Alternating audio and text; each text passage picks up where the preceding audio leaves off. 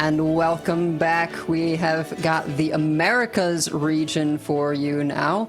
I think all of us feel like this has been going a little bit faster than we anticipated, but should be a lovely end show with myself and our other America's time zone caster, Pocket Train. How are you doing? Just the Brit with the worst sleep schedule, reporting for duty. I'm really looking forward to some of these games, especially, friend of mine, McBanterface, up first, and a lot of other names that I've seen here and there, but not quite made it into top cuts of tournaments before. It's good to see them finally have their chance. Yeah, and I think, for me, I know some of these players a little bit better because I'm just used to seeing them around, but anyone that you've strategized with, done prep with, anything you can speak to on that front? So, from this group here, only McBanterface. I did talk to him a little bit about lineup before. There was a practice group where I think he did most of his with Gamer RVG and Redeye, but Banter also kind of corresponded with our other European-based practice group with Dead Draw, Otsuna, Rekvam, and Floki, and he's wound up on the same lineup that Rekvam went 6-0 in Swiss with in Europe, although obviously lost in top 8. So Banter's going to hope that his fortunes are slightly different to that, especially because Maxi also earlier, not part of our practice group, but 6-0 players are not having a good day today. They've both lost first round of top 8 so far. So yeah, Banter's probably got his fingers crossed for that. But he did beat Careless Luna in round 2 of Swiss, so he'll likely fancy his chances. Anything could happen there.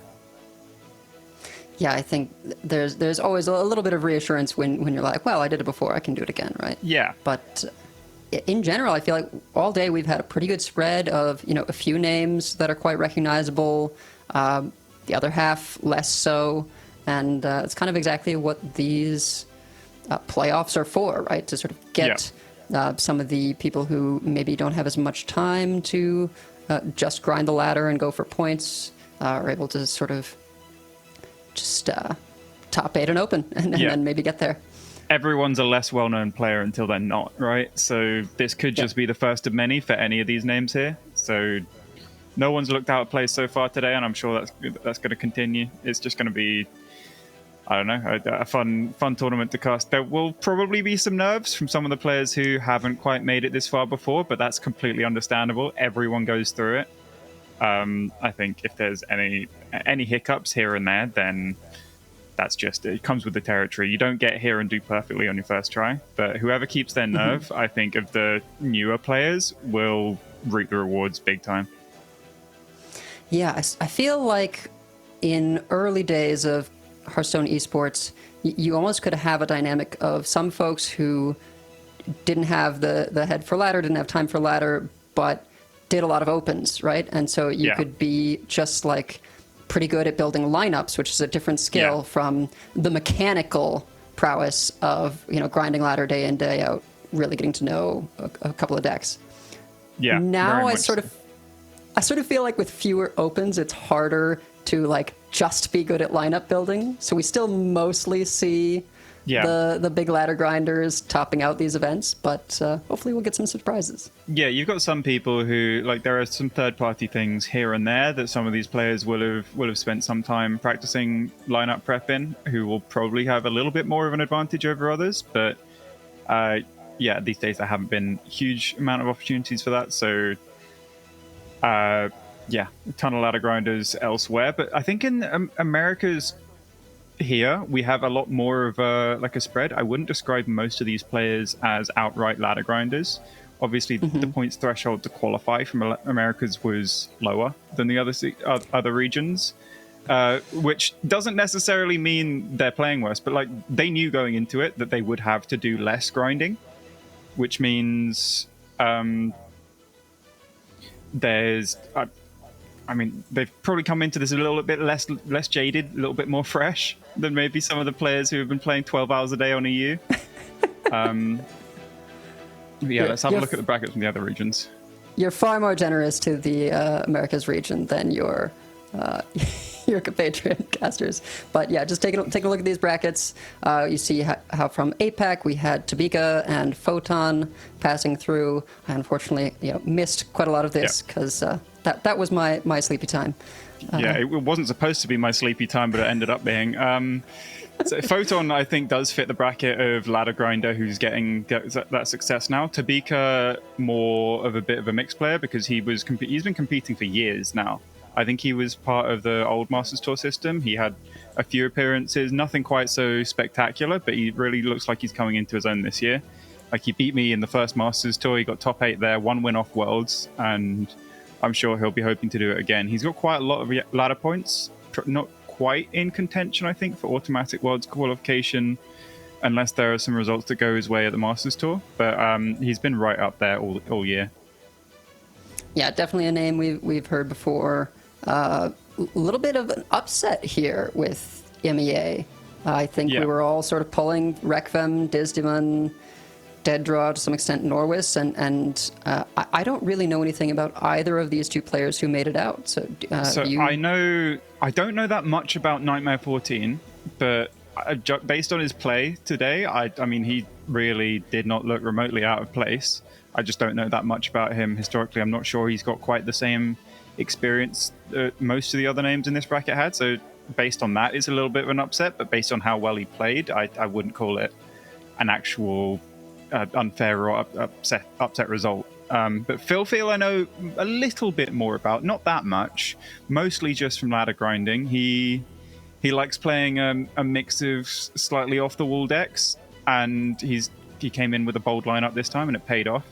I think he was not hugely far off qualifying for the Masters Tour automatically. He got top 5 in June, but didn't quite manage to back that up in July. So I'm happy for him being able to rectify that by going all the way in the playoffs. Yeah, absolutely. I think if you had said there would be a player who brought 4 Starship decks, I would have been like, no, absolutely not. There's no way. But then we go over to America's now, our fresh new bracket. Banter up against Chaos Luna, Aquaman against Jakaso, Kevin Schmidt against Jakey Poo, World 8 against Peter Winter.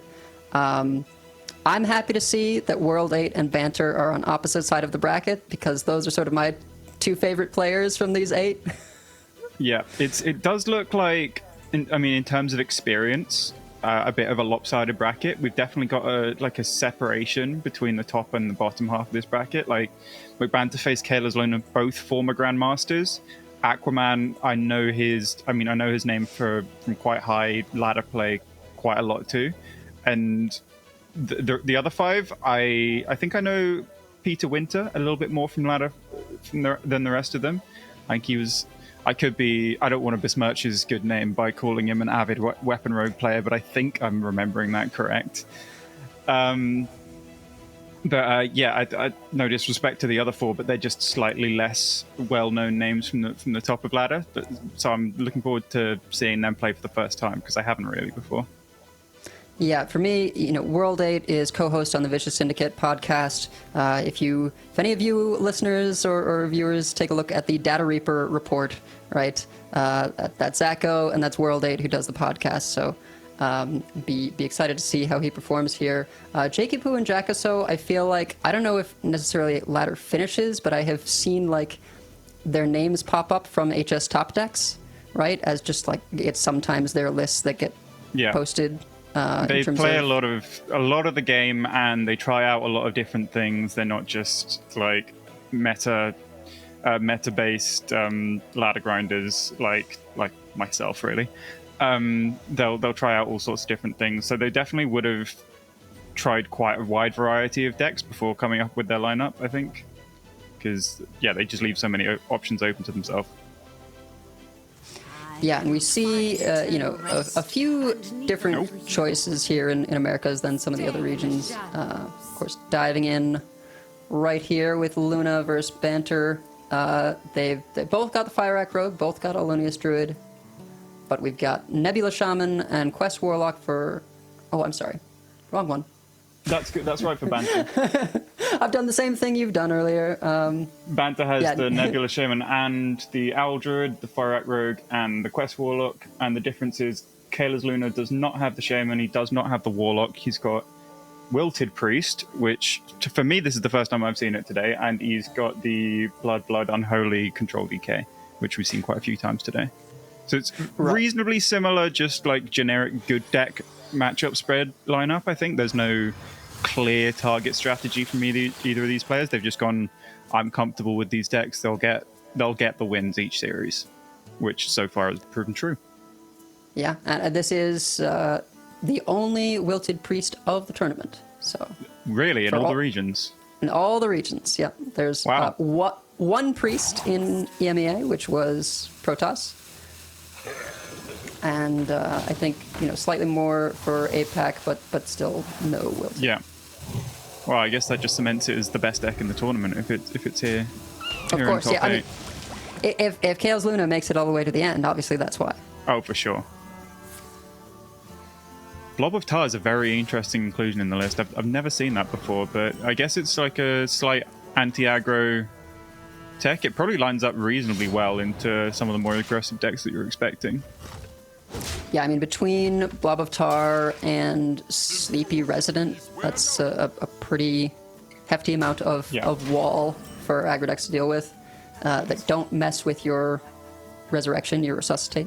Yeah, he's very much tech the deck for aggro. He's got double Blob, double Sleepy, and one Shadow Word Ruin. So I think he was going into this going, I really don't want to insta-concede to Handbuff Hunter in particular, probably. There hasn't been nearly as much of that as I expected, at least in the top 8. I didn't see much going around in Swiss. Obviously, it was a fairly popular bring, but not quite on the levels that I think myself and some others were expecting. Yeah, I haven't checked the matchup, so I can't confirm this, but I have a feel that it could be good into the Quest Warlocks as well. Potentially. Yeah, because the Sleepy Resident kind of shuts them down completely, and most Quest Warlocks don't have the tech we saw from last series with the Royal Librarian. Yeah, and unlike sort of strict control decks, you don't have to just grind them out. You have this counter-lethal that you can present with Shadow. Yeah. So. Speaking of a counter-lethal, he's kind of just beating Banta face down this game. Just curving out with high-stated minions. Banta skipped the first 3 turns effectively, had to coin out a 4-drop, which means he's a turn later on the Scoundrel, but he wasn't really left with much choice because he needs to fight back on board somehow. I mean, that's kind of the downside to this build of Rogue, right? Is you've got just a few early minions. Yeah, if you don't spike one of the early minions and your opponent does curve out, then you can find yourself falling really, really far behind. And the only real comeback mechanic there is Scoundrel into Ziliax. But even if he were to survive this turn and the next, the earliest that can come down with the current hand is turn 7.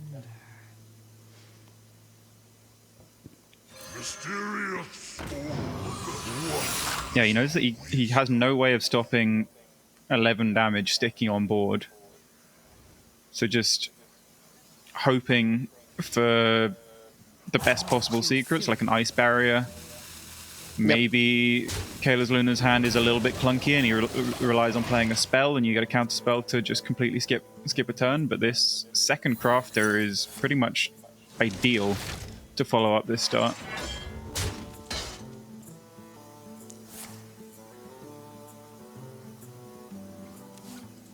It's interesting that he did choose to play into a potential counterspell. I'm guessing he probably wouldn't have done if he didn't know for sure that the first one was Ice Barrier. Right, yeah. Because reduces the odds. Yeah.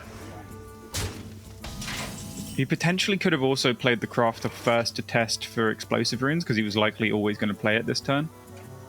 And then maybe if it wasn't runes, he could pivot and hold it to play around counterspell, but reasonably likely he was just planning on doing that regardless. I remember this place well. All right, well, I guess this is a one-cost location. Yep, he needs to find... Discover. Ideally, I think it was Discover and Armor, but he's missed on both from the first Discover, so... These choices do not spark joy. It's probably give your characters +1 attack so that he can take down the taunt with his weapon swing.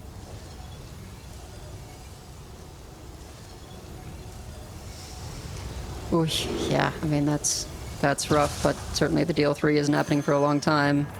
Okay, you got a Raptor rush. as well, so he can take down the 5/4, but he's still leaving 5 damage on board, and that's without even considering there will be a Wilted Shadow on turn 7 here. Right. You want them to be forced to use that first shadow and some bandages on, clearing a board, not already hitting you in the face. By the looks of how this game's going, I think McBanterface will just die to this next wave of minions from Resuscitate rather than even making it long enough to die to Shadow. He needed to Zilliax, I think, on turn 6 this game to have any chance against this start from Kayla's Luna.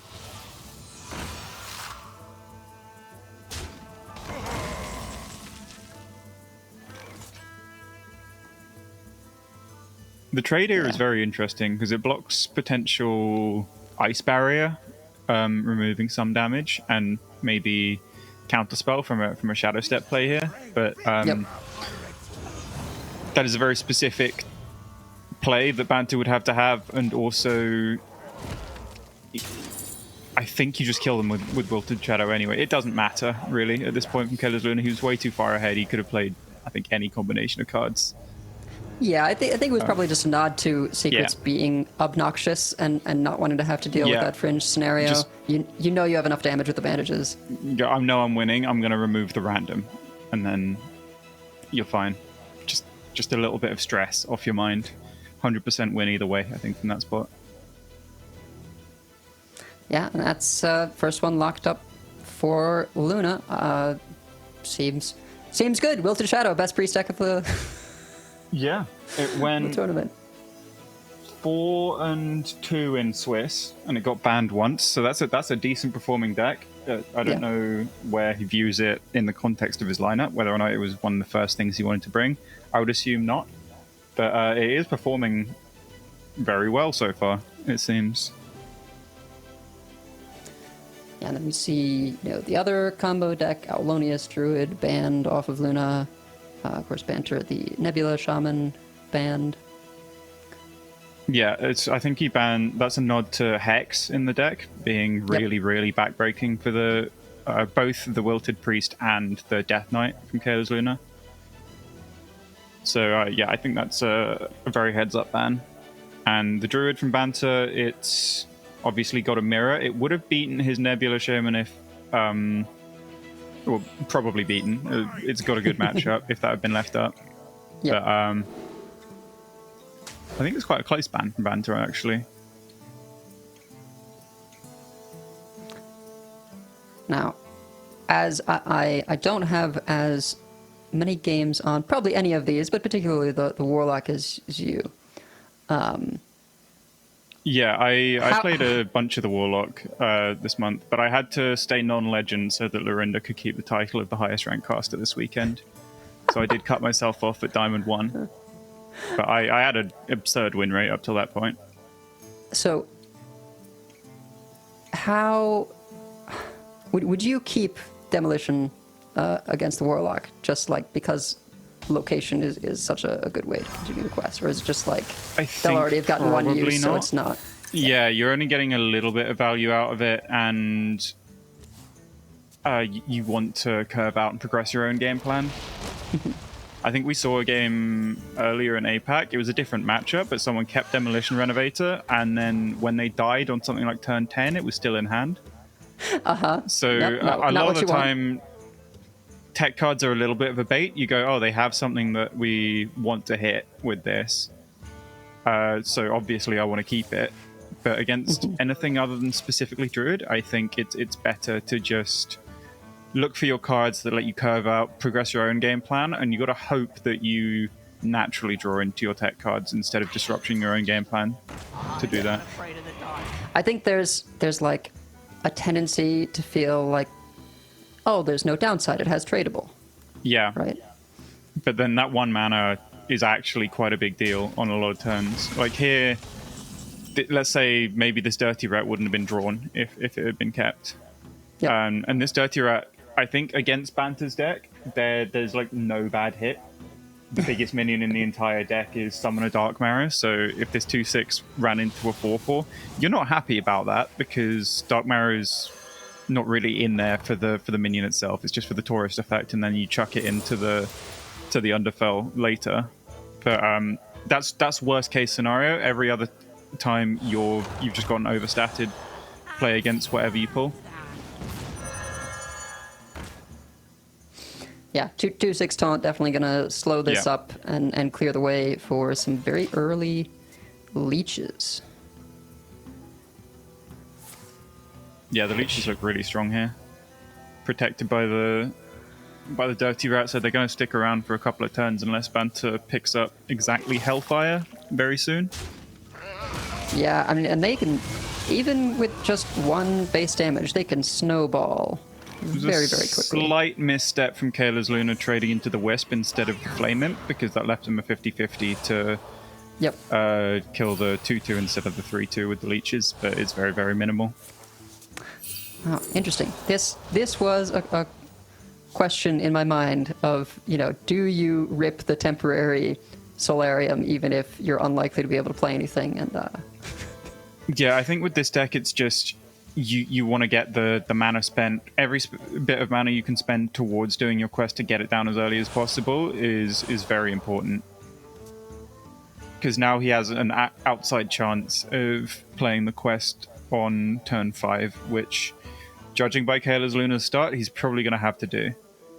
yeah, and given that the deck is kind of built to have a lot of cards that you don't mind throwing away into the portal, it also means you don't mind discarding most of them. Yeah, he's already got a Corpsicle in hand. It would be a bit of a nightmare if he'd lost potentially both of them there, but thankfully he didn't lose either. I think that's probably the highest value card. Not quite enough time to get the pupil into the quest into the pupil, unfortunately. Yeah, but otherwise, kind of solid turn. Yeah. Have that Hellfire to clear all this nonsense up. I think 'cause getting the Hellfire down is probably the best result he could have got here. Yeah, without that, you're risking going into the spider turn with those leeches still in play. And Yeah. Kelly's Luna's turn here, it looks like a reasonably clean Ancient of Yore. You've got 5 mana, you've got the hand space, but it does mean Hideous Husk on turn 6 would cause him to overdraw a card, and it also doesn't put a minion on board, which you'd quite like to... Well, it puts a dormant minion on board, so there's no immediate effect, and you'd probably, a lot of the time, quite like something to contest, but there are no other good options. I mean, I suppose there was perhaps Elise, right? Yeah, there was a just kind of- lease, but then you might not want to take a 1 because it's not hugely impactful. There's no huge upside of copy in this matchup, although Hideous Husk it curves reasonably well into. And the Renovator as well, at this point, now that the quest's already done, is pretty much a dead card in hand. I really like this from Banter, by the way. He's maximizing odds he finds the second Tidepool Pupil so that he could potentially get the quest into it, and he does get rewarded. Yep.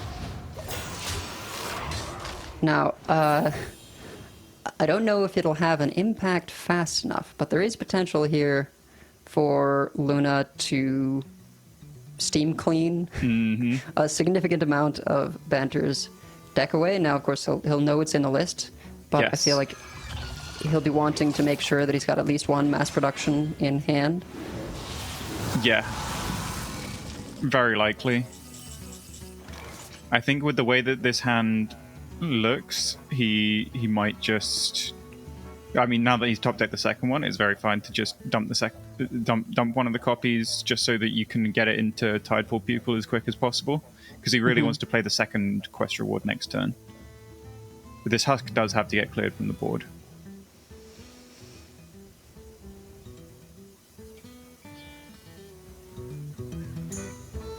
Yeah, these are the slightly awkward spots where you're like not sure what to throw. I almost think like one of the Horizons might, just because it's tempting, but it's one of the highest value, highest damage output cards in your deck, so he's probably very reluctant to do that. Yep. What he could do is play double mass production, and then that would let the Typal pupil unlock the next quest reward for him.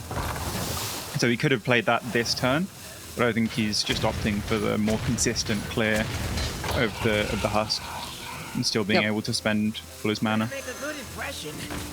The slight problem with this is potential second Dirty Rat from Kayla's Luna. Right now, Over eager. if he does have it, then it would be guaranteed to hit the pupil. But even if you do have Rat, there are a lot of worlds where you don't play it from Kayla's Luna's side because there is a big board in front of you.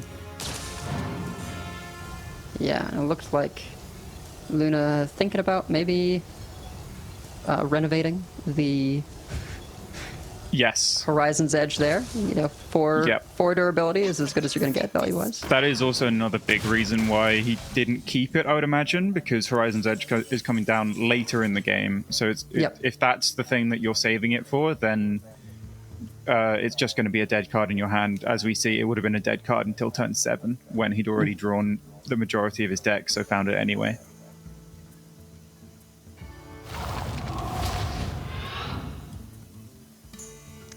Ooh, Rush Charge. I feel like if you could get that most of the time, that's... Yes. You never die and you're always killing, so perfect combo.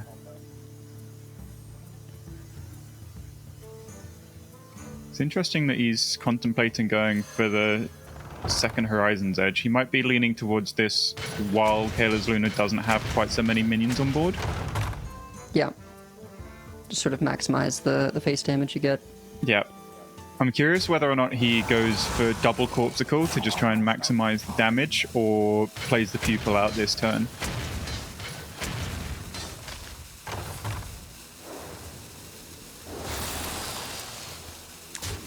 Yeah, I think just get it out to avoid the Dirty Rat.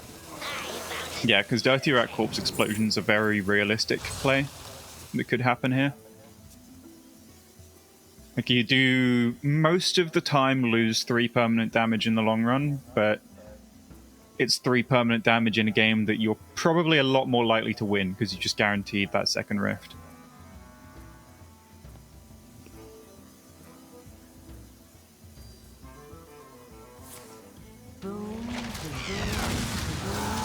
Looking like could be in for a long haul on this one. It's going to be a bit of a game of chicken in terms of that steam cleaner, right? Yeah, with the Ziliax definitely coming down next turn as well. Banter's going to have to chew through a lot of health. Yeah, the issue with mass production is it doesn't quite cancel itself out. You do start to take fatigue. Yep. So Banter will start rapidly dying even when his deck seems to be running out. He's going to have to play loads of them in one turn, maybe, with the Hearthstone, just to refill his hand and give himself more fuel for his double quest completion.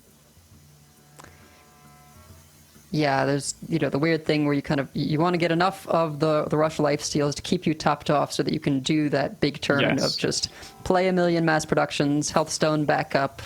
All right, now I can stop playing the mass productions to put cards in my deck and just use them as fuel. I think there is a lot of upside to him. Oh, he mischarged twice. He's not going to be happy about that. There is a lot of upside to him playing the mass productions out early, because that, I think, slightly increases his odds of just drawing mass productions off the top of his deck rather than real cards. I say real cards, like cards that won't get steam cleanered. So it allows him to spend mana filling up his hand if he does it earlier, instead of just guaranteeing his deck just to be mass productions.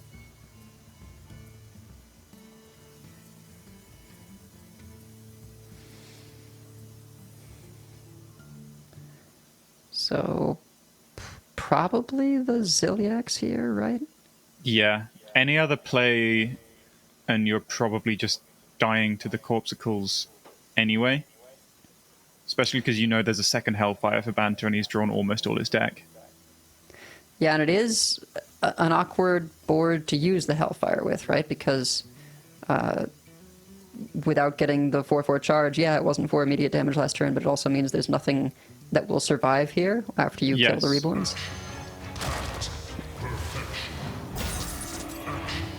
So I think you still do it, but then you just kind of have to pray that you roll the charge. Interesting.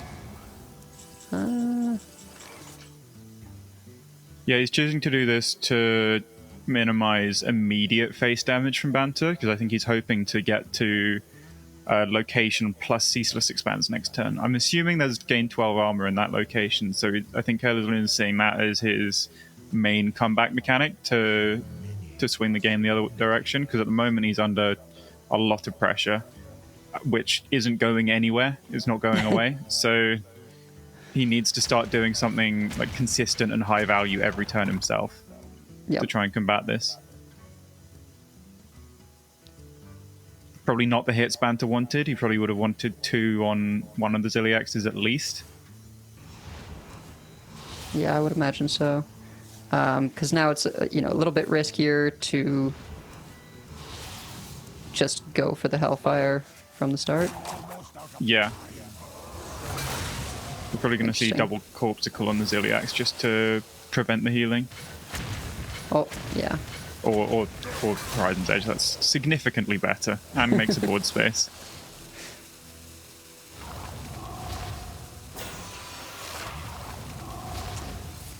There's one. Oh, Finally got it. 1 in 3 is the charge while his board is full. Did he get the attack in? Yeah. Okay. Yeah. He's a speedy boy. There's always that bit of disconnect where it's like, okay, well, when will our client catch up? Sometimes I'm worried he's spent too much time with Gamer RVG and he's going to start roping out every turn. But it's looking all right. I think Ceaseless Expanse, and then he has to find a way to heal. I assume. Yeah, 12 gain armor. 12 armor, clear the board. That seems pretty good. Yep. So now Banter has to try and 2-turn him. Currently, Kayla's Luna doesn't have any healing in hand, but I think Banter's really trying to kill him off before this second location click is available. Yeah, it could be a bit of a tall order. Gonna have to roll charge on some of these. Yeah, he's got a guaranteed 12, 15 damage over 2 turns, and he's got quite a few shots to charge. I think, on average, Banter should get there, and it will probably come down to a top deck from Kayla's Luna, but we'll see what minions he rolls first.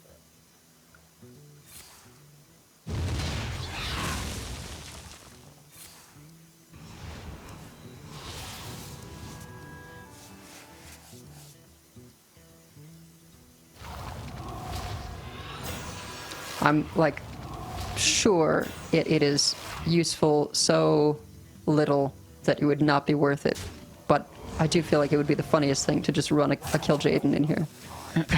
Rekvan was doing that, actually, because there are so many matchups where if you don't need it, then you just Pitch it. throw it. Yeah, you just throw it into the quest reward, but he was playing it for matchups like this. I guess it's less bad now because cursed whatever it is, cursed discover doesn't Cursed discover a Catacombs. minion now. Cursed Catacombs. Yes. It discovers a card, not just minions. Yes, So so you won't have a 7 drop clogging up your discovers.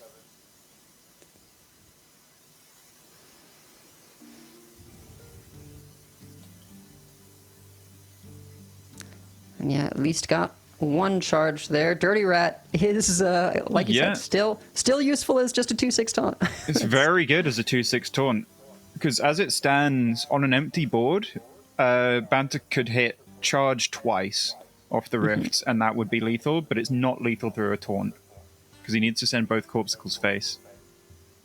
So the Dirty Rat pickup could be the exact thing Kayla's Luna needs to bridge the gap. Yeah, got enough corpses to go for Explosion plus Rat if he so chooses. Yep. I assume there's no minion left in Banter's deck. Top Uh, night. Kayla's Luna will know this because he'll have a tracker. I'm pretty sure Banter's deck will just be mass productions at this point.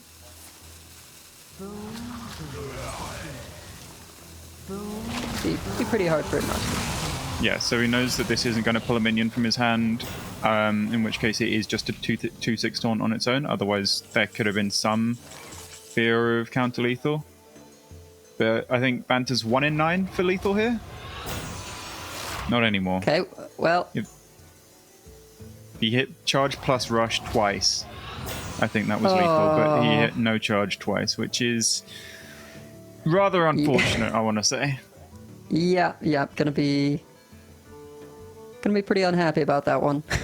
Yeah. I would imagine that this location click plus the Steam Cleaner will likely effectively lock up the game for Kayla's Luna. But Yeah, I mean, he doesn't have removal. So Banter might have a couple of turns still yet. I mean, so he's got a little bit of janky removal, right? I mean, he can click and Yes. use the rushers. He can click and fob freeze, Yes. which is pretty infuriating, right? Because it doesn't even open up space for Banter to try and roll charge. Yeah. If I've been tracking correctly, I assume there's no corpse explosion left. I want to say Kayla's Luna used both of them. I believe that is true, yes. And in which case, there is actually no super reliable removal left in the deck. Because it's double corpse explosion and Seasless Expanse is all the hard removal in Kayla's Luna's deck. So from this point on, it's got to be like cobbled together like DIY removal instead of just a one card clear.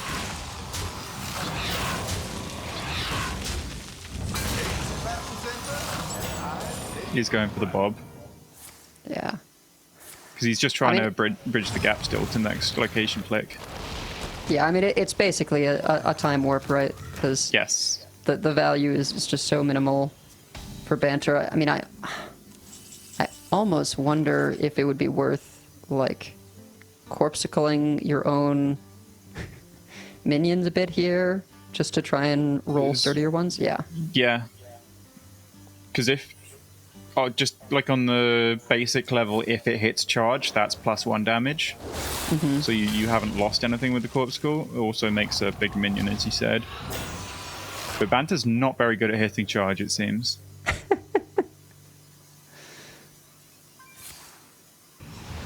Yeah, chooses to weave in the mass production before doing this. And just slight technical error there with the opposing hand. Yeah, But we'll yeah, I back mean, soon. it really becomes reliant on the location rolls there, and I think Banter has seen quite enough of this Triceratops.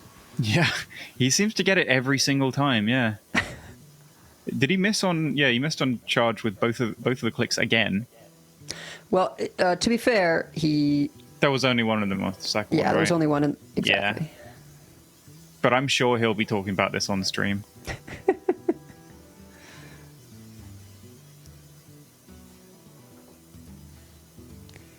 Yeah, and then just lots of stabilization options for Luna, Airlock Breach, pretty solid.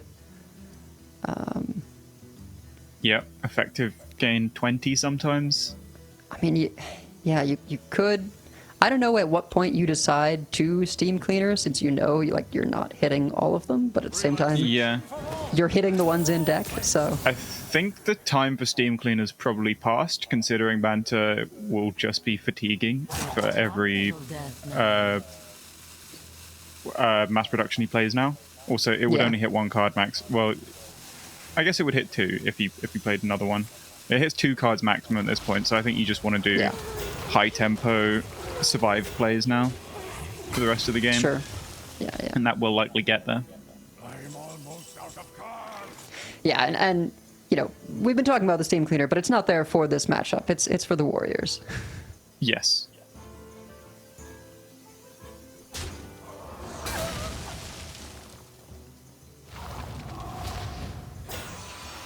Well, Now we got charged when we wanted rush first.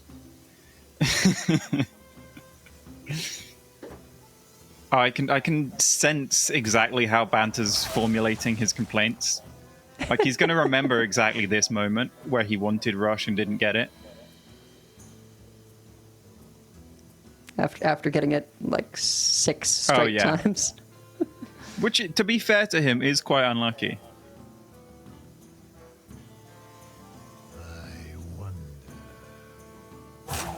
He's considering putting himself into fatigue, in which case he's regretting not doing this before he traded a lifesteal. Yep.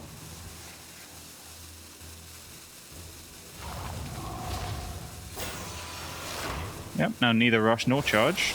Perfect.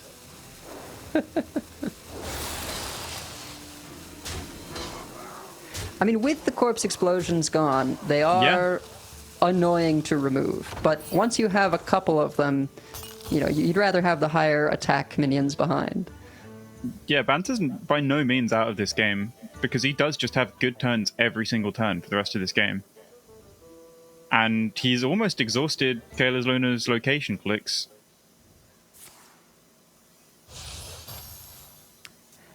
Is sort of incredibly at 0 corpses, which I didn't know is like possible when you have 2 locations going. I guess the maximum he can actually gain per location is 3 if he gets a reborn. So, they will inevitably run out.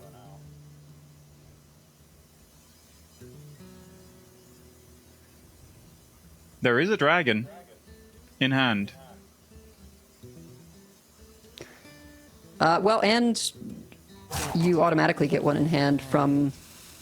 That is also true. From the card. Yes. So... Banter probably not thrilled to see the double taunt plus guaranteed AoE. Well, at the same time, it does clear off part of his board and give him corpses, so it could be worse. Uh-huh. I'm almost out of cards. Yeah, you can gain 5 corpses. Well, actually more, but he can gain enough to play double corpsicle and get both back. Sure. Yeah, start with a double trade. Make some room.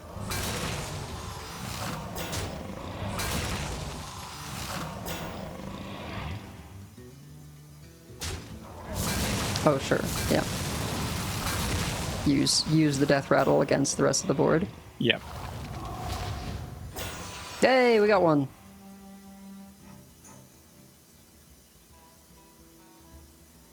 Yeah, I think he's just accepting that he has to take some fatigue damage and Yep.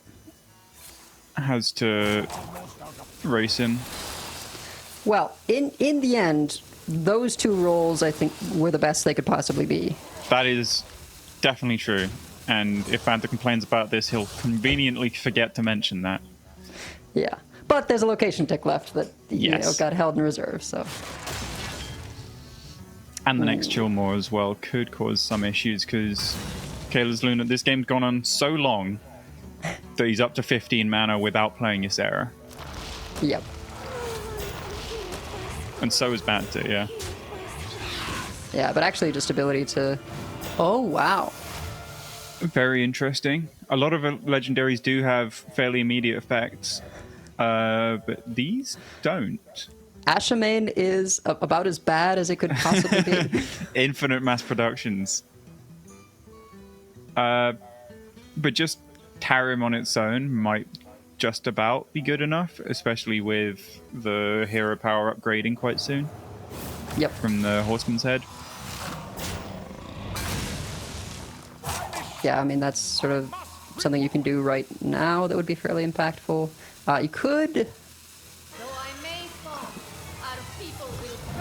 I don't think this ever gets to the point where it matters, but I suppose getting some mass productions could be used with, like, Brawl Bear Mantle later on.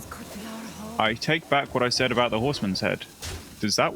I feel like that doesn't work with the Nail hero power. I might be being really dumb here, but it doesn't upgrade now, right?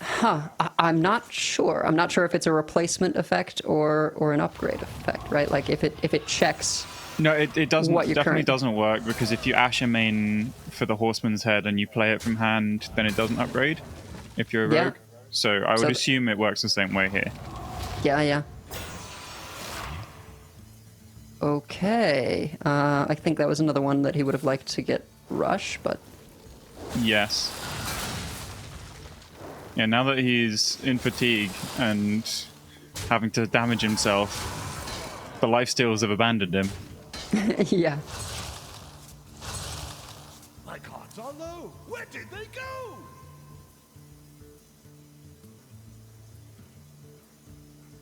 So Bant has almost as much information as us. Well, obviously, he doesn't know about the random legendaries, but he knows Cards are left. the one real card in deck. I'm going to go ahead and say that Kayla's Luna did not know this interaction. Sure. Yeah. Yep. Oh, for sure. Yeah, because having Marin instead of Kill Jayden, Yeah. you'd rather have the Horseman hero power, because there's at least a chance of it giving you stuff to, like Amalgam or something. Yeah. I mean, especially because he just hero powered with the only effect of putting himself into fatigue. Yep. Which I'm going to go ahead. It might be a bit controversial, but I'm going to go ahead and say that was a misplay. I'm trying not to be too rude. For this game is really in the balance still. Yeah, I think that, could make sort of the world of difference Yeah. in terms of... And actually, because Banter has sort of entered not playing mass productions anymore, Ashamane can't find them for Luna to then, use with Roll Bear Mantle. Yeah. Although, I mean, it could find mass productions, because if Banter plays one, then I think the shuffle effect happens afterwards. So that is still possible. Yeah. But considering Kayla's Luna has no access to lifesteal, I think he'll be a lot more reluctant to do it. Although Banter does need to hit something quick and doesn't have the board space to do so. So I think this is really good recognition from Kayla's Luna not to make any trades, because I think he will have full information on what Banter's hand is.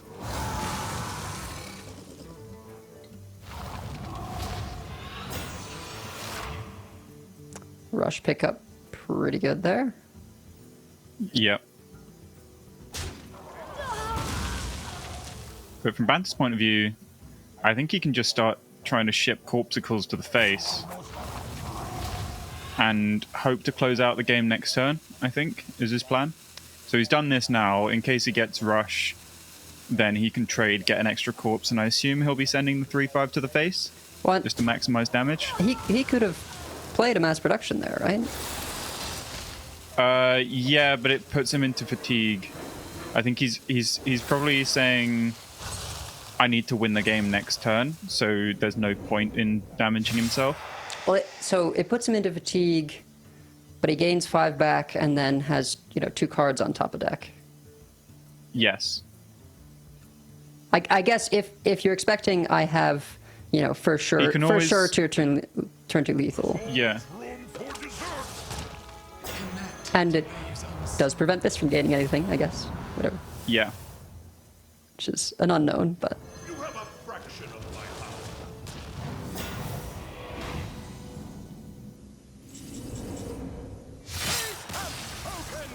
yeah. I am broken. I didn't run the numbers, but I assume he figured out that he was just guaranteed dead to the fatigue tick and couldn't kill Banter over 2 if that wasn't the case. Yeah, I mean, So yeah, with, that was a weird ending to the game. with that many reborn taunts in the way, I mean, you can hate them for their ability to close out games quickly, but they do grind quite well if it comes down to it. Oh yeah. Yeah, I'm not sure how much it would have changed things if Kayla's Luna had kept the Horseman's Head available. It still would have come down a turn later, so there's a chance there wouldn't have been quite enough value from it and might not have gotten a useful immediate impact undead, because it still would have happened roughly that turn we just saw.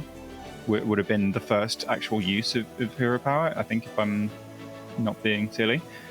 So there's a chance that it wouldn't have actually swung the game anyway. Banter's double quest might have just been too much value in the long run. Yeah, and I think that's sort of the argument for like not even bothering with something like Kill Jaden. You can just do so much with mass productions and a potential double quest alone that how many extra percentage points are you getting with the Kill Jaden versus losing in other matchups? I do think it is fairly unlikely to get double quest, and it was a really good heads-up spot from Banter. The turn he did play the first quest, he intentionally played a 1-drop plus Eat the Imp before he played the quest, just to maximize chances he got the Tidal people right there and then. And if he hadn't done that, he stood no chance to win this game. Oh, yeah. Just too slow, not enough pressure at once. Yeah, So we've still got the DK and the Rogue left for Kayla's Luna, and we have Druid, and I'm assuming it's Rogue, isn't it, for Banter. So it's still a bit of a 50-50 series, I'd say, because I think Kayla's Luna's DK is probably marginally favored against the Rogue, and the Druid is favored against the DK. Actually, maybe not. It might not be with all the tech that Kayla's Luna's got. Yeah, I mean because he's got all the life gain and Renovator and the rats. Yep. That is a tree, though. The hand was not looking good, and then tree showed up. No. Now the hand is looking amazing.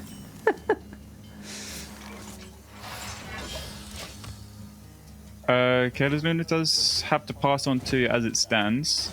Although he's probably quite used to that with this deck. There aren't a whole lot of options. Yep. The Sanguine is pretty nice to be able to coin out on 3 and hopefully give you something to fill out your curve. Although right now it is a bit awkward, because it would deny him the ability to coin out one of his 6s.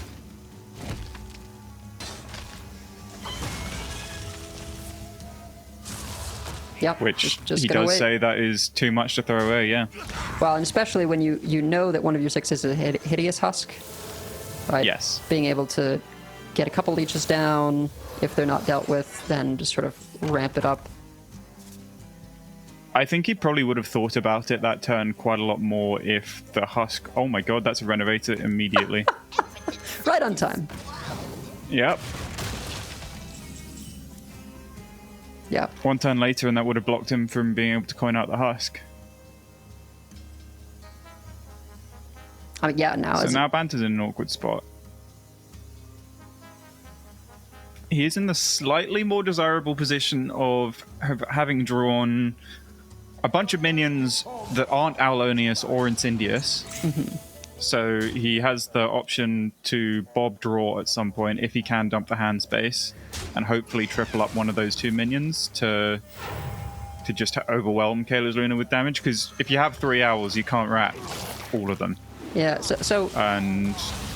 Go ahead. My understanding was that you often want to hold on to Mista Vista for just that reason, right? It's just like another minion that is not that great for you, that you can, hopefully get hit by Dirty Rat. Yes, that is definitely more often than not the case, but with Banter's exact hand here, there wasn't really any other play he could make that could comfortably dump his hand for Bob in the future. Mm-hmm. And as it stands, he doesn't have the premium minions in his hand to rat anyway. So if Kayla's Luna sees this and goes, okay, I want to rat now that Mr. Vista's out of the way, Banter doesn't really mind, because he knows it's not hitting Owl or Incendious. Okay. The alternative was play a Yor, maybe, which doesn't fight on board very well against the likely plays. And also fills his hand up, denying the Bob draw 3 for a couple more turns.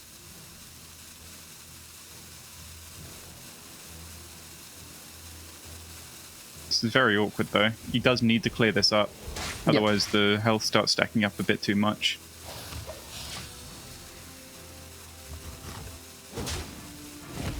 Yeah, and, does mean they go in the Mista Vista trigger, so... Yeah.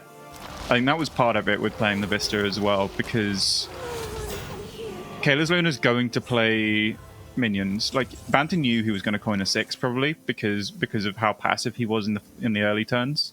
Yep. So playing the Vista just lets him remove a couple of waves of boards without having to expend burn damage.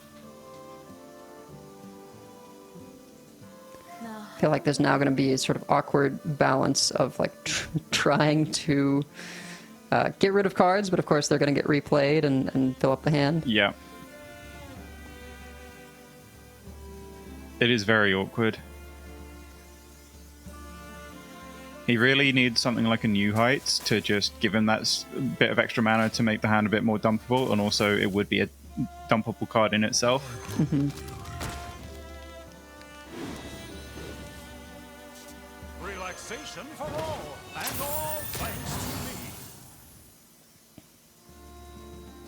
me. Interested to see what he picks here, because usually in this matchup, I think you'd play Wondrous Wand and try and draw into your Dirty Rats and the rest of your health gain to just try and stay out of range and disrupt them. But with the way this game has panned out, there was a strong argument for just picking Crown and trying to kill Banta with legendaries. Yeah, particularly as like a refill after, you know, these are about to go off. Yeah.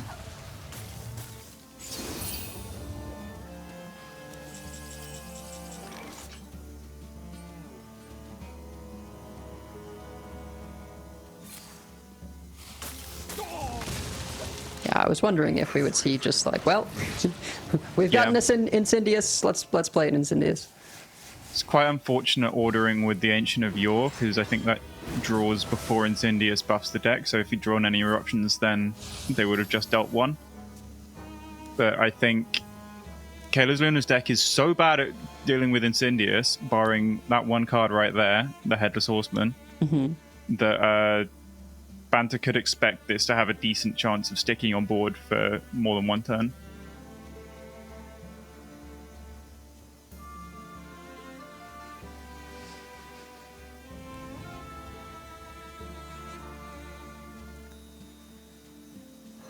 And how close are we minion count wise to Bob just pulling triple Aulonius? I believe it's a 1 in 3 right now. I think second Yor, Owl, and Elise are in deck still. Sure. It's really Triple Elise isn't terrible though. Yeah, slow but good. Gives Yeah, you it's lots like of redundancy and potentially more copies. Right. More copies of copy. Yep.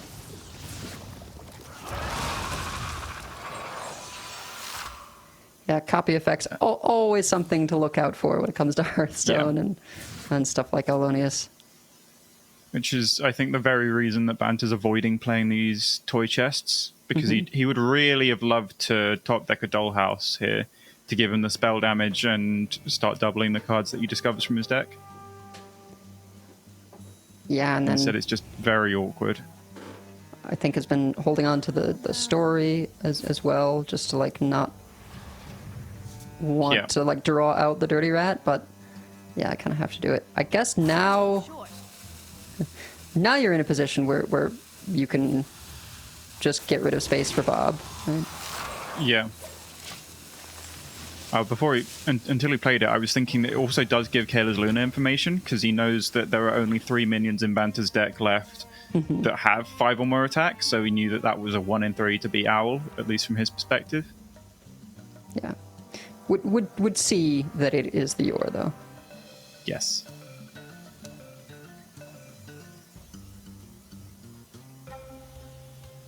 I think Banta's mostly just frantically trying to draw into his Dollhouse so that he can play these toy chests for more value.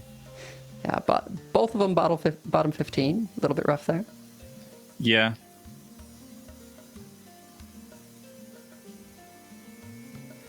That is why the Renovator is so good against Druid, because Madrasil is not only your way of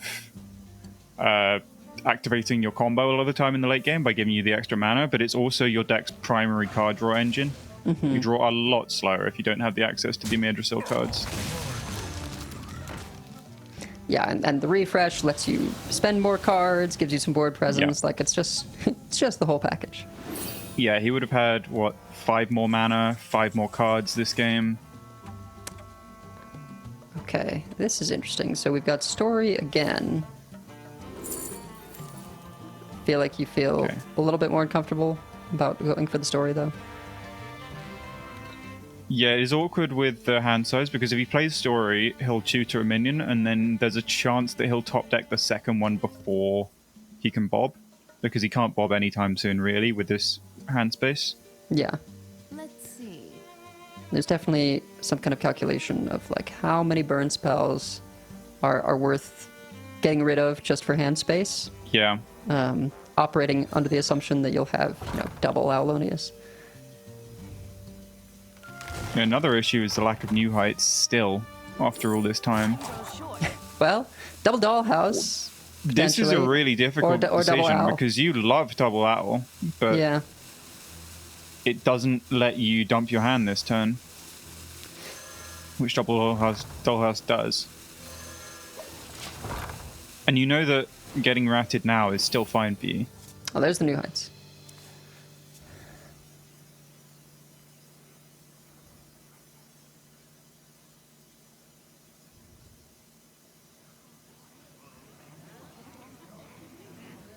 So always funny when, we're saying about all this stuff about Rat, because, Banter has to operate off that assumption.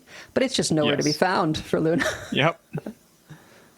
I'm sure it will show up before the game ends, but I think it's probably very strongly on Keller's Luna's mind, because from his perspective, he could just die closely out of nowhere quite soon. Although there is no Elise setup, so he does know that at the health total he's currently at, Banter probably has to get Elise down a turn before the Owl OTK. So it's not quite panic stations yet. Fine with Crown here, but I do want to note that there's potential to go for the other Spider and Infested Breath here, Yeah. and just drain a whole lot of life. Yeah.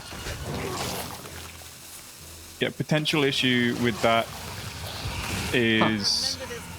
Yeah, I like shooting your own minion here because the Yor is going to cause hand space issues, which he really doesn't want to overdraw the rat. Those are some And- snap picks. I assume armor was in there. I think there was the Savage Roar, because I think he might be trying to give himself the chance to pivot to a counter-lethal game plan. Yeah. Oh, well, that cleans it up nicely. I had Okay. almost entirely forgotten about the eruptions. There are still 4 in deck, right? I think so. There's at least 3.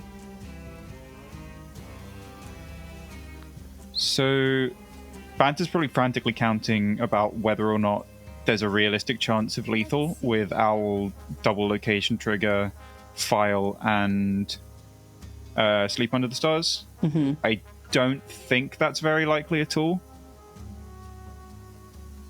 So I think then the pivot is either try and get multiple copies of Elise with Bob, or Story of Barnabas right now for Elise so that you can actually get it played and have the mana spent before location. If you do that, then Rat is still only a 1 in 3. Right. Combatant center, and I take the crown. I do think this is probably my favorite of all the options, because overdrawing a card is not actually bad here for Banter. It means that at most Oh, he we can got- draw... That's a copy. Yep. That's the good one. Yep. Just need board space. At most, he can draw 1 eruption off the top of his deck for wasted damage. But blocking the top decks means he can't draw into like a 4 eruption chain and then lose loads of potential damage from his deck. Absolutely. So he'll guaranteed have at least eruptions that he could draw into with Owl, potentially. Yeah, same kind of thing as sometimes you can do with the Cycle Rogue, right? Where Yeah. you're just like, oh, I've got a lot of rocks and Incendii in there. I have Thalnos in the hand. How can Yeah. I not draw them? Yeah, it's so annoying. Your turn starts and you just see the animation off the top of your deck and you're waiting for it to end. Your deck tracker's showing you before they even show up how few you've got left in deck. Yep. With no Dirty Rat to be seen, I think there's a very, very likely chance that Banter's just going to have lethal with the Owl copy on the backswing. You just gobble it into Dirty Rat. Right? Seeing both hands, I'm pretty sure he had to, but he doesn't know that. From his perspective, there's a chance that Banta just misses copy, and that might just be his best out to win. Yeah.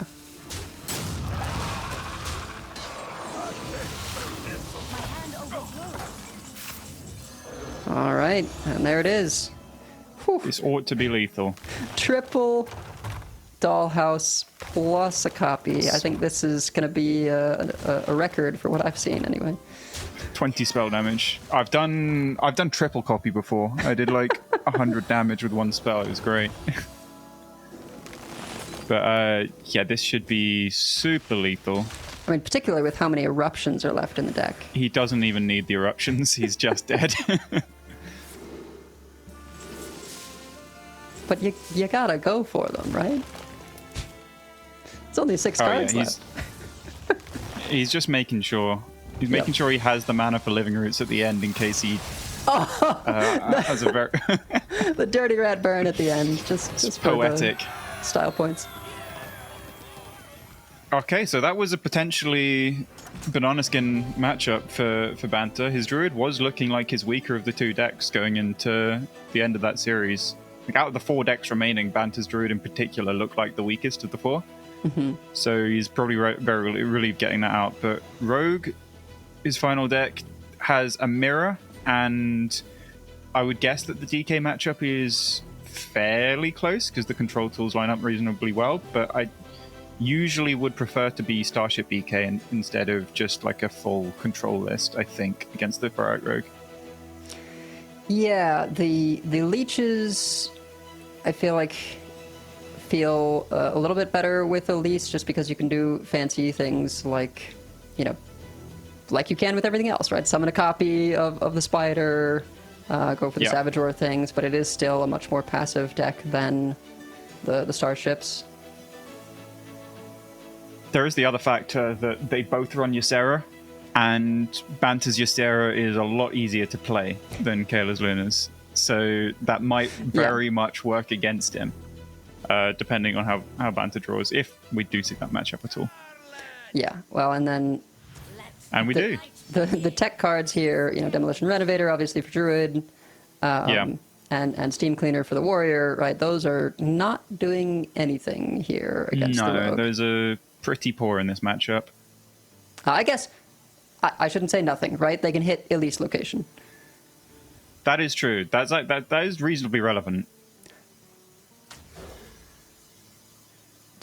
Probably part of why there's sort of a premium on that as a tech card for control decks right now. The interesting thing about this matchup here as well, they did play each other in Swiss, and in Swiss, Kayla's Luna banned McBanta Face's Rogue. Instead of the Shaman, and then he got 3-0'd, so maybe that's why he changed his strategy a little bit. But he's clearly gone into this tournament going, I don't really want to play my Death Knight against Rogue, and unfortunately that's the spot he's found himself in.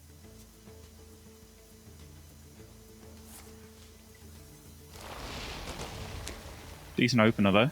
Yeah, it's about the one of the very few early cards, right? And there's another one of the only early cards. I forget the name of the player, but there was someone who, we would talk about, they just operate on the assumption that they're going to top deck the best card in their deck every turn. Yeah, that's a good outset. That means every time you do hit it, then you're ready. You're ready to use your outs. Banta's got a really clean curve himself here, though, with the potential coin metal detector into swing, and then swing again, double coin scoundrel, and play the other metal detector. Looks quite good to me. He opts against it, chooses to preserve the coin, which I do understand. The natural coin.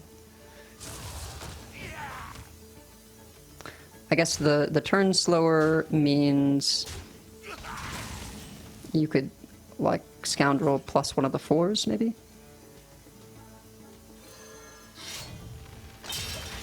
Yes. You might be choosing to hold it for like scoundrel plus Elise. Mm-hmm. And then, scoundrel plus Elise on 4 into 5 mana Elise location on turn 5. Makes a lot of sense. and then he'll have another coin if he wants to go Mini plus Ziliax on turn 6. But that's probably not the ideal target for the Mini mana discount in this matchup. It's so strange because, like, obviously we know that Banter is the one who wants to be presenting the pressure, but just in terms of like who picked up some of the early cards here and the nature of these two lists right now, like Banter's at 18. Yeah.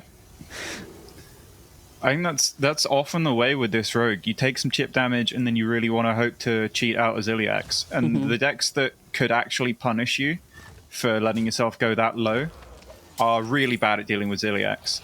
Yep. Kayla's Luna has done some chip damage, but aside from exactly Foam Render, which he has just picked up, probably not quite good in the context of the board at the moment to actually play. But that is the only card in the deck that really has any chance of punishing Banter letting himself get so low on health.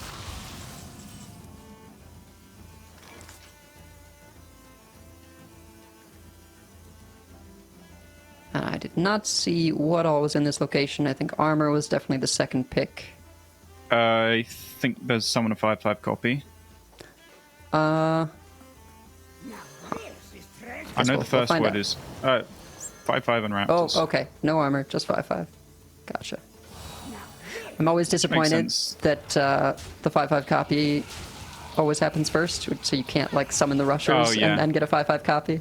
Just kind It's of really bothers me. frustrating in like there are the decks that really benefit from the 5/5 well, from the copy effect, and so you always insta pick it, but then sometimes you just can't play it.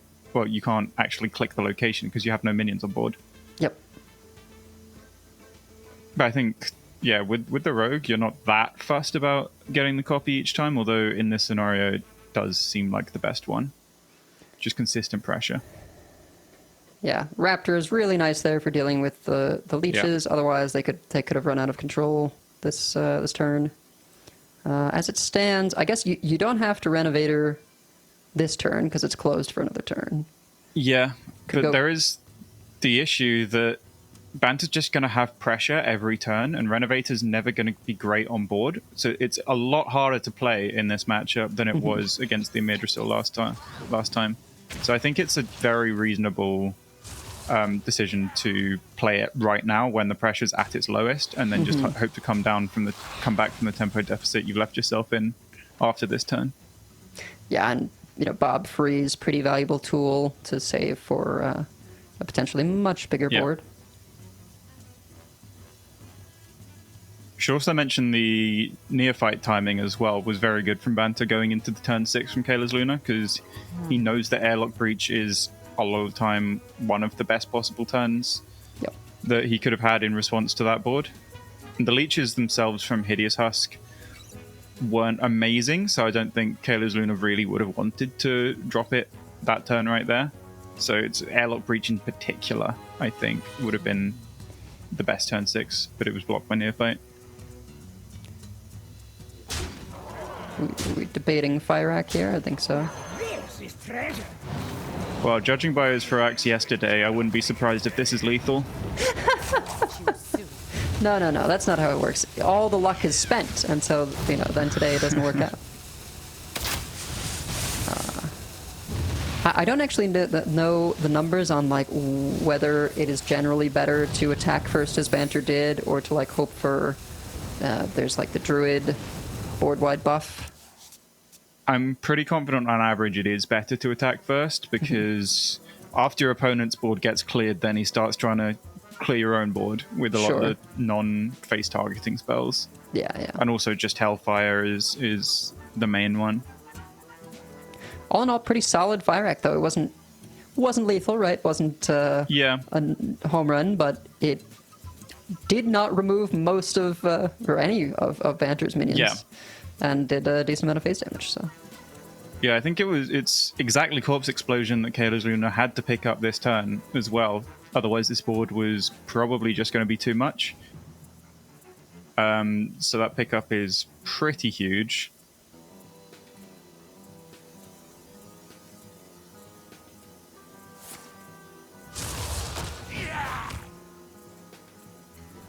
Sending the hero power into the 7/7 first to preserve one corpse is a very good spot.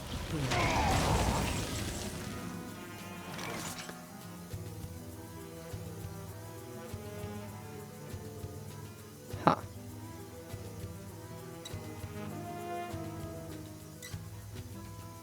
I mean, I guess I'm looking at either just jam Neralex or purchase. Yeah, it's very, very awkward. This is not a high tempo turn, no matter how Banta looks at it. It's really awkward playing Dubious because Rogue is not actually that great at dealing with boards efficiently. So, yeah, Neralex, go for it. I think there's only one good clear in Kayla's Luna's entire deck, and that is the Headless Horseman. Otherwise, It would just be a 2-card combo of Husk plus Infested Breath is the other way I can think of that would cleanly clear this. Yeah, probably going to be a wall instead with the airlock breach. Yeah. So now he can potentially Dubious and look for Ysera off that, and in which case he's already got the 7 mana bank from Neralex. Also preserves the utility of the Dubious. Yes. I think it's a really good spot, just jamming the Neralex here.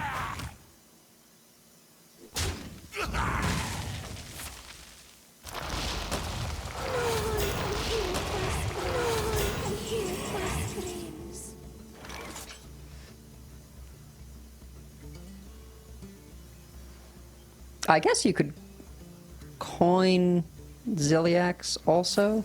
Yeah. You could. There's a big issue with Coin Ziliax, though. Which is the other Ziliax. Yes, indeed.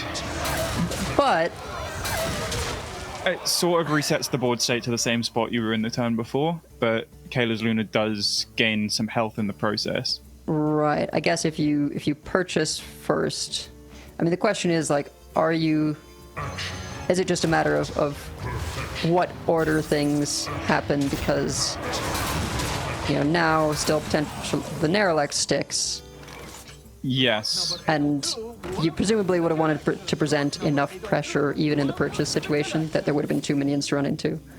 Yeah, there is the problem if he didn't play Ziliax that Kayla's Luna's turn would have just easily cleared the Neralex without having to commit Zilly, so he wouldn't be able to win the game of Ziliax tennis anyway.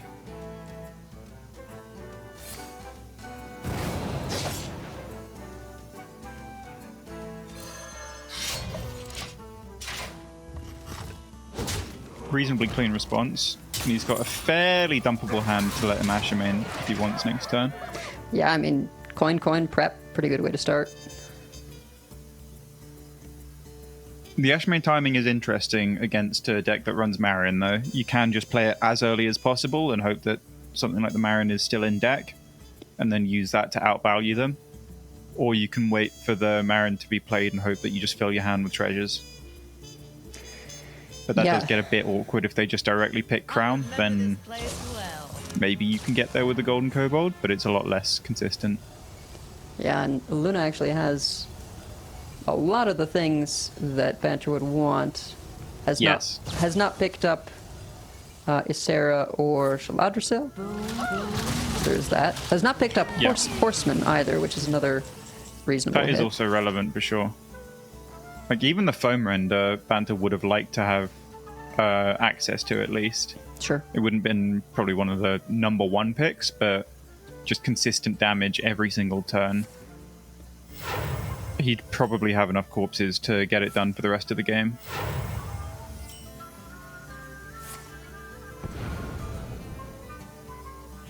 Connect to those unseen. He's left himself with the 3 mana instead of playing the Observer of Mysteries. I wonder if that's because there's a specific card that he wants to hit. I think it's just like odds are better of getting a ton of pressure if you leave mana available, because there's not a lot of cheap things to like play for free, except for the Sturdy Rat. Yeah, it's like Airlock Breach and Hideous Husk, I think, are the main two that prepping beforehand and not playing Observer lets you do.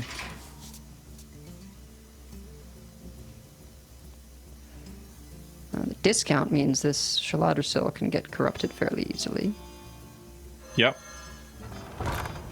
Despite Although currently the only card in hand is Opu, and that fills your hand up, so you can't really Shaladrsil very well. yeah. But Speaking actually, of easily corrupted Shaladrsils, sure. Yeah, why not?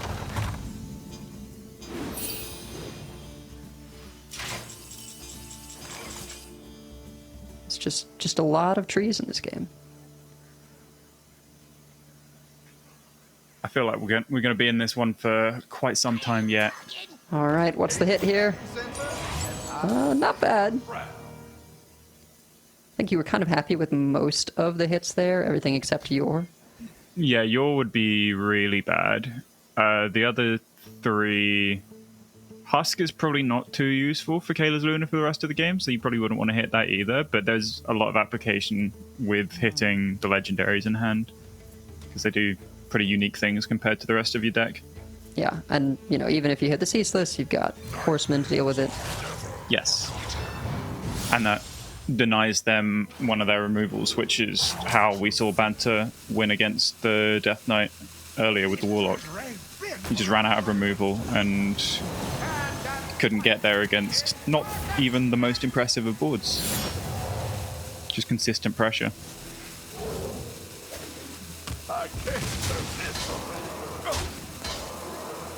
Yeah, pretty good damage turn there for Banter.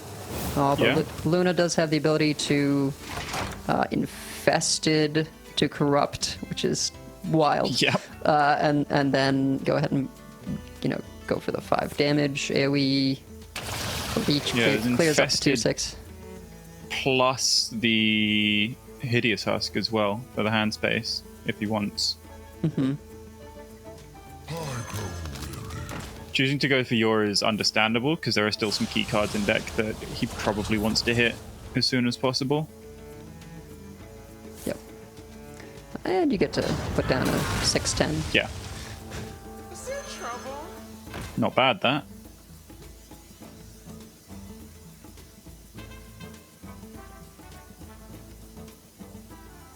Debating making the leech big.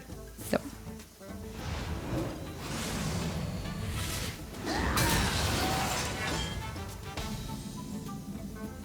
Oh, the Steam Cleaner is actually very relevant suddenly. Because the Horseman's Head is in Banter's deck. Yeah, I guess. Just a single card, but an impactful one. Yeah, I mean, it's one of the more impactful cards in his deck at the moment, because Farak's gone, Ashamane's gone, so he's running fairly low on big hitters at this point.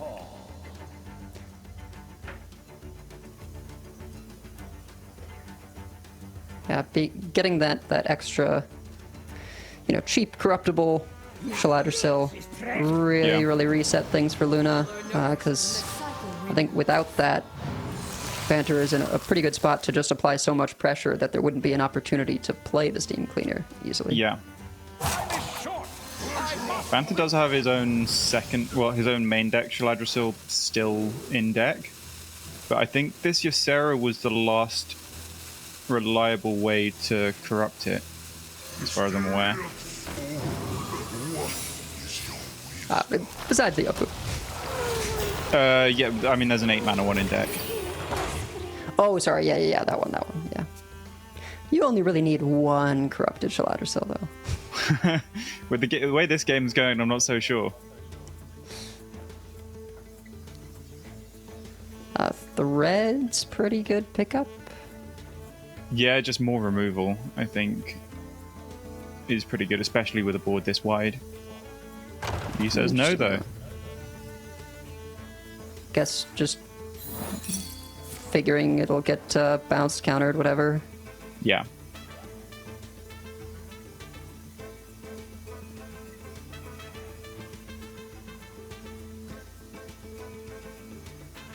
Oh, I see. We're gonna shuffle and then steam clean. Does that Because work? now you actually, you actually hit 3 targets here. I would think. because the creature of madness put something on top. Yeah, but didn't Ysera started in deck, so I would imagine that doesn't Yeah, get burned. Yeah, Oh. Ysera stays, Okay. but the other two Wasn't get sure. hit. I thought because sometimes Hearthstone I can know. be odd about those things, right? Like, it hit play and then it changed zones. So If I hadn't seen it myself, then I would be debating as well.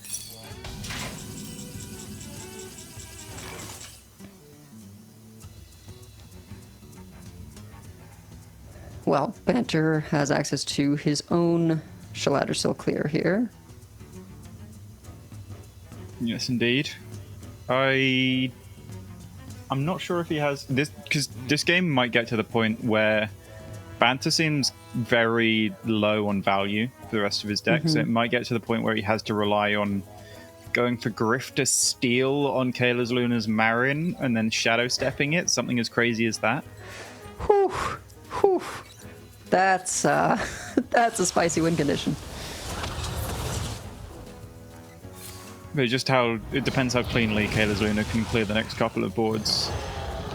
Well, actually, I guess because the corrupted version is shuffle, right? Banter could steal and then shuffle. That is true. And now that the steam cleaner's gone, Yeah, that would work.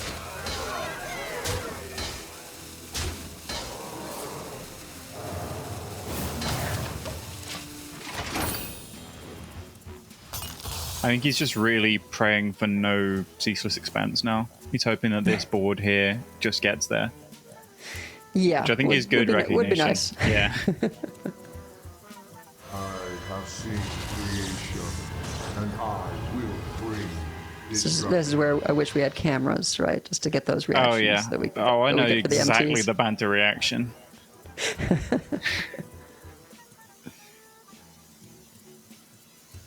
Oh, there's Marin, though.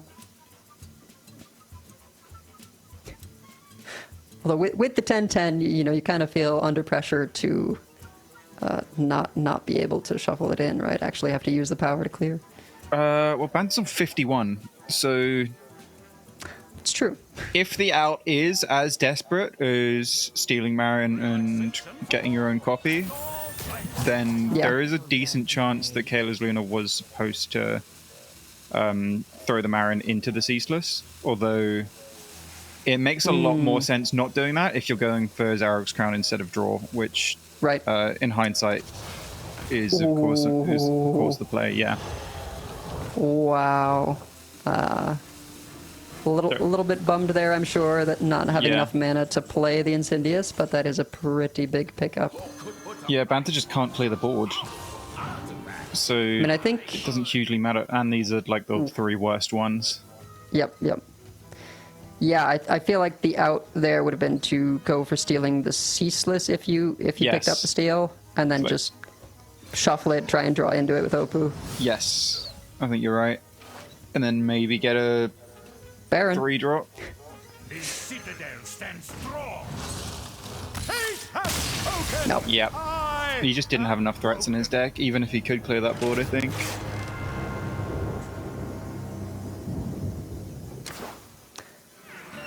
2-2. Yeah. So, still in anybody's match. Yeah, very much so. With a Rogue Mirror, Game 5, it looks like. And yeah, are there any notable differences between the lists, or are we just vibing with the full mirror? There usually are slight differences between rogue lists, but I want to say no in this case. I think it's the exact same 30 for both players. Because usually there's one flex spot. Banter's got Grifter in that spot, and so does Kayla's Luna. Yep. A lot of other people have opted for stuff like Robocaller. I've seen quite a few of those today. I think Deadraw had Web of Deception. It seems like those are the main three tech choices in the 30th card slot that people have been going for with Rogue. Yeah.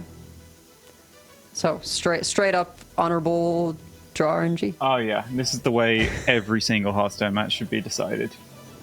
Just give us a perfect 30 card mirror, game 5. This is one of the better mirrors, I would say, because a lot of the time mirrors can be pretty lopsided. It's like who gets control of the board earliest, like old Zulok days, and with Owl Druid who draws Mirdrassil. But I think Rogue has a fair bit more back and forth than most mirrors we've historically seen. So, like, whoever takes control early on doesn't necessarily run away with it. Yeah, I mean, I imagine Scoundrel is a big thing, right? Whoever Yes. can Scoundrel first. But also, like, if you get just a really strong Creature of Madness pull Yeah. for your 3-drop, that could run away with things. Because sometimes you have one player who curves out a little bit more with Space Rock Collector, Creature of Madness, and Pressure. And then the other one can still turn the corner as long as they draw Scoundrel and then maybe cheat out something like a Ziliax and turn the corner. We saw a little bit of that with Rekfam on Nebula Shaman against... who was he against again? It's not coming to me. Anyway, Rekvam's game. And he basically passed the first 5 turns, the Rogue opponent, until he played Scoundrel into 9-drop, and that was just good enough, really. He just steamrolled the game from that point on. Just you got 3 9-drops. Just Scoundrel into one of them. Yep. I mean, I guess they all have some potential to stabilize, right? Yeah. I think that's kind of the reason for them. There are some that you'd rather have than others, for sure. But I think there's just the abundancy of them is just there so that you have something to cheat out early. Yeah. Prep Banter Doobie Keep opting. from Banter, I quite like, because he knows that it's just about getting Scoundrel quite a lot of the time. So if he draws Scoundrel and his opponent doesn't, he's probably in a very good spot. And I guess the Elise isn't, like, necessarily as huge as in, some of the other No, decks. definitely not. I was asking There it is. my practice group if they were thinking about cutting Elise from the deck altogether, because it doesn't have mind-blowing stats in this deck. Because Elise, as one of the cards where you have to do a deck building restriction to actually put it in your deck, it doesn't actually have a great win rate in Rogue. So I have been wondering for some time if it's correct to remove it from the deck entirely. Yeah, definitely when I was chatting with World 8 earlier in the week, that was something we were thinking about. Was like, is there a different rogue that instead of, playing a full mirror, you just try and get the edge by not having to have so much top end, whether Yeah, it that makes was... sense. Is Pirate Rogue still functional, right, after some of the nerfs? Can you do a slimmed down Fire-Rack Rogue without Elise? I think those were all things on the table. Yeah, I think that's a good question to ask. Now, I'm not sure enough people necessarily did ask it this tournament. Although Rogue has been the most brought deck and still got a pretty good win rate. So I think people probably just went, Rogue is good, and then stopped overcomplicating it from there, because there are 3 other decks you've got to find that aren't necessarily going to be so obviously good. Right, yeah, there was a lot of steps to think about in terms of lineup building here. I think a big thing in lineup building is don't overcomplicate your good deck. You have only a finite amount of time. Spend most of it finding the more niche decks that are actually going to stop your lineup having a really terrible weak link.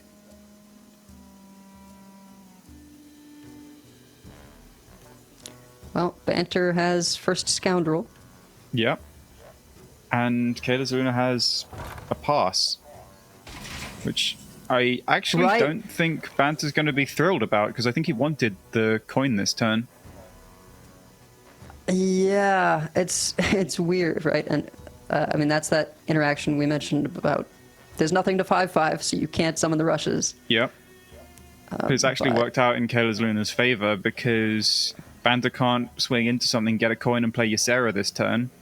And the fact that it looks like the minion that Kayla's Luna does copy is going to be Neophyte, that'll block the Ysera for yet another turn. Yeah, I mean, I guess Banter's got to decide here between, like, Observer, Neophyte, which is obviously clean mana-wise, or just going for the Xavius. Yeah, it is very awkward because you don't want a neophyte here. There's no real breakpoint that you're blocking from Kayla's Luna. Most of Yeah. the time, there are no coins in hand. He's not, like prep Shala isn't a great turn.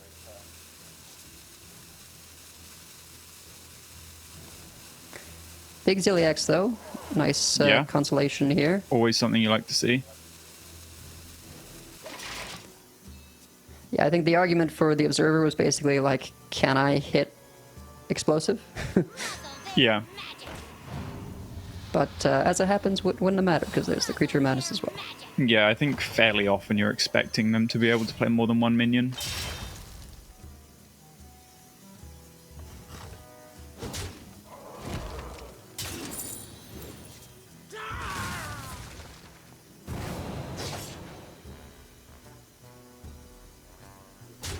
Getting that other coin to be able to coin Sarah following turn, corrupt the Shalada Cell. Yep.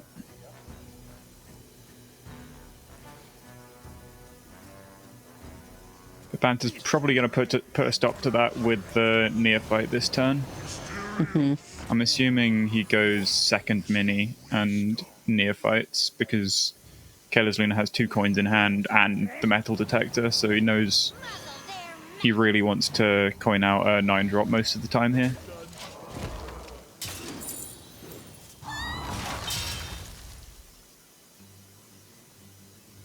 Of course, the Secret's just throwing an extra wrench in there. Yeah. Incredibly awkward turn for Kayla's Luna. But at the same time, that Shadow Step draw could potentially be very, very useful because it lets him Shadow Step the Neophyte. Although, no, I'm telling a lie. Scoundrel plus 9-drop is possible regardless of Neophyte, so I don't think Banter's going to be that fussed about seeing it this turn. It just means he can't go Scoundrel, Ysera, Prep Doobie, which I think he might be leaning towards just Ziliax anyway sometimes, because it's more pressure immediately. And the buff is quite huge, actually, because it means that he can't play Ziliax Tennis and get traded into by Kayla's Luna's Ziliax in return. Well, and also the elusive, right? I mean, it was +2/+2 elusive. Yes. So Fyrak cannot target it. Very true.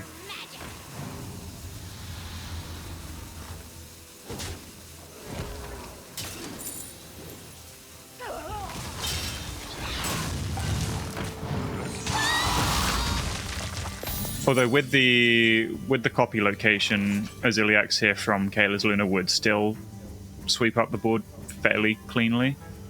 So Banter's probably keeping that in mind. Sure.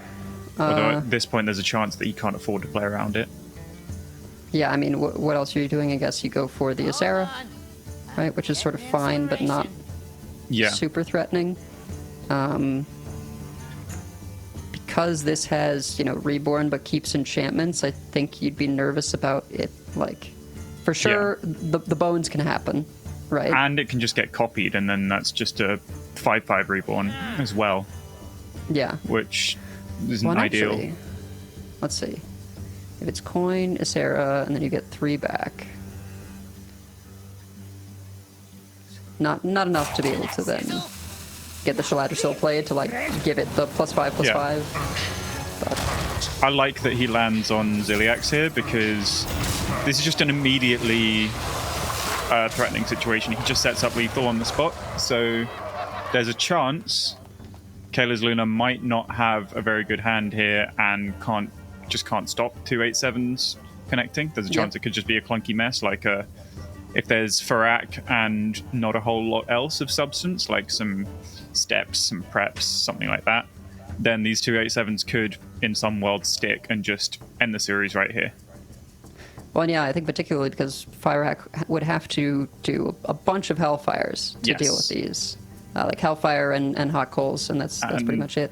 Yeah, Flame Strike as well is in there, but Sure. that's not that'd be the many big hit. things.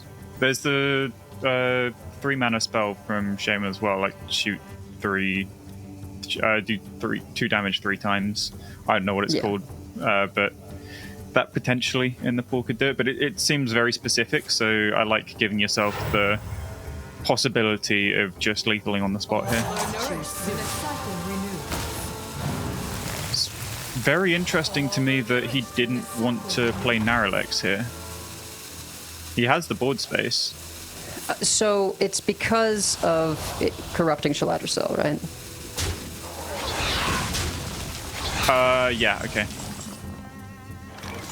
Which does mean if, Banter's Sarah comes down, that's an auto kill. Yep. Yeah, In good addition spot. to just, not taking 5 yourself, which is often the biggest deal. For sure.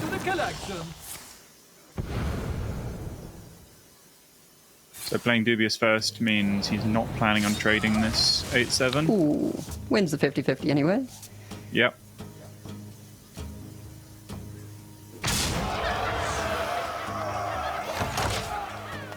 And yeah, actually able to like pick a 10 mana location and play at the same Yes. turn.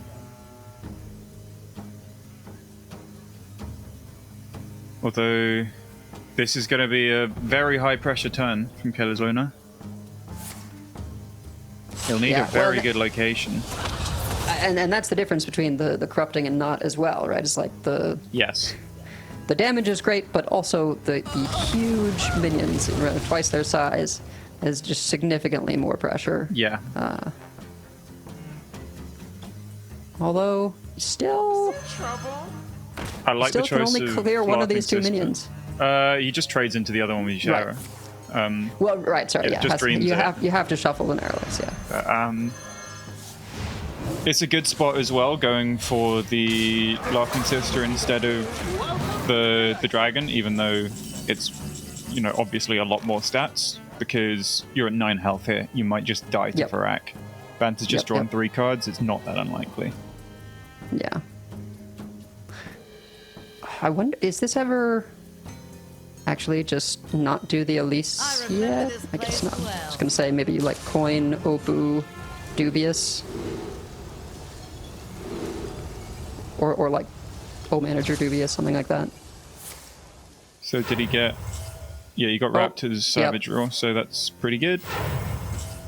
Probably the best one, right? Yeah, that's full clear plus 4 face damage.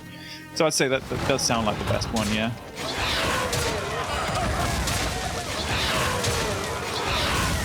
Kayla's Luna really needs Ziliax sometime soon, just to try and stabilize here.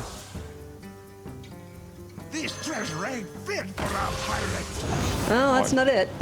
Huge value Naralex discount here. Go forth yep. on swift wings. Let some hero power. that 3 mana savings. Go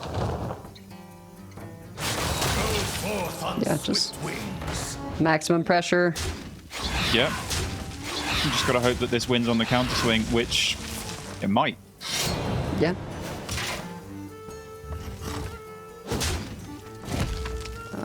Banter may have to open with the. Oh, well, you can prep O Manager, I guess. That's I guess good. you prep Opu, right? It's awkward See because you've what you got Farak as an out as well if you just Doobie. Sure. And Dubious 13 is cards remaining. reasonably likely to hit one of the minions that keeps you alive anyway. Mm-hmm. Like, if it hits the 4-3, then you're very unhappy. If it hits the 4-3 and also draws nothing of use. Right. You could also draw Ashermain, which could get, I want to say, Metal Detector, which would have been lethal. Are you a Sure. fan of But I Right, completely yeah, yeah. understand him going for the Opu. He knows Kayla's Luna's hand, so he's probably playing the odds of, if I do this, I don't die the vast majority of the time. Oh, And- did hit the biggest one. And just draw maximum cards. And Yeah. put a stealth in play, so it is a 2-turn lethal setup on its own. Yep, and I think he won't play a minion here because he knows that Ziliax is Kayla's Luna's best out from this point. So now it's probably top deck Farak or bust, I think. That never does it. Actually, It could bounce, but counter spell Ice Trap, but then the 6/4 just hits face. So I'm pretty sure it's guaranteed no matter what combination of secrets. What about freezing barrier? Your wit? Freezing barrier, he just goes coin Shaladra Soul awakens. Well, but Luna doesn't know that. Oh yeah, Luna doesn't know that. But I'm talking about, yeah, from Banter's point of view, that that game. But I'm Yeah. assuming he just got 2 whiffs, so it didn't matter. Yeah, so, drawn out series, but ultimately same result as in the Swiss. I think Yep. Banter was, maybe feeling a little pressured towards the start there, but ultimately pleased with how it turned out, even if he didn't like some of the rolls along the way. I do like that Kayla's Luna adapted his ban. He changed it. He banned Rogue in the first series, and Yeah. this series, both of his wins were against the Rogue. So he went, okay, that doesn't work. Scrap it. Back to the drawing board, and almost got the win here. As a result, it came down to just a straight up 50-50 matchup, and it wasn't quite able to get over the line, but still a good spot. Yeah, absolutely. Lots of back and forths, like you said, in that mirror. But I don't know. Did it feel like it ultimately came down to the fact that Banter had Scoundrel first, or It felt. The thing is, Kayla's Luna didn't really have pressure before that, so in that situation, sort of yes, but also at the end of the game, if we looked at just both of the hands, Banter also had more card draw. He also had Yep. Ziliax. Kayla's Luna never had that. Both of them drew Shala. Kayla's Luna's was very good and almost won him the game. But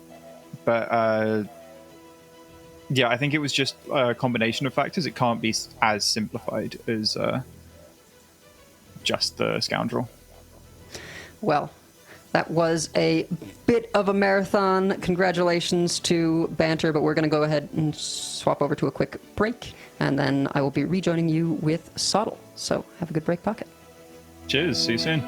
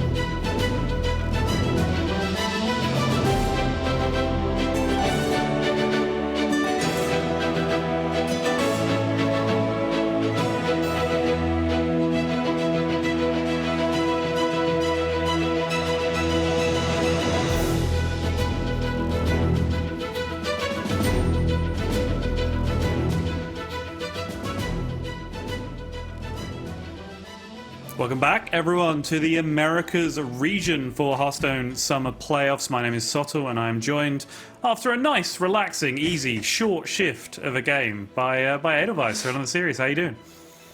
Yeah, well, it's I guess karma that I end up with the DK games and the Mill Warlock games of the last MT and other things. Although I did like the Mill Warlock game when that happened. Yeah, some drawn out matches, but still good to go. And we have, if you are only just joining us for some reason, if you're somewhere in the Americas time zone and you're just tuning in, we have been doing this for quite some time at this point. We've gone all the way through the APAC region, the EMEA region, and we have now arrived in the Americas. We are pushing forward. We've got 3 more series in the opening rounds of the top 8, and we are wasting no time jumping into this one. We've got 1 qualifier through to the semi-finals. We now have Jacasso versus Aquaman fighting it out for the other remaining spot in that first semi-final. Didn't have too much time for an intro, Edelweiss, but what can you tell us about this this series in general? How are the lineups looking to you? Yeah, well, it seems like Aulonius and Firac are pretty universal. Actually, I think every single lineup here has the Firac Rogue. Aulonius sort of next up with 6 of the 8, but yeah, from there there's some pretty good diversity. Just few Death Knights, couple of priests, a few shamans like this one, some hunters, some paladins, some warlocks. So really getting around. Curiously, the shamans are like all 3 of them are variations of the list. Yeah, that's true. Small variations that have just done enough to proc some of the archetype naming conventions on some of these sites. But Nebula Shamans with Cabaret Headliner in them in Jacasso's case, which is procking the Rainbow Shaman archetype, which I'm not quite so sure about myself. But yeah, a little bit of a different variation, sure. Yeah, just makes it a little bit easier to play some of these spells, right? You've got Hex, you've got Flight the Firehawk, you've got, even Wish Upon a Star, I guess you could sneak out early, Frosty Decor. So, there's a lot of just sort of natural tags that you don't have to work for that Cabaret Headliner can let you sort of smooth things out a little bit. I suppose that one is sort of the least different from Banter's list, which has, I think, a couple of baking soda volcanoes in there and Nabundo. Yeah. And then, of course, we see this one from Aquaman with the starships. Yeah, double missile pod, double starport. Interesting stuff, just squeezing all that into the Nebula Shaman as well. And that is the version that we are looking at here with Aquaman, whereas Jacasso is going with the Death Knight. It is Blood Unholy Death Knight. Pretty standard from what we've been seeing. Does include the Ceaseless and Double Morbid Swarm at opposite ends of the list. But otherwise, looking like pretty standard stuff. Decent opening here with a strong curve into the starship pieces now coming down thick and fast. Buccaneer arriving a little bit late to the party, but that's okay. But Aquaman, for his own part, has hit the Hagatha, so is looking to have a potentially fairly fast start himself. Not as fast as this deck used to be able to achieve, but still. I think people were pretty happy to see Murmur go.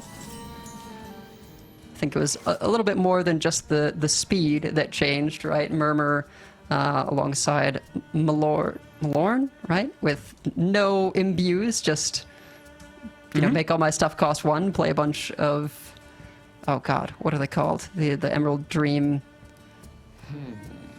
minions had a special name. Divine Beasts, something like that. That one, yeah, that sounds right. Divine Beasts. Yeah, those chains could get, a little bit challenging to play, pretty overwhelming to face.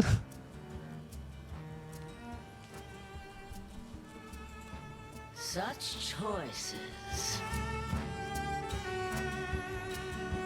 What do you think of this? These starship inclusions in the Shaman deck? Is there anything you have in mind in particular that you're looking to gain edges against with this build of the deck? I mean, I guess it's just sort of like not really being into the baking soda volcano, right? And saying like, well, I'm going to use these as sort of my somewhat anti-aggro option instead. Sure. You know, lock on lets you deal with some extra big minions more smoothly. You know, if you miss on buffing Growfin, then lock on goes well with the Growfin. But notably, you know, it's not like you have Raynor instead of Alakir, because with Wish Upon a Star, Alakir is still like really, really nice to have. Yeah. So yeah, makes sense. It is a little bit unusual.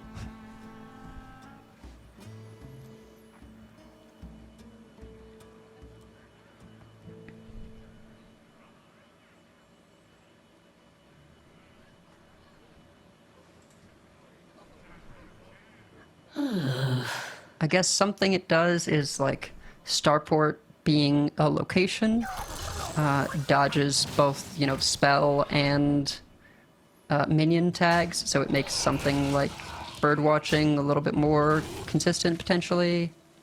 And then more ability to sort of like be able to press the button before playing a Wish Upon a Star. Yeah, that's kind of interesting.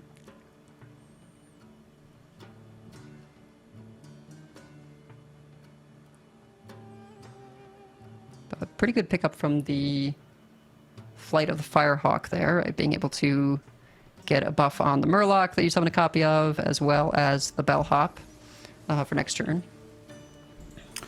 Yeah, I think, I mean, upside and downside, right? But it's certainly one of the changes that comes with adding the starship pieces in there, is you're adding additional mechs to your deck with the missile pods, which means you don't have the guaranteed hit on Ziliax if you're going to hit a mech. Sure. Which, you know, is it's expensive. Obviously, Ziliax is a fantastic card to hit with a buff pretty often, but if you are trying to tempo out early, then, you know, maybe you just prefer to have the buffed missile pods. Who knows? Maybe you just don't like playing Overload cards. That's kind of my first impression, is that well, Baking Soda Volcano is Overload. If you don't run it and you do these things instead, you can still do okay against aggro, but not have to worry about that. Sure.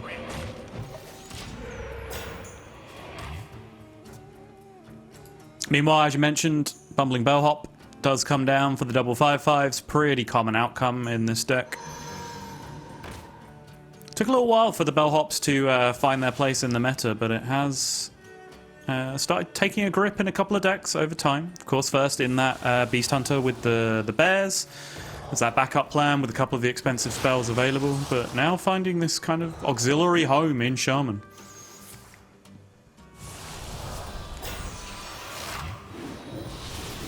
Yeah, there's so many ways to hand buff, you know, in terms of, we think Warrior or Death Knight actually, and of course Hunter touring into Warrior. Would not have anticipated a kind of hand buff in Shaman, but here we are. Yeah, of all the decks that kind of exclusively deal with buffing their own cards that don't play it, it just kind of shows up in Shaman as 2 5/5s that you can play every now and again, and it's kind of fine. I don't think anyone really disputes its place in the deck. And, I mean, this is a considerable amount of stats for turn 7. The freeze pickup there, actually quite good off the Silk Stitching, just for the couple of card draws, as well as hitting the 9/10 there. Yeah, really good. But this is something that I have very much enjoyed watching players do in this tournament, which is make these kind of huge early boards against Death Knight, because it's very... Oh, nice. Asphyxiate. Is that an Asphyxiate pickup off the Silk Stitching? Looks like it was. Yeah, I mean, both Silk Stitching is very, very relevant. Yeah, extreme, like, great for stopping this board, because as I was just about to say, like, Death Knight kind of has this reputation of, oh, I can just kill any board that you can play, but we've seen a lot in this tournament that actually the removal can tend to be a little bit limited, and if you keep asking these questions consistently and persistently enough in the early game, you can actually push through a lot of damage and put them under a lot of threat. So that's a couple of really important silk stitchings to create some removal where there wasn't really a great deal of it available for Jakasso. Yeah, and then winning the 50-50 there at the end so that the leeches could clean up that last big minion. I think being able to get a full clear there without having to spend any of your premium removal, in the form of Corpse Explosion or like Nomelia kind of stuff. Pretty good deal for Jakasso. Of course, they're back, but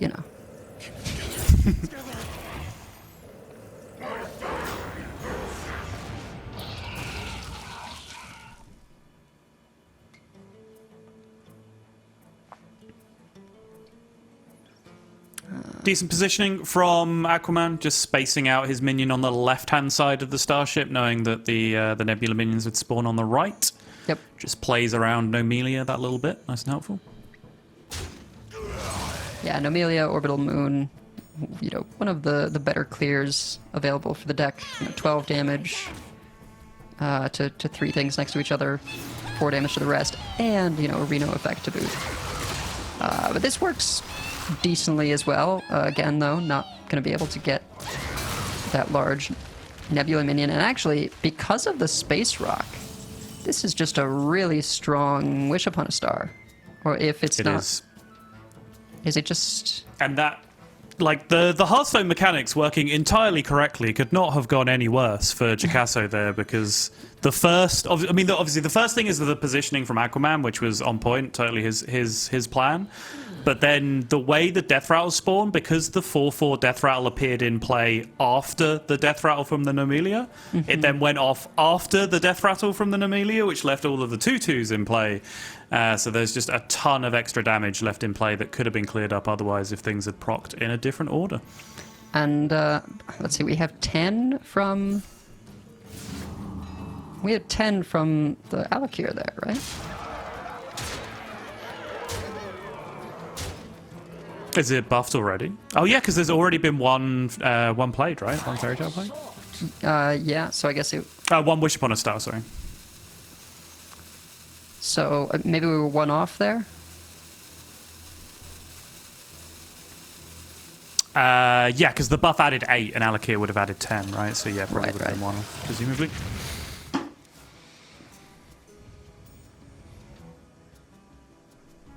Still, set it to 2 and no Ceaseless in sight. Pretty good. I think Jakasso just has to look for Corpse Explosion. There it is. But then, yeah. Oh, I guess it probably wasn't enough corpses. Or he knew that the Alakir was likely in hand.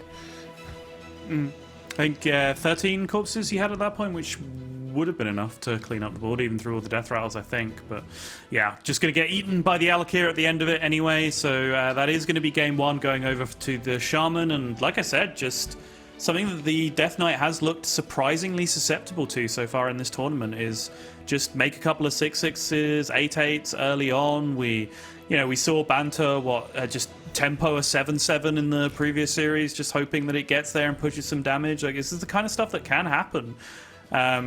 Over time, Death Knight has become a deck that's less about removal and more about starships in a lot of instance. Yeah. And they're really just trying to tempo out like Guiding Figure into Spire, put Reborn on them, get their huge ships going early.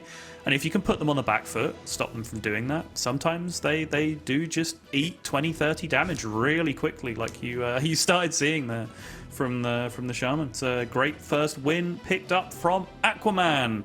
But now we do get to reset back out to the principal overview of the matchup here. We can take a look at the bands. Rogue band from Jakasso, Druid band on the side of Aquaman. What do you make of those? One rogue staying up, one rogue being banned out. Does that make sense to you with the way the lineups are breaking down? Well, I think probably, when you've got the Starship DK and particularly, no Dirty Rats here for Jakasso, I think you're a little bit more scared of that Druid. You basically are relying on the ability to pressure with the Starships because anything short of pressuring down the druid just means you're going to get hit for a lot of damage. So yeah, it makes sense for Jakasso to not want to have to deal with that with the DK in his lineup.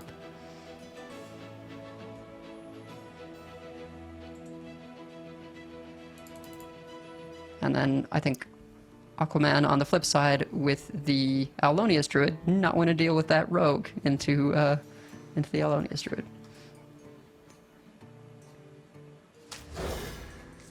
Aquaman here is going to be queuing up that Fire-Ak Road. Does hit the decent opening here with the 1-2-3 Cult Neophyte locked in as well. Always extremely valuable against the Druid, which is what Jakasso is going to be running on the other side. Yeah. So the reverse matchup between the two banned decks. Right. Yep. Oh. Sure. I mean, it would be rude not to, wouldn't it? Surely. I guess there's an argument for wait one turn. There is an argument for wait one turn. There's also an argument just to New Heights instead right now. Let's see. New Heights gets you to... I guess it's kind of the same difference, right? Yeah. Mm-hmm. You'd be 3 next turn, so you'd just be baiting Tree the next turn, but you've already played the New Heights. Oh, okay. I mean, this does get you your draw. I mean, again, it would be rude not to, surely. Oh, and the 3-3! Mom, get the camera!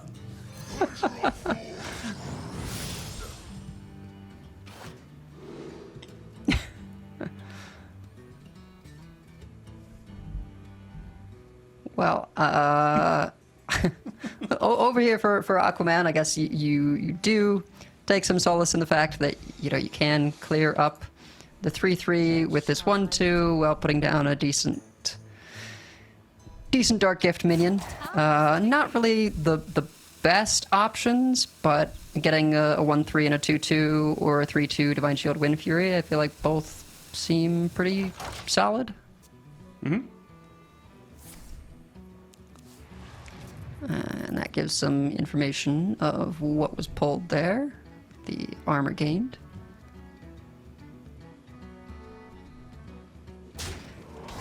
I guess Elise is the only minion that would not give you the armor, right? Yeah, that's right. The deck pretty consistently built that way to make that happen. It's one of the reasons why Oracle, for example, which is an extremely strong card in the previous build of the deck, has been left by the wayside. Oh my god, okay, what's the best 3-drop in the game? Because it's coming.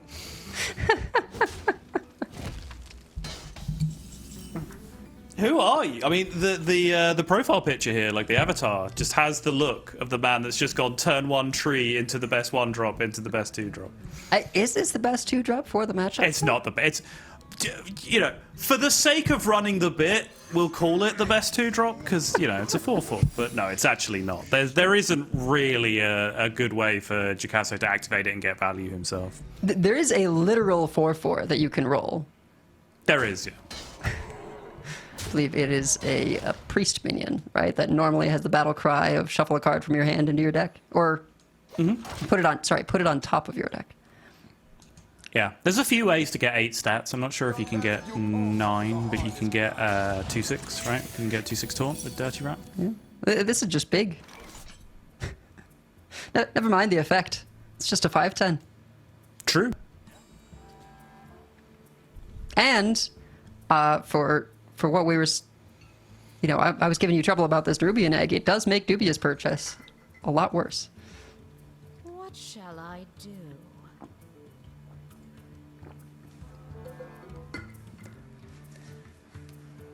Yeah, Not that's a that good point. purchases anywhere to be found, but Plays around Fire-Ak as well. No, I've changed my mind again. It's the nuts. It's the best 2-drop. Well, gonna try again with these secrets, and probably get bobbed. Let's see how the technology is vibing. There we go. All right. The technology is teching.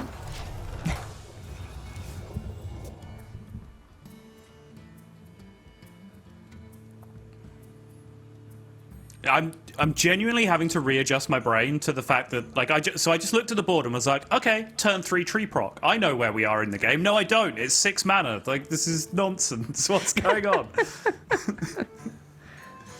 Yeah, I think we're sort of between just bobbing this board and, you know, just playing a bunch of spells to go into the Mista Vista.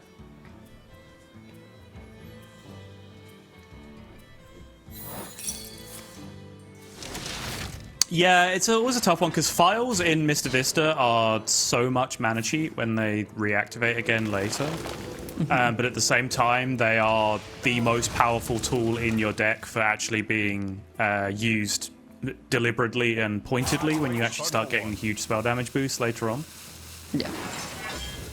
So yeah, this is a nice half measure. You just remove, you know, the most damaging threat on board, get down some armor, and draw.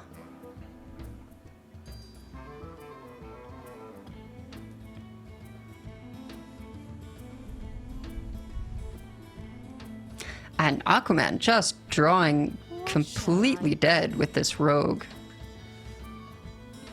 I mean, no dubious for refill. Not even particularly getting the high impact cards, right? Like, we've been sitting on a sandbox scoundrel this whole time. Yeah. Without really anything to show for it. Wait, really? Hold on. Yep, no, that is actually just the same 2 secrets again. Okay, cool. Yep.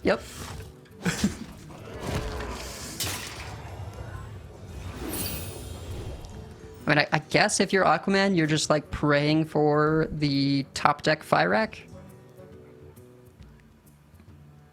Yeah, top deck Fire Rack, or at least maybe another 9-drop. Like, if you draw Ashamain, at least you've got, like, a plan, right? You've got 2 cards to curve into each other from that point.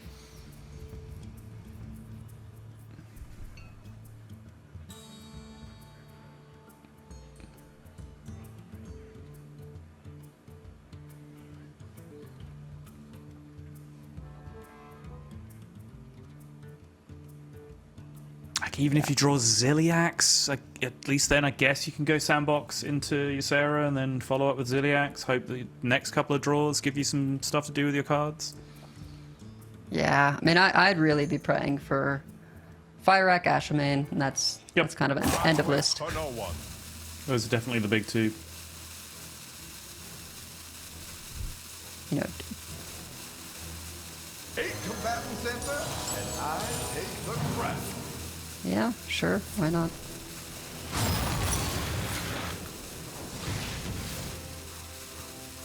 It is kind of funny that we got the exact same 2 secrets again, just keeping Aquaman topped off. Otherwise, you know, this would have represented pretty significant chip damage. Oh.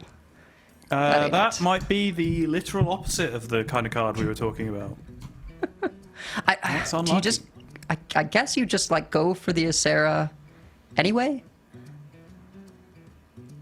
Yeah, it's not like any card you draw off the top, you can then play at that point anyway, and you just have an extra 4/12 in play now, right? So yeah, Yeah. might as well. Nourished when the cycle renews. Maybe save the Space Rock Collector for her combo.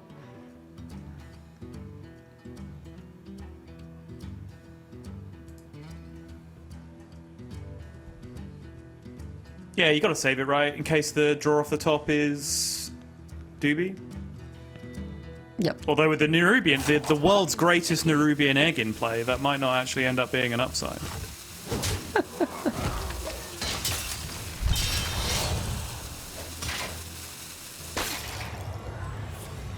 It is that way around, right? I've never once checked this when I've had to play an on-combo Dubious. Like, I was 100% confident, but when I'm casting, it's naturally draw 3 cards, combo, you get the destroy, right? That's the way around it works? Correct. Yeah. So that's why you can end up with, you know, drawing a bunch of rocks. They deal their damage, and then, you know, sometimes that means you weaken a minion that you end up destroying. Sometimes that means you Yeah. kill off some smaller minions and get to hit the big one. Not that there's rocks in this deck.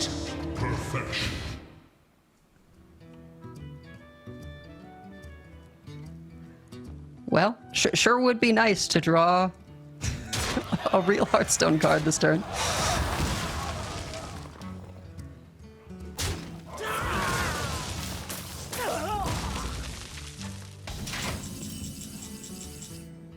That is not presently a real Hearthstone card.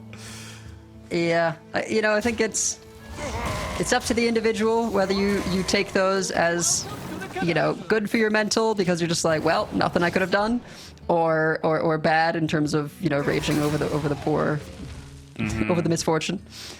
But I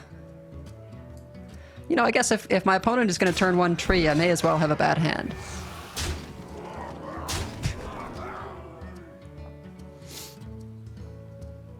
Hey, honestly, you could probably find a way to get tilted as Jakasso from this position. It's like, I wasted my 1 in 1,000 games turn 1 tree on this, the game that I would have won like hero powering the first 5 turns of the game.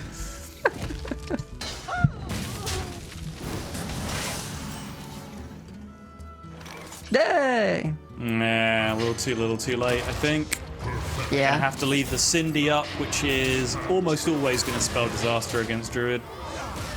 Go back to full, but full is not going to be full enough here, I don't think. Yeah, I mean, if you're not dead already, just makes it even worse. Oh, well. Those aren't getting upgraded, but you're not too mad about it either.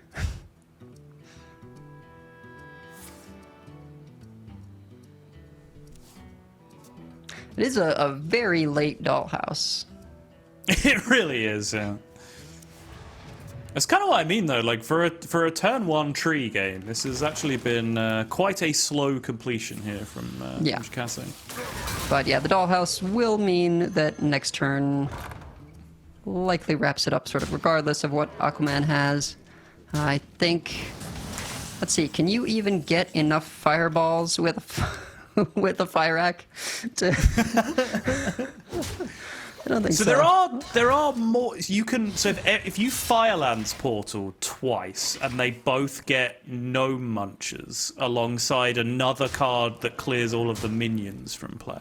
No, still not close. Can't do it.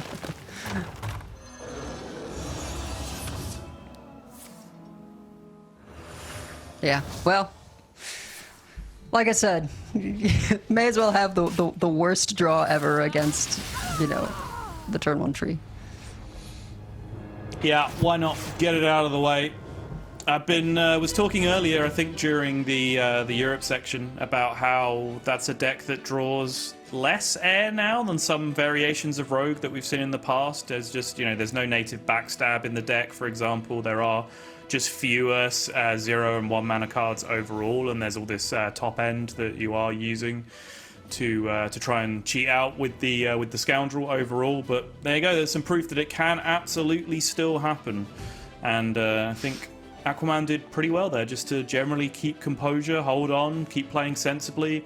Not like you could play particularly wrongly because you had 1 card a turn to play with, and the card does what it does in those situations. But still, hopefully, Aquaman has not received too much mental damage from that terrible draw and can pick up the series back where he left off, because still a long way to go in this one. 1-1 with the Shaman and the Druid both having picked up wins. So we now have the Death Knight remaining, the Warlock remaining for Aquaman, which is a Quest Warlock, correct? Yes, it is. Yeah, I believe Frost Quest only Warlock with... Oh, go on. Only Quest Warlocks on Americas. There's Okay.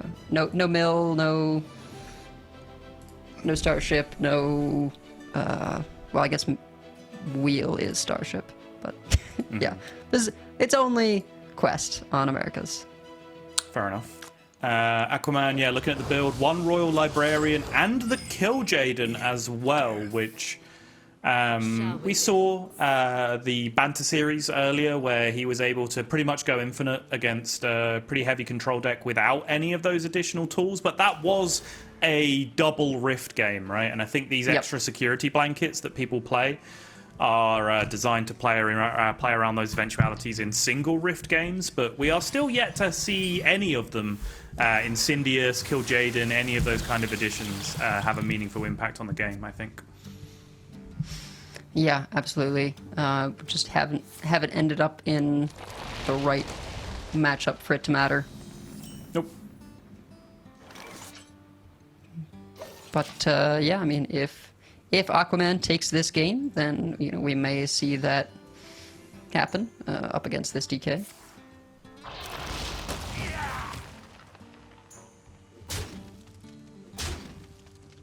No stitching. Look like Jakasso is gonna try and greed a little bit for that guiding figure interaction.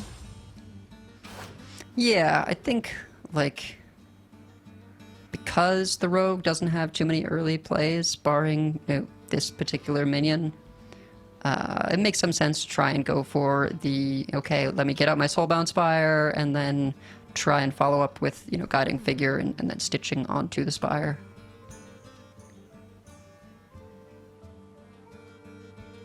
Is Terrible Chef the weirdest card imaginable to have persisting horror on it as a dark gift? I think it might be. It's a pretty strange one, but I don't think it really is terribly beneficial. I'd be looking at the 3/8 taunt or the Nostalgic Initiate, which is very easy to proc and actually can give you some quite sizable minions coming up here. Yeah, for sure. That is a big minion for a 3-drop, absolutely.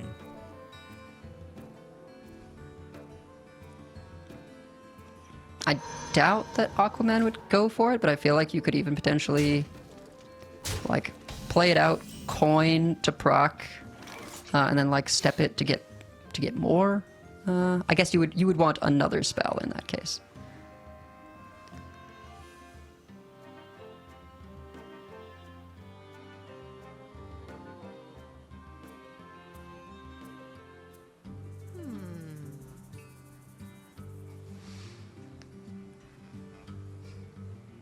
Mysterious sword, what is your wisdom?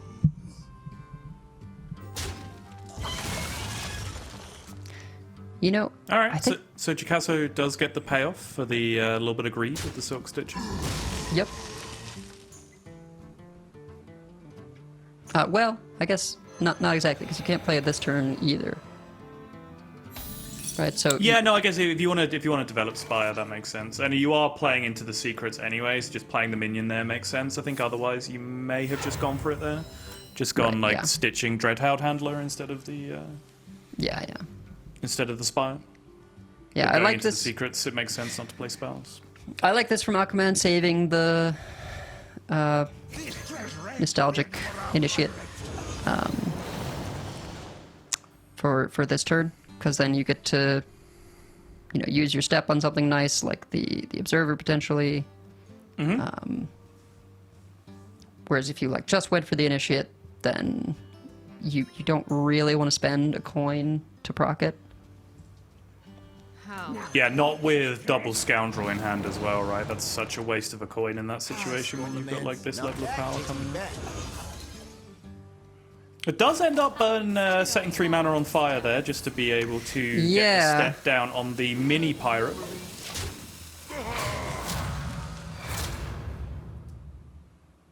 Yeah, that's interesting. I would have been inclined to maybe just step the Observer and be fine, but I guess you really wanted to clear the other minion there.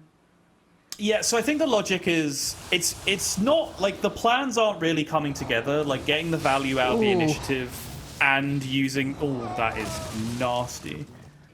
Getting the value out of the initiate and using the step on the Sandbox Scoundrel just do clash with each other a little bit, but I do think it's really important to get that step on the Sandbox Scoundrel because of the extra turn quicker it allows you to get out the Fire Rack or any other big play that you want to make. Yeah, Metal Detector. Had you have known that your next draw was going to be Metal Detector, then things might have panned out differently. Pretty good pickup there. A wealth of Sandbox Scoundrel minis.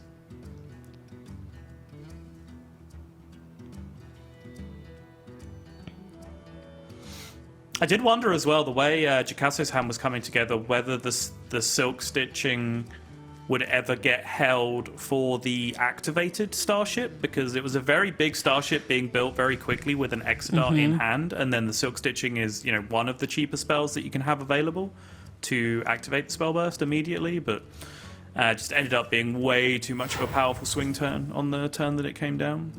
Yeah. Time's ticking. And, don't mind this. Plays well.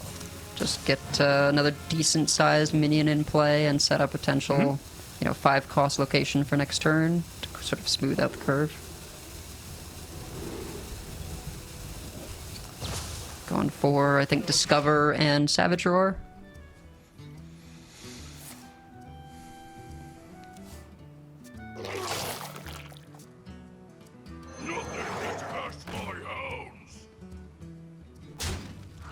Orbital Moon grab now is the absolute dream for the way this curve is panning out.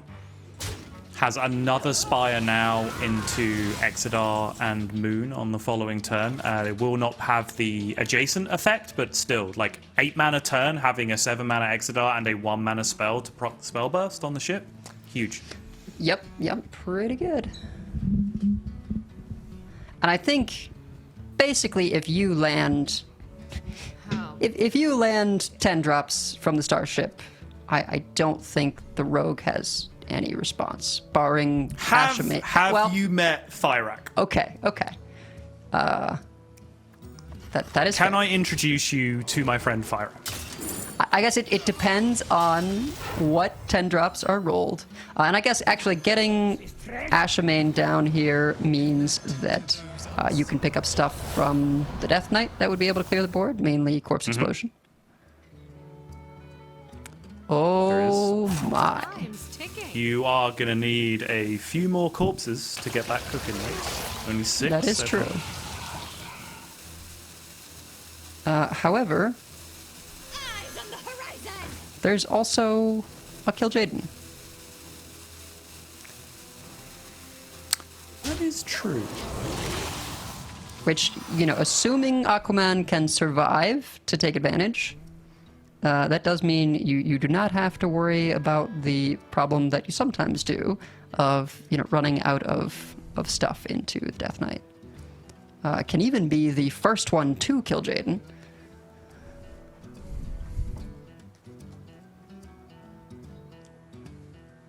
Yeah, why not? Get the Kill Jaden down first, get yourself a doobie in hand, play the Fire Act draws like 300 cards. You're chilling. Massive demons. Easy. Well, and I think there's a debate on whether you would want to, if you are going to go for a Kill Jaden plan, do you want to Xavius first to try and pick up, another big hit like your Ziliax? Or do you just save them so that, once your demons are big enough, you can try and discover the really good ones? Yeah, I mean, honestly, double 1 mana Xavius with a Kill Jaden sounds kind of crazy. Nightmares are never forgotten. Yeah, there's just so Those much. are not it. I think Aquaman was hoping to hit those Eliax. What shall I do? I mean, looking at the deck, still Grifter, Opu, Naralex, Ziliax, Ysera left. Yeah. Which, yeah, those are kind of the 3 bad remaining options that got hit there. That is literally the one outcome that didn't give him anything of reasonably high value. Which is extremely unfortunate for sure. Time's ticking.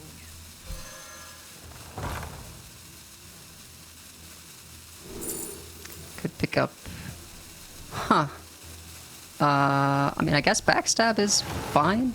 Yeah, you can clear the other leech while pushing pretty considerable damage. Okay, or that.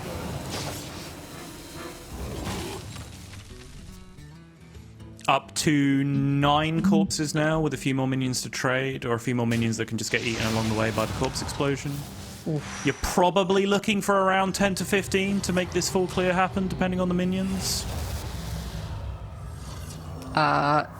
This is actually a pretty terrible board for Jakaso to have gotten in terms of the random 2-drops. It is, yeah. And yeah, you can't even. Okay. Oh, yeah, okay. All right, sure. That's Okay. fine. That's fine. Okay, Never did mind. only hit the starship once, but it still fills the board. And hitting the 8-7 is pretty disgusting. Yeah, I mean, I guess because taunt is given to the Exodar. Well, there's no way to make sure that the big starship would have died first to like be in the pool.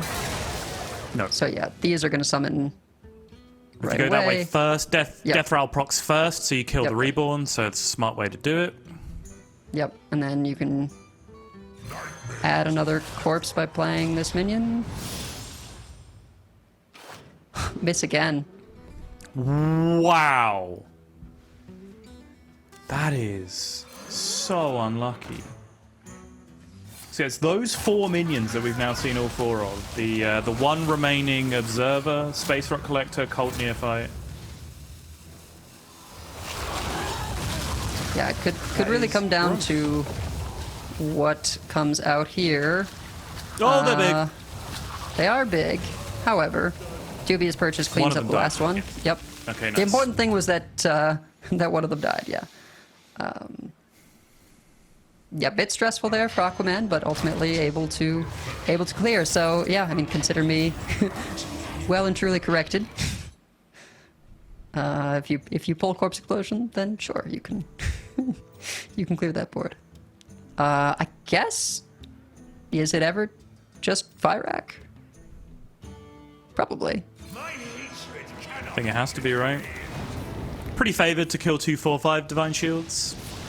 That is unfortunate.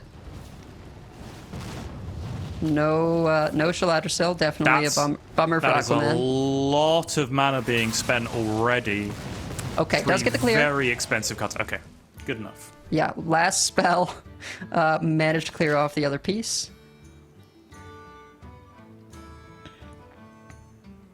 Yeah, so much of the mana spent early on Flame Strike just to ping the Divine Shields made it go from pretty favorable to pretty unfavorable quite quickly, so probably a bit of a sigh of relief for Aquaman. Yep. Oh, but this is just lethal with the hero power. Right? Oh no, not enough mana, but it sets up a 2-turn while clearing. Right, opponent's at 5, you've got hero power plus Corrupted Nightmare. Mm-hmm. Oh no. I mean, Oh no.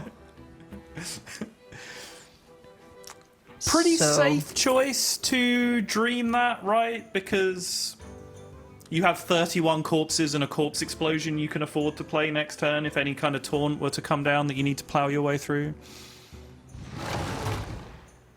Yeah, I mean, let's see. This is a tough one, I feel like, between Fyrak and Observer.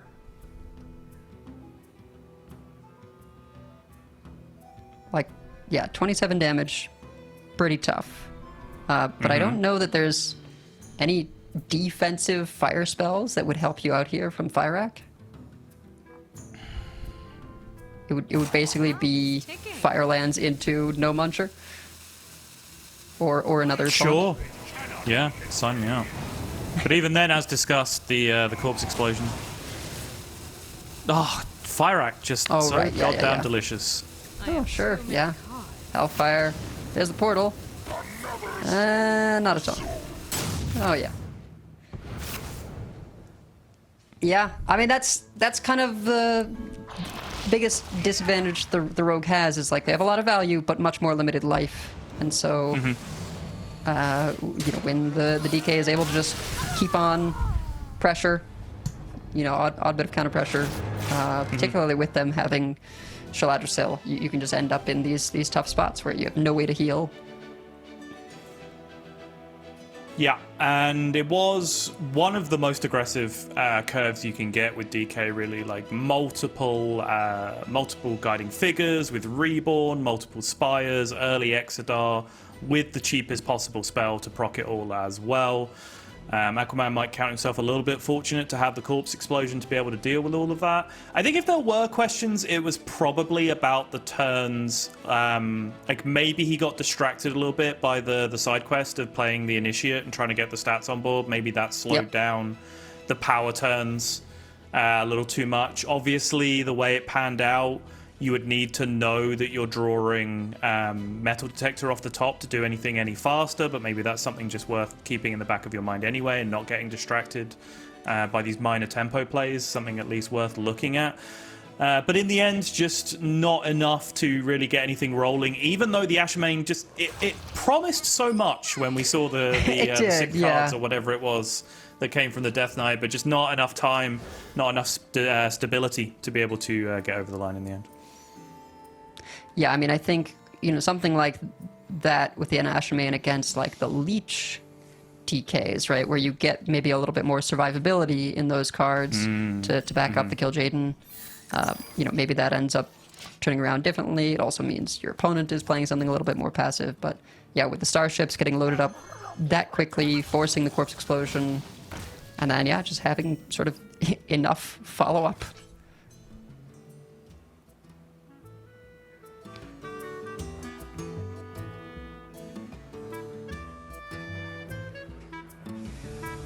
So onward to the Quest Warlock that we've seen have its trials and tribulations so far. Seen a couple of draws that just haven't really been hitting those temporary cards whatsoever. We've seen a couple of really fast blowouts, a couple of really great anti-aggro performances, and of course that absolute marathon game of Banter versus Kalis Luna, which was, 40, 50 minutes of Hearthstone ending in someone forgetting how Headless Horseman worked, which was slightly disappointing as a way to end the game. But hey, what are you going to do? Well, what Pocket's been saying, it comes down to who makes the fewest mistakes. That's right.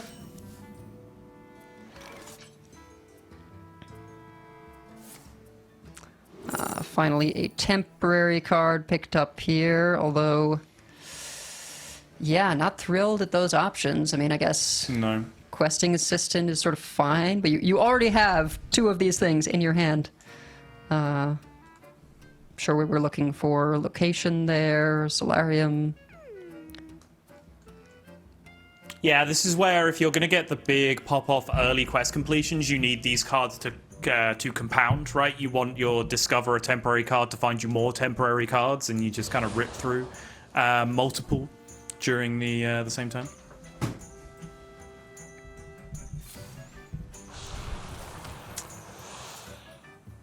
Just gonna go ahead and throw out the tap. Did pick up Sketch Artist, which will, make the Solarium available for a future turn.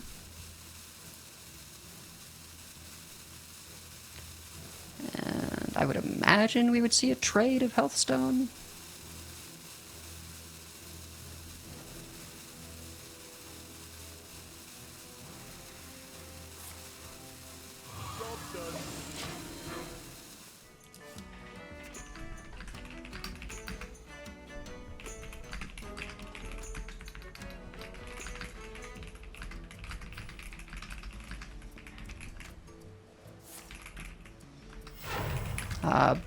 Yeah, it's funny, this Shaman, like, I feel like we have a lot of decks like this right now, and maybe it's because of Elise, I don't know, but there's a lot of things where, like, they're not really an aggro deck, but sometimes you just end up being the person who plays a bunch of stuff first. Yeah.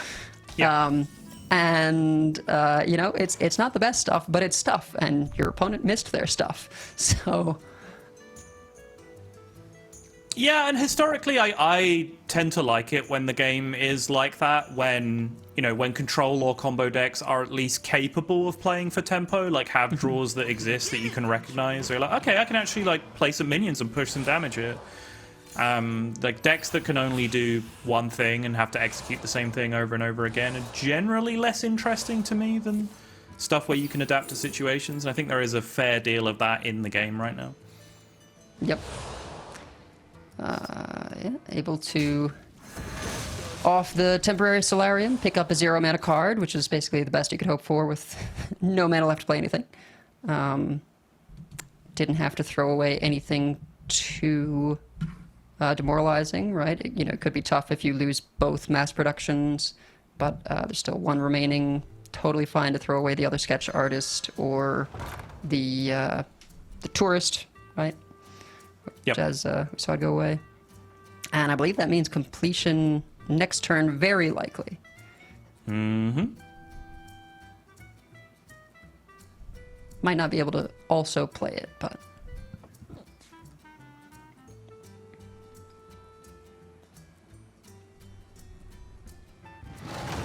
I never make two trips. Meanwhile, just going ahead with this one-cost location here, right? Doing the kind of mini Savage Roar. Yeah, and this is exactly what I'm talking about. Just Shaman recognizing the position of like, okay, I mean, I've kind of just got a 1-2-3 curve into Savage Roar against a deck that really doesn't do a whole lot apart from try and complete their quest through the early turns and play really, really inefficient minions. Yeah. Straight away, just going for the neck straight away, and I love it.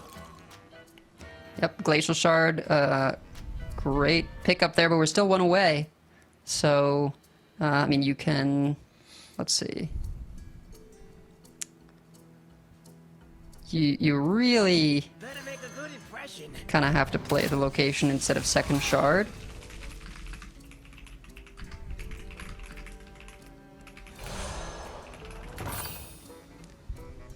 But Aquaman definitely gonna want to be hitting that lifesteal plus the taunt next turn. Oh yes, defensive options all the way for at least one turn, please. Do you just play the Wisp? Just a straight up fight for board? Yeah. I guess so, yeah. Like the Eat the Imp is going away. Mm-hmm.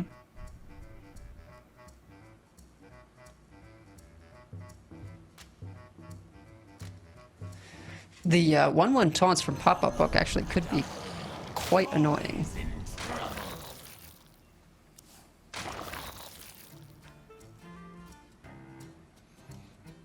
Brochure is neighbor, right? Is sorry, not neighbor, is minion. Yes, it is. Okay. Yeah.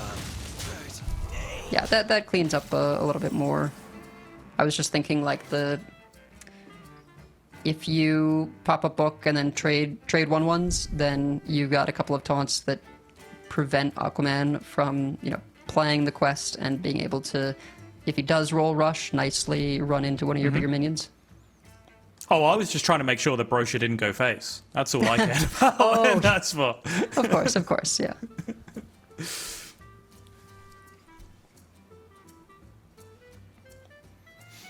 But yeah, I don't disagree. The pop-up taunts could have been potentially useful. It's just you would then be leaving a couple of the minions up, which just cancel out in that scenario, I guess. You'd have to do a bit of trading, which you're not super interested in doing when you're this close to pushing lethal anyway. Right, exactly. It is 2 damage that can go face, unlike the Brochure, so... Mm-hmm.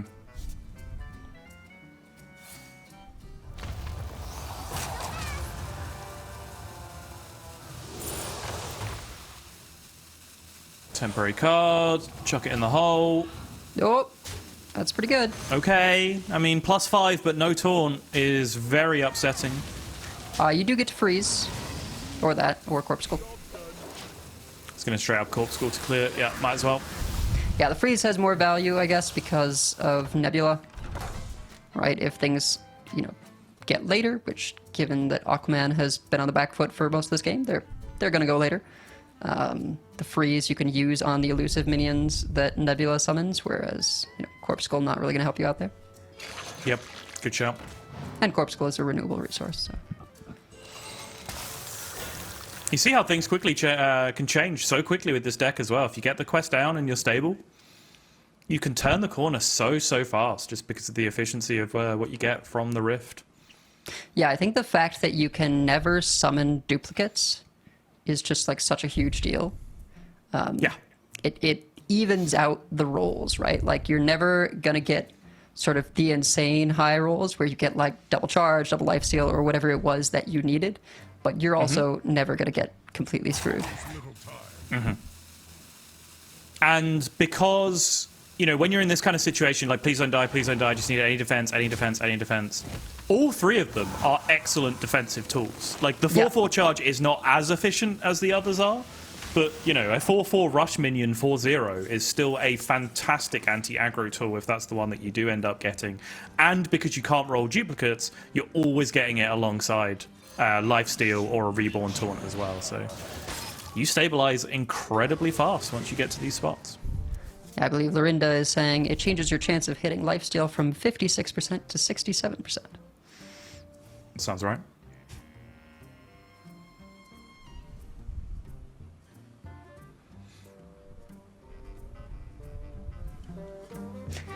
These tide pools, unfortunately, were like, you know, just spaced wrong to be able to give an extra quest reward, I believe. Yeah, the first one was finished before the quest went in. I don't think the second one picked it up at all.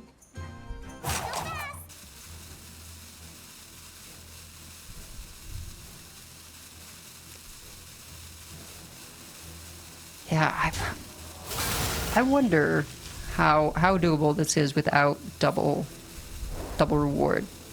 Just because, you know, unlike the leech decays or some other things. Oh, wait a minute. So we picked up. What did we pick up there from the tide fuel? Extra corpuscle? No, Hearthstone. There was potential for.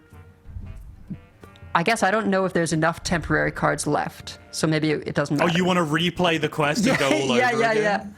No. Okay. It's probably not worth it, right? Yeah. It's No. probably too much of a distraction, but it's worth considering. Yeah, no, it's literally not there, right? Like six cards remaining, and it is. Yeah, no, they're just not there. All right. Not happening. I guess if you're... Did someone have the frost minion? No, not here.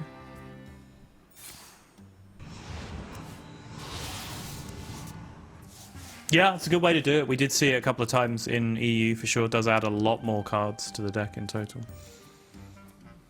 I respect the ambition, even if it's not going to work out. Yeah, Hearthstone makes sense. You can play something like Hellfire and not blast yourself to death.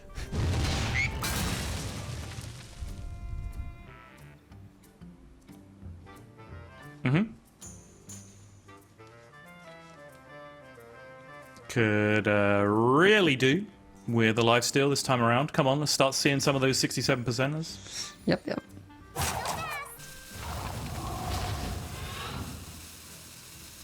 Yeah, that does fine.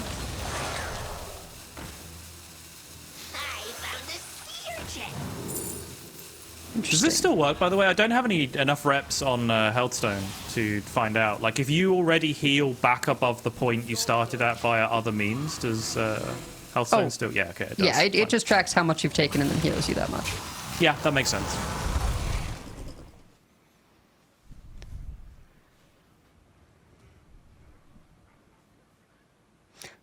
But that was, you know, an extra generated one, right? So that means they're all gone. Mm-hmm.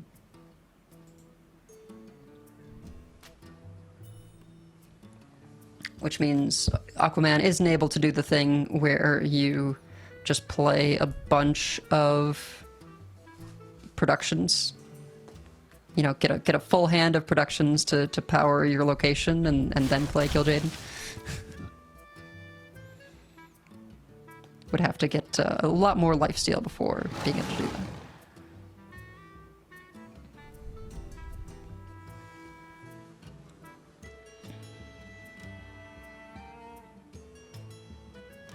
I think finding a turn to even get Kill Jaden down here might prove quite challenging, because there is still some serious threatage coming out on the other side from Jacasa. Yeah, absolutely. I mean, just a little bit of damage here and there from that one cost location, but it did considerable work in just piling on the pressure getting these little cheap spells to, deal with whatever stuff Aquaman was able to develop.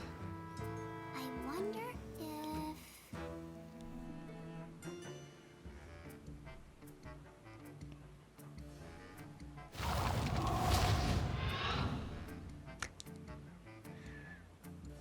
But yeah, I mean, lifesteal again.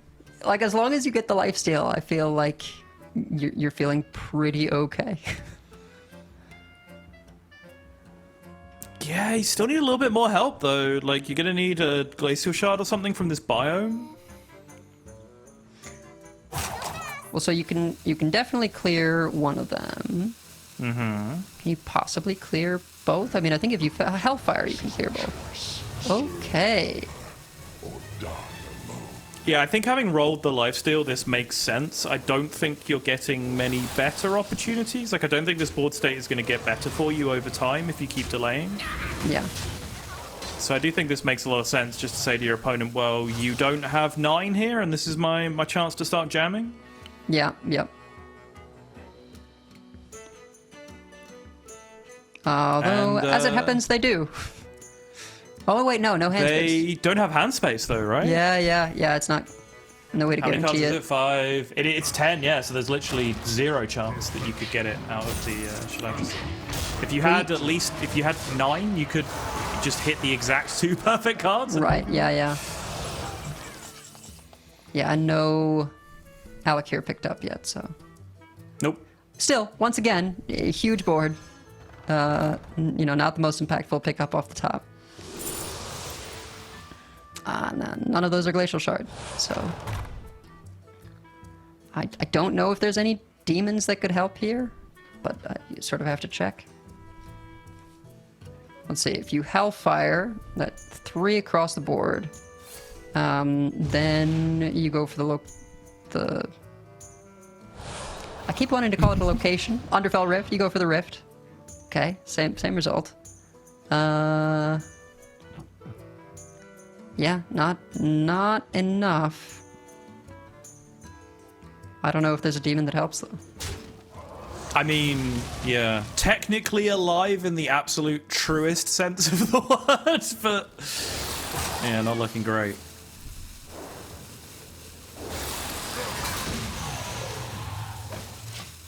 Technically alive, not really living.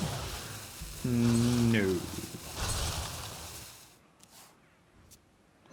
And there's the Alakir off the top. Alakir off the top, making Just it makes nice and simple. Yep. And that means Jakasso is going to take the 2nd spot in the Americas semi-finals, filling out our top semi-final. We now know the 2 players that will be facing off for the first Americas spot in the Masters Tour Summer. And it's going to be Banterface and Jakasso. And a good showing from Aquaman. I think I enjoyed seeing him, not a player that I'm familiar with. Neither of these players, really. Players that I'm overly familiar with. I've seen the names here and there around the circuit, but neither player that really I have someone a lot of reps on casting. But decent showing from both of them, I think. But I would say overall, just Jakasso's lineup, first and foremost, just looks a little bit more solid. And I think he seemed a little bit more focused on executing game plans with his decks as well. And I did really like that piece of adaptability of saying, okay, sure, I'm playing this like slow ramping up Shaman deck, but my hand right now says play 1, 2, 3 Savage Roll them in the face, so that's what I'm gonna do.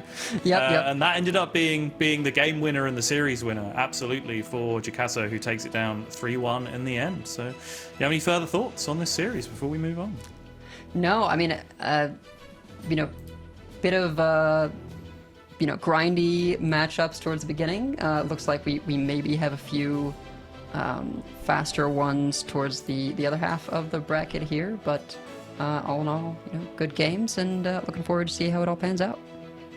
Yep, still got 2 more to come with Kevin Schmidt versus Jakey Poo and World 8 versus Peter Winter. Still only halfway through Americas, well past the 2/3 mark of the way through the day. So we have a little bit of setting up to do to get these players in place for our next Americas series. So we're going to take a very short break and we'll be back with you with some more Hearthstone. Don't go anywhere.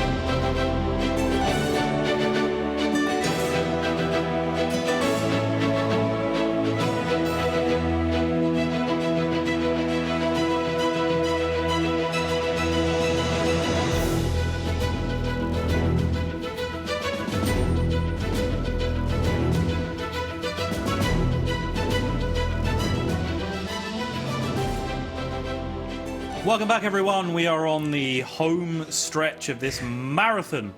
Playoffs day, afternoon, and evening, all wrapped into one here on Play Hearthstone. We're in the Americas region. We are halfway through the top 8 matches. We have one semi-final decided on one side of the bracket. We are now looking to decide our semi-finalists on the other side, and we are moving into opening match number 3 of the top 8, which is Kevin Schmidt versus Jakey Poo, and we are taking a sharp left turn with some of these lineups, Edelweiss.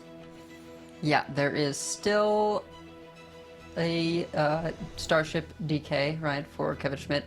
But yeah, Mech Warrior and Hand Buff Hunter for Jakey Poo, and then Protoss Priest for Kevin Schmidt. Kevin Schmidt, honestly, sort of the more sort of recognizable lineup with the Starship DK, Alonius Druid, and Fyrak Rogue, but has that difference of the Protoss Priest for the 4th deck.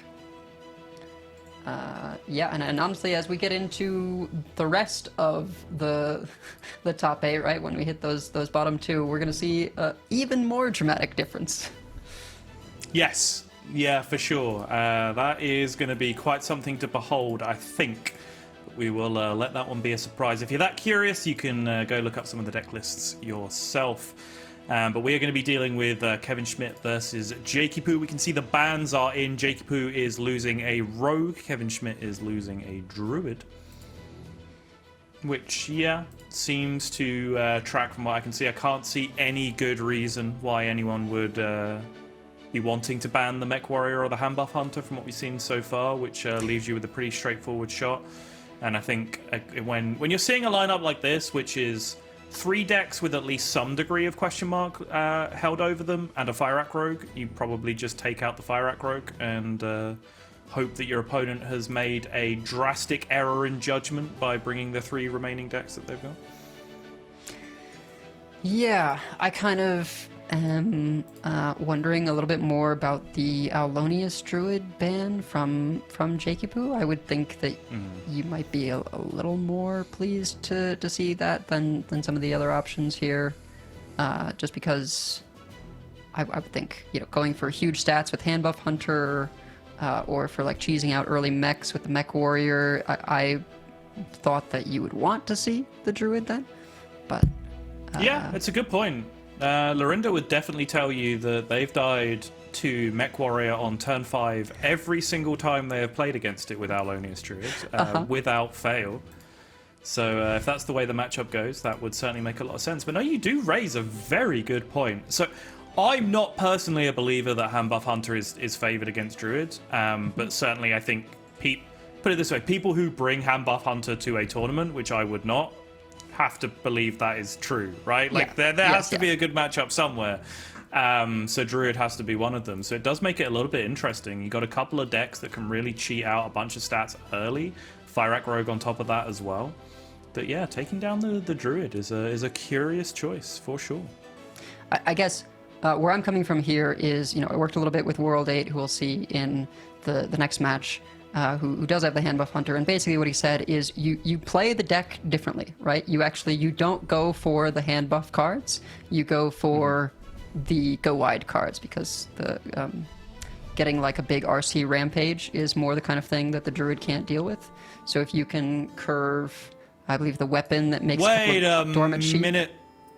Hold. Forget everything we said. We've been hit with some shenanigans.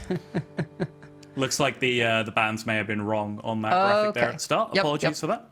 Yep. Kevin Schmidt is queuing up the Druid. So yeah, unless Kevin Schmidt is about to take a game loss for queuing up the banned deck, I think we may have got the bands wrong on that graphic. So apologies for that. Yep. But hey, well spotted. Nice sanity check for you at the very least. Yeah, I you know, it may be one of those things where you just need a familiarity with the matchup to get that favorability right consistently into the Druid, which, you know, means not just tunnel visioning on mulliganing for the hand buff cards, right? Being able to take the we go Shepherd's Crook, I think it's called, into RC Rampage to like get that just massive board.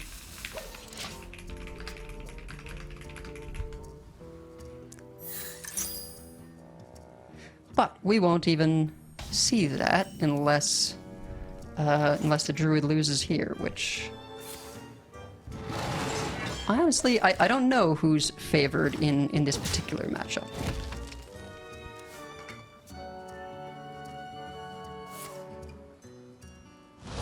Certainly a great start there with Curse Catacomb into the Blood Petal biome. Yes. That's what I was talking about earlier, where you really want to hit multiples of these cards, have them compound with each other, so that your initial discard effects just find some more discard effects. Yeah, and we saw, you know, the Curse Catacomb did hit Solarium, but for this particular turn, you know, that location was better. Yeah, not so good.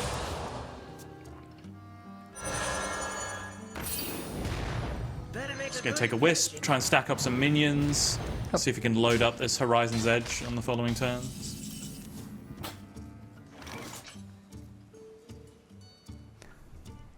Probably take a turn to swipe here, but maybe not. Guess it's not that threatening. It's not threatening. Like, the only way it becomes threatening is if you, like, slammed, like, a Vista that turn, and then suddenly Horizon's Edge might end up pushing a whole bunch of damage face as the minions were traded in one by one, but Sure. with an empty hey, look board, at I that. don't think you care too much. I'm not afraid of the So, dark. wow, Solarium into Spelunker, Impression. questing assistant. The only bummer here is that you don't get the Tidepool Pupil. The customary at this point, I think, temporary and discarded Tidepool Pupil. We've seen this happen so much from Solarium Yep. during these three regions. It's fine, just top deck. Yeah, let's top deck the second. It'll be fine. Actually, I mean, I don't know that this is a matchup where you really need to hit, you know, 2 of the location. You're probably just fine with the 1. There's a lot of things I don't technically need that I very much want, though. Fair enough. Yeah. What to do? Well, I think Kevin here probably trying to figure out what he can get away with. Amir Drusil looking fairly appealing to get down alongside a swipe. Mm-hmm.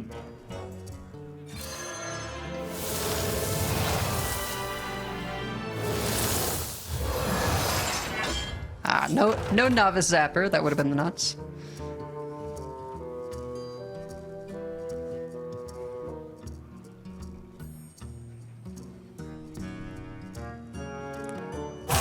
Yeah, I guess it's like, do you innervate a hero power afterwards or not?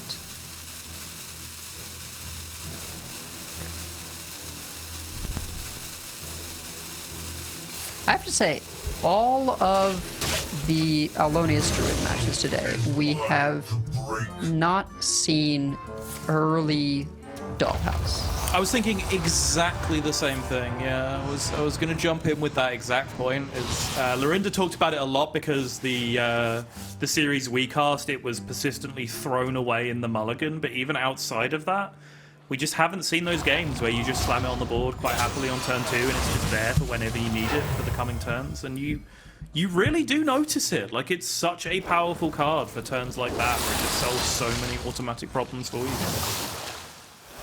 Yeah, and we saw, I think Kevin Schmidt was like either debating or intending to innervate out a hero power onto one of these other minions, and then either ran out of time or bailed out.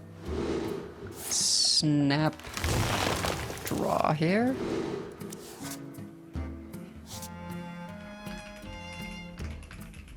Incendius could play a pretty big role. I think the question I'm looking at is whether we want to double refresh or do one of the other options in there.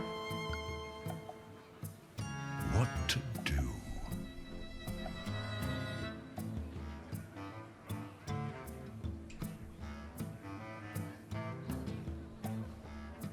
We do have, you know, a couple of draws coming off of the Amir Drusil, so it's probably between the...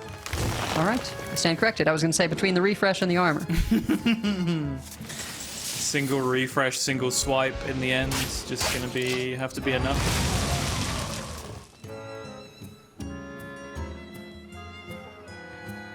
But man, yeah, this is scary. 16 is not a high number. No, you are guaranteed with the Incendious and the Elise drawn that the Barnabas... Oh, actually, no. If Bob's in there, I guess you're not guaranteed. You're fairly likely to get 5 armor, but not every time.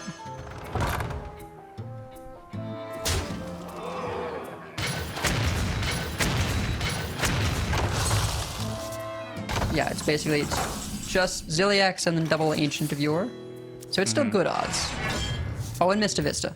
And Even better Vista, odds. which still hits, yep. Still hits, isn't, one of the other minions which you would rather have, but...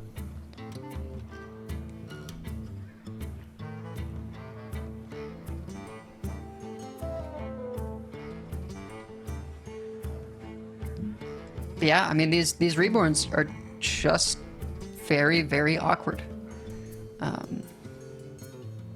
And with both swipes being used, I guess, like, you can Dollhouse and try and get there with the Seabreeze Chalices. You can refresh first, yeah.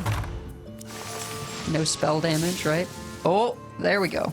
Okay, Ziliax is huge. I was sat in silence there trying to work out ways where with 10 mana and the 2 refresh and some innovate, you could potentially set up some lethal outs for yourself on the following turn, because it was possible. You just needed to draw another source of spell damage to be able to make some magic happen, or perhaps draw the other file.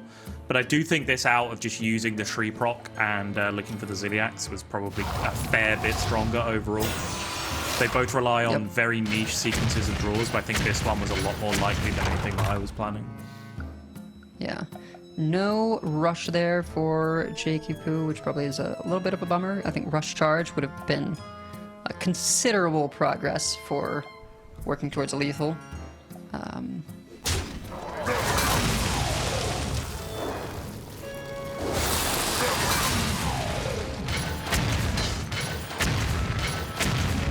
not afraid of the dark. Yeah, and actually, no mass production yet, right? So No. we're gonna be seeing some hero powers soon, I guess.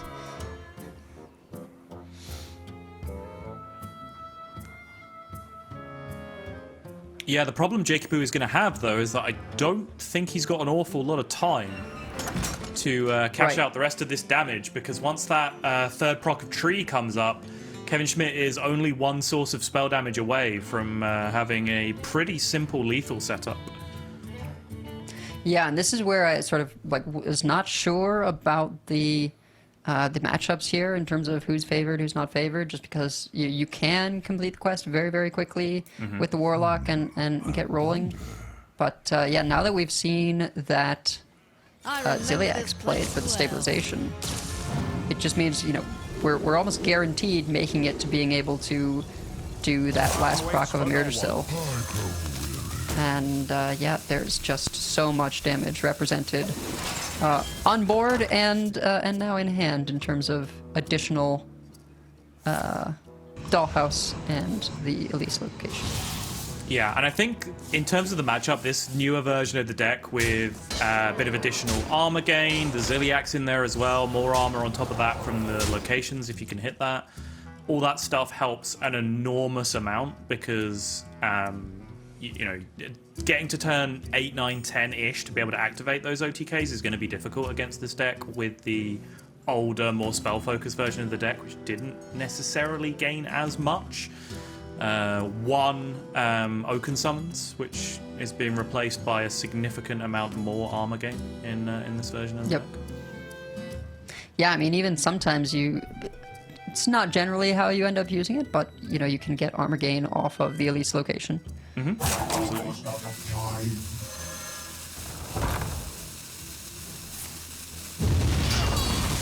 Oh, there was some counting required this turn. I was not even processing. Yeah, well, double Horizon's Edge with being able to kill off your own minions. The Horizon's Edge killed the one remaining minion, though. If that split off the first shots had gone a little bit differently and you were able to trade the 5-3 in, that would have ended up being lethal. And well spotted.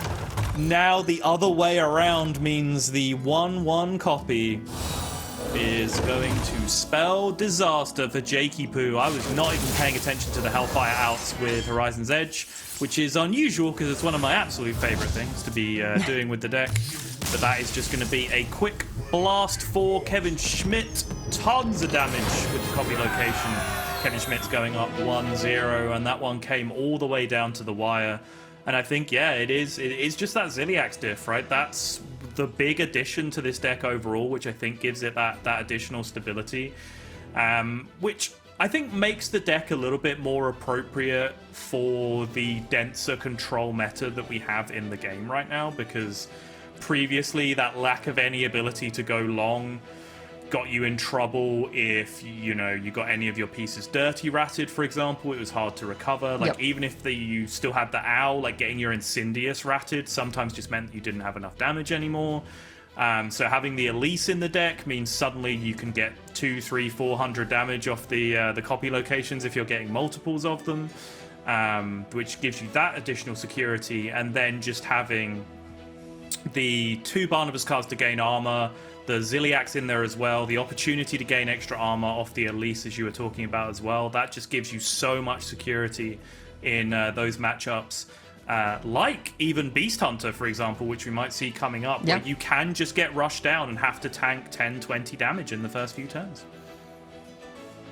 Yeah, and I think it almost has led to this weird sequence where, because it is more durable into something like Dirty Rat, like it gets so favored, the Druid against the DK, that they just often don't even bother, right? Like, you don't put in Dirty Rat and you just are going to ban the Aulonius if that's your plan. Yep. Because it's just so much more challenging to actually hit what you need to hit.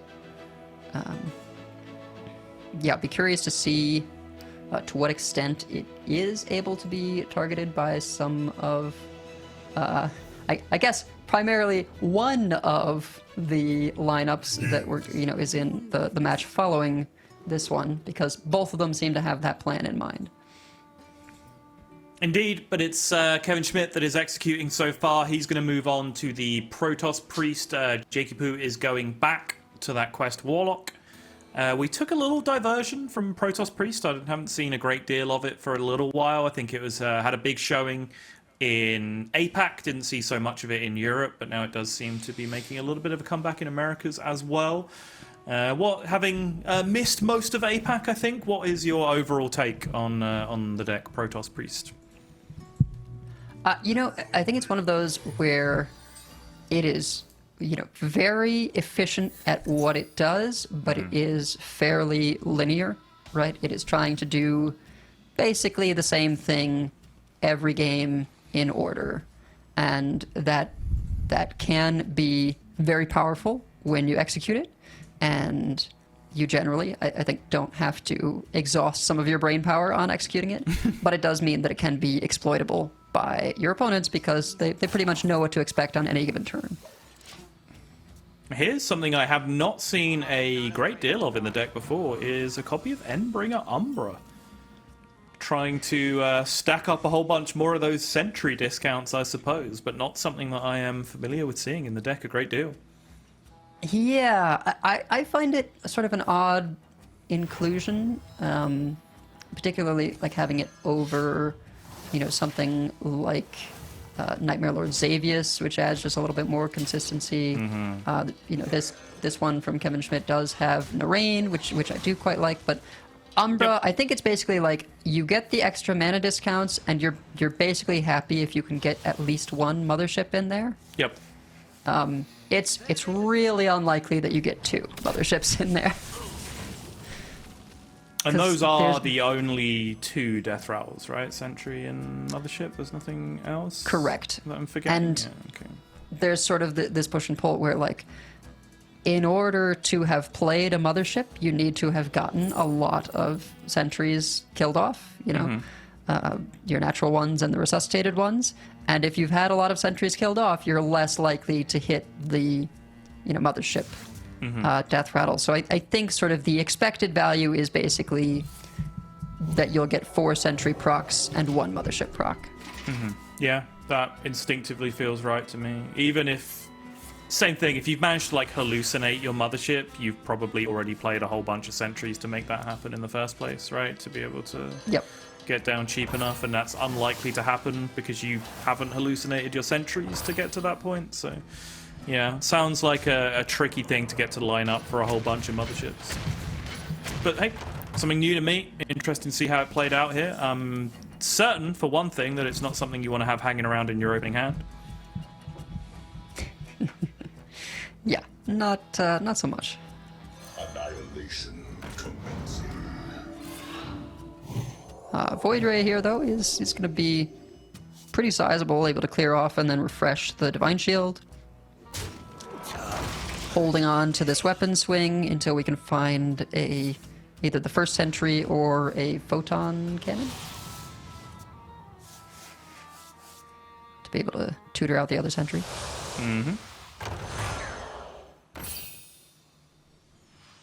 Nice to meet you. Nice to meet you. Making good use of these freezes and the beast there. Oof. Resuscitate is good, but it's not doing anything just yet. Yeah, I think a fish has already died as well, right? And it's just the sentry we're waiting for the full set. Yep.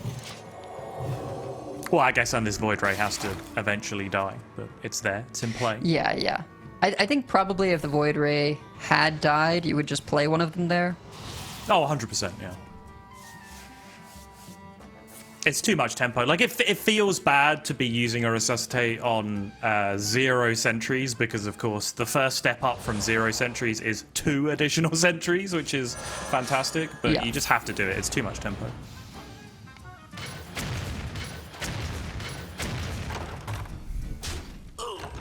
Yeah, that might be what we're about to see, because I think at this point, even if you pick up a sentry, you don't really have time to play it. No. Seems unlikely. Well... Yeah, no, you can't really...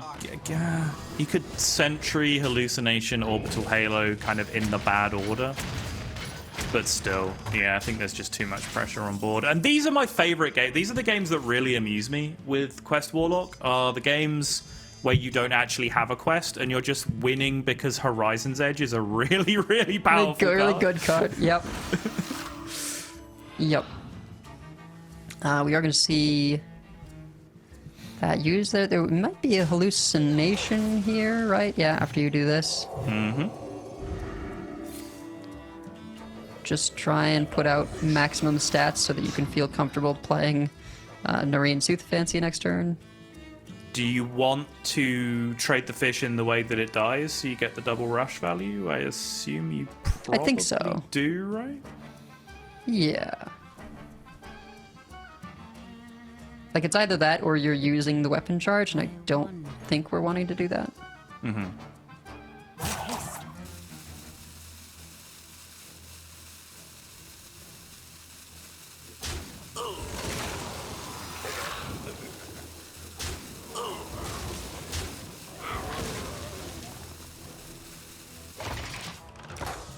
And yeah, now, being able to hallucinate a reborn Void Ray is very, very powerful for just trying to hold on to the board.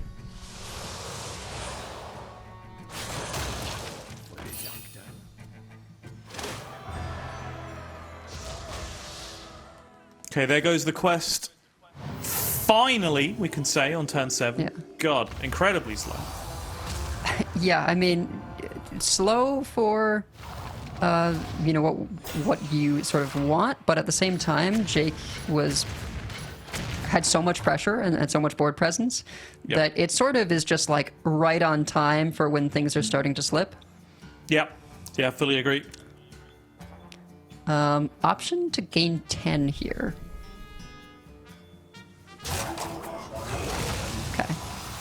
Right, because if you run it into the one that takes the double damage, The trades are just so much worse in terms of efficiency that way, though, which I think this makes sense. yeah. Like, if it was the difference between 11 and 16, then maybe we can have the argument about it. But the difference between 21 and 26, I don't particularly care. Sure. 21, Yeah, 21 yeah. might as well be a million at this point. Okay, bird watching, kind of a big deal. Looks like we're having one or two little connection issues. We did have a hiccup in the previous game as well, and it resolved itself pretty quickly. So hopefully same thing this time around. Pretty pivotal moment in the game for both players. The priest just about losing control of the board. And it's the kind of spot with Protoss Priest where, as you said, it does have late game. It can switch to late game strategies, but I think the key phrase in your explanation of it is they're always looking to do things in the same order. Like, you can go to the late game, but that involves you having hit the sentry stuff early on so that your late game becomes cheap and efficient, and you can play these big Protoss bombs that you generate off the mothership for extremely efficient amounts of mana. And Kevin Schmidt has just not found any of that business yet at all. Yeah, I mean, really the sentry is the most important minion in the deck, right? Like, you could see how it sort of just doesn't work if you don't find that. Yep. And indeed, yeah, that top deck card and birdwatching mean that I think Kevin's just a little bit dead here. And yeah, this is where running sort of a greedier list, right? Where you've got Sasquatch, where you've got Endbringer Umbra instead of things like Nightmare Lord Xavius, or some of them are running, I don't recall the name, but the Holy Spell that 4 mana, draw 2, discounts by 2 if you played a Holy Spell last turn. Sure, yep. You know, those let you do that early game thing much more consistently. You know, you can play a free Orbital Halo to discount that to 2. I don't know how much you're giving up against something like opposing DKs when you're sort of smoothing things out with those cards, but certainly, you know, it can help in matchups like this where Umbra is just not relevant. 3, 6, 8, 11. This is just guaranteed lethal with Hellfire, no matter what, even without the... Yeah, I mean, it's guaranteed lethal with the portal as well, because you always get at least one minion to trade or go face there, which reactivates as well. So yeah, Jakey Poo is going to take down game 2, get on the board with the Quest Warlock. Just a pretty disappointing draw for Kevin Schmidt overall, and I think Jakey Poo will be delighted to get that Quest Warlock out of there. Really getting good work in both games out of Dreambound Raptor, something like that. Let me find the deck list. What's it called? Yeah, I think you got the name right there. Yeah. Something like that, yeah. Where it just gives that ability to just play those super low-cost token minions just really, really effectively. Picking up a couple of Divine Shields, a couple of Poisons in the previous game as well, and really just having these aggressive starts, which, if you don't get the Turbo Quest starts, at least have these crazy aggro starts that put your opponent on the back foot for long enough that you can then get to those quests. So pretty well played for Jakey Poo overall, picking up that win with the Quest Warlock, squaring up the series. Where do you think we are now with these 2 remaining decks on both sides? Hunter Rogue versus Priest and Death Knight. Yeah, I mean, it's honestly they're matchups that, like, I didn't really expect to be seeing too much today from you know, the lineups that we've been running into so far. I would think Protoss would do pretty well, at least into the Hunter. You might be able to just sort of get under it, get enough stats in play that you can handle their hand buff turn. But I think part of people's preference for the Rogue is that it's just sort of good into a lot of stuff. Well, It doesn't really have bad matchup. I've got some good news for you, Edelweiss, because if you hadn't have expected to cast any of these matchups, turns out you don't actually have to, because our watch has been completed, and we are out, at least for the time being. We're going to go for a short break. We're going to do a little of a caster switcheroo. We have one of the world's greatest Hearthstone players coming in to do some commentary for you, and joining them will, of course, be Pocket Train. So look forward to that, and we will see you in a few minutes.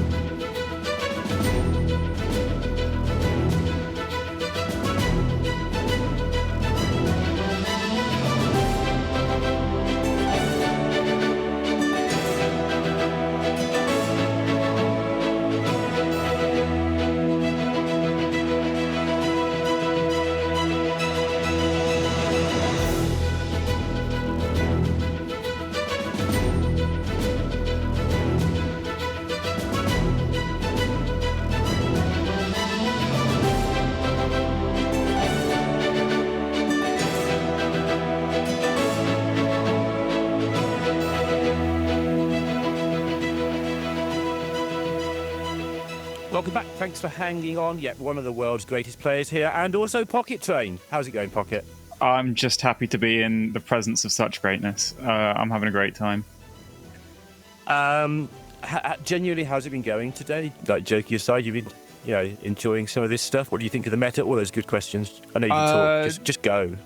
Yeah, well, I have very outwardly said that I haven't been the biggest fan of the meta recently, and then I saw the tournament decks and I saw the wide variety of lineups, and I've been incredibly pleasantly surprised with the meta this tournament. There's such a wide range of decks, and with fairly interesting playstyles as well. Like Quest Warlock, I'm a big fan of. That kind of came out of nowhere for me, being actually competitively viable. That and the Nebula Shaman, which looks a bit like a bit of a clunky mess at times, but also just gets the job done. I think it's decks like that seemingly sprouting out of nowhere that have sort of freshened up the competitive metagame just in time for this tournament, which I think has been really, really good. We've seen so many different lineups that have had to account for these new decks as well as include them. It is something I enjoy, which is a controversial opinion, I guess. But if you leave a metagame, like forget the Dorian metagame, I don't think anybody in the world liked that metagame. Mm-hmm. But if you let a metagame sort of stew for a week or two and sort of get on with it, the creative deck builders sit there and go, oh, if I build a deck, it's going to be around for a while. I'll get rewarded for my effort. And suddenly somebody comes up with new stuff, and then the meta shifts, and you get into this pattern of good stuff. And if Rekram's going 6-0, if Banterface is going 6-0, if Maxi's going 6-0, the meta's not a terribly unskillful one. Like that's way too much than random chance. Yeah, for sure. Speaking of new decks as well, I have not seen a single hand buff hunter game today, I think. Which is a strange sentence. This is a hand buff hunter hand as well. I was expecting loads more hand buff hunter than we've actually seen, and I don't think I've actually seen one on stream yet myself. I wouldn't blink too much for this one, honestly. Well, you're the expert. I thought, do you have any huge hand buff hunter insights from your make many 2/5 hours? on turn 2 is very good. Do that. Does seem pretty good. It's gonna be a lot. I just want to point out, actually, because Jakey Poo was in chat waiting for his match earlier, that he was just like having to do a learning curve over the last month. He's basically not played Conquest before. He's had a lot of, he didn't say names, but he's been hanging out with other qualified players and getting advice and stuff. So to reach this top 8 is quite the achievement, honestly. Yeah, definitely. If just handling the nerves alone, that's a huge achievement in itself, but you also have to play well to actually get there. Obviously, with a big open field to get to the top cut, you usually have to get a little bit lucky, but pretty much invariably you do have to play some solid Hearthstone as well. Yeah, I'm assuming he went 5-1. I haven't actually checked, if I'm honest, but yeah, I think there's hardly any 4-2s got in. I believe he did 4-2. He was the 4-2, okay. There were 3 4-2s in Americas. Because there was 49 players, right? Okay, sure. Yes. Thank you for correcting me. Good call. All good. I was following it very late last night because I had a big vested interest in Sunk qualifying, but he didn't quite make it. I think he came 9th. So I was doing loads of tiebreaker calculations, which is part of how I know this. What would you have got if Sunk had got in? Nothing. Just I would have been right about calling Sunk the greatest Americas player ever. We have a death roll here, by the way. Yes. I noticed something pretty interesting earlier. Kevin, seemingly for absolutely no reason, didn't trade the Buccaneer when one of the bellhops was at 1 health. Yep. So on a basic level, there is zero reason to do that. But then Jakey Poo never traded it with the healthier bellhop, which has allowed him to play this Arcanite Defense Crystal. So I guess rewarded? Yeah. It's a really, really weird outcome. It has gained him quite a lot of health in the long run. Yeah, no, it's definitely very much worked out. But I think most of the time, it's supposed to be traded off, I reckon, from Jakey Poo. But he just went, no, I'm going full face, and you're not going to have time to to survive this, even if you get some benefit off the Buccaneer, which Yeah, have it. was close to looking true until this corpse explosion came out, which is possibly going to allow some stabilization. Well, possibly. We're still 3 turns with Ziliax, and these bears are going to Yes. roar. Oh, that is a huge pickup, and exactly in the right order as well. Because the Exodar tank up Orbital Moon should be able to Yeah. turn the corner and prevent Death Roll from being super impactful. They're both playing super quickly as well. Yeah, Sometimes a sign of nerves when you're doing that. very often is a sign of nerves. Some players just do that. Like myself and Casey I think, are both quite prone to playing fast, but sometimes that is just due to nerves from me as well. So more often than not, it's safer to just take your time a little bit, consider your plays.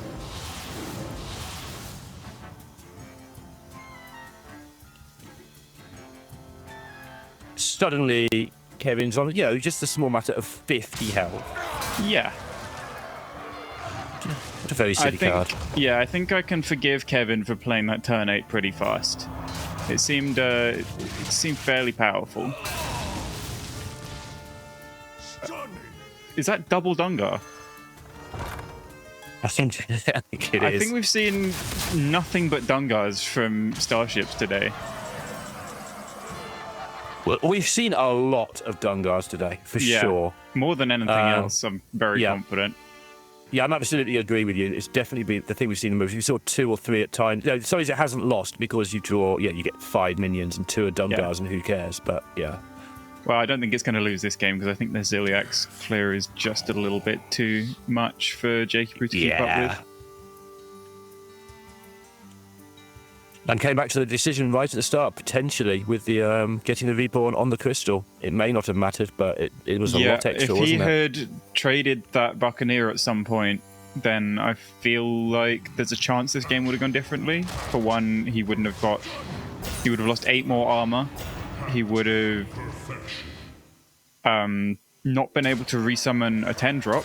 Actually, the Exodar itself wouldn't have gained quite as much armor. There's a very, very realistic chance, and if I were to have to guess, I would still say Kevin Schmidt usually comes out on top here, but I do think the miss on the trade of the Buccaneer did make this a lot more one-sided than it perhaps needed to be.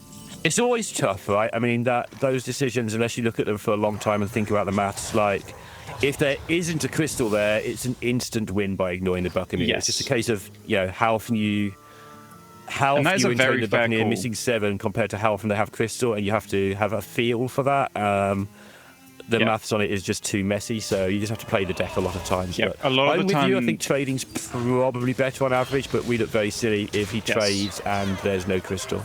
Yes, a lot of the time these plays look worse than they are because he could have just gone.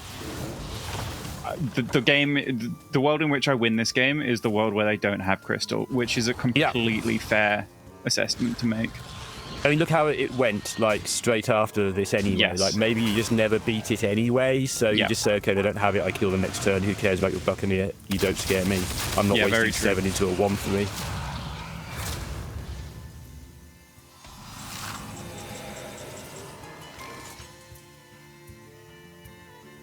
The 1-3 win series, not that scary. Although another double crystal is probably just about good enough to lock this game up. Yeah, these hounds have to somehow connect sort of 3 times each or something. The second Dynamancy, does that help? I mean, it will help a little bit. There's only 3 hounds, there's only 2 hounds. Where are you going? Come back, dogs. Oh my goodness. Tracking makes his average draw a little bit better, but still probably not good enough. This is close to the best possible turn he could have had, I feel like, but yeah, I really doubt it's enough because this Starship can just get relaunched, and with the card draw on top of it, Kevin Schmidt's not running out of stuff anytime soon. Oh, There's a load more stuff just in case. Yeah. Tank it. You can just tank the 11-11 for no reason, and it won't matter. Yeah, that's basically where I'm at, honestly.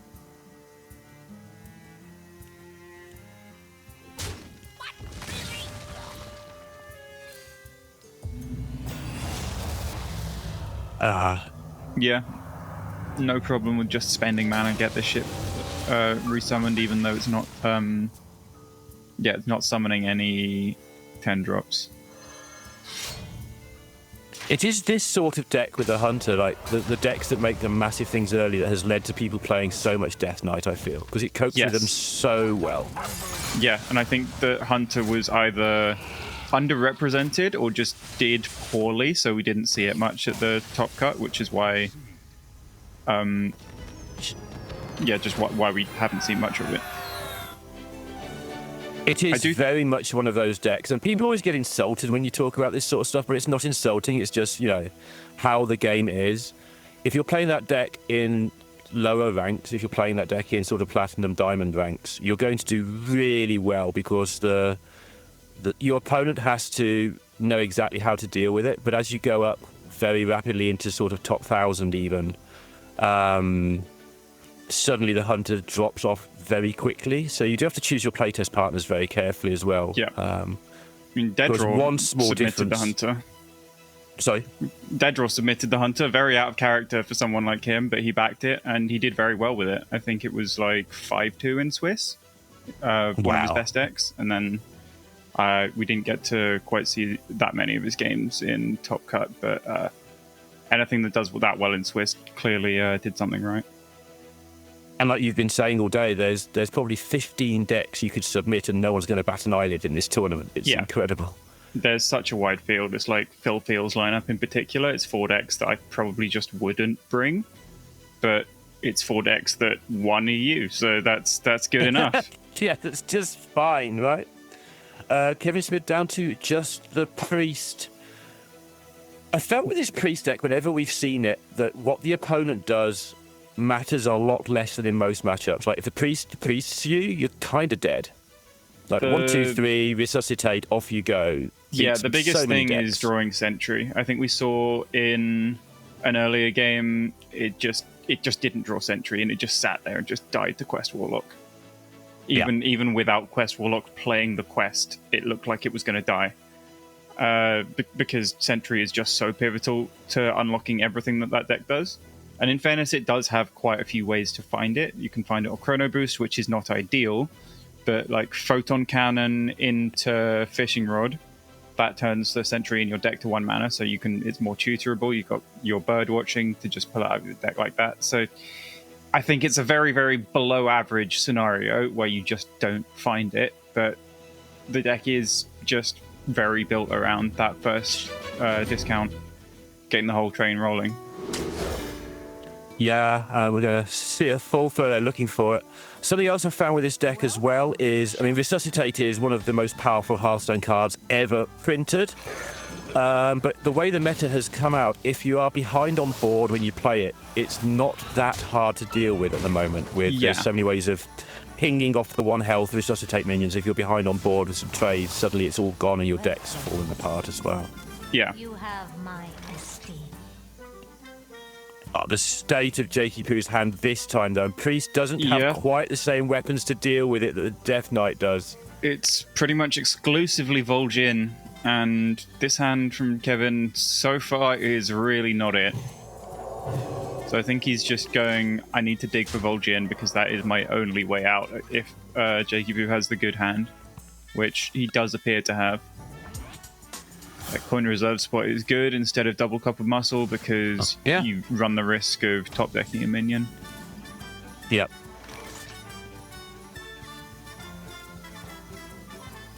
Those decks are always so hard to judge, where a bit like the Cliff Dive Demon Hunter, if you draw the wrong card, you just sort of almost can't win the game. You're sitting there the whole game praying not to draw the wrong card, the patches as it were.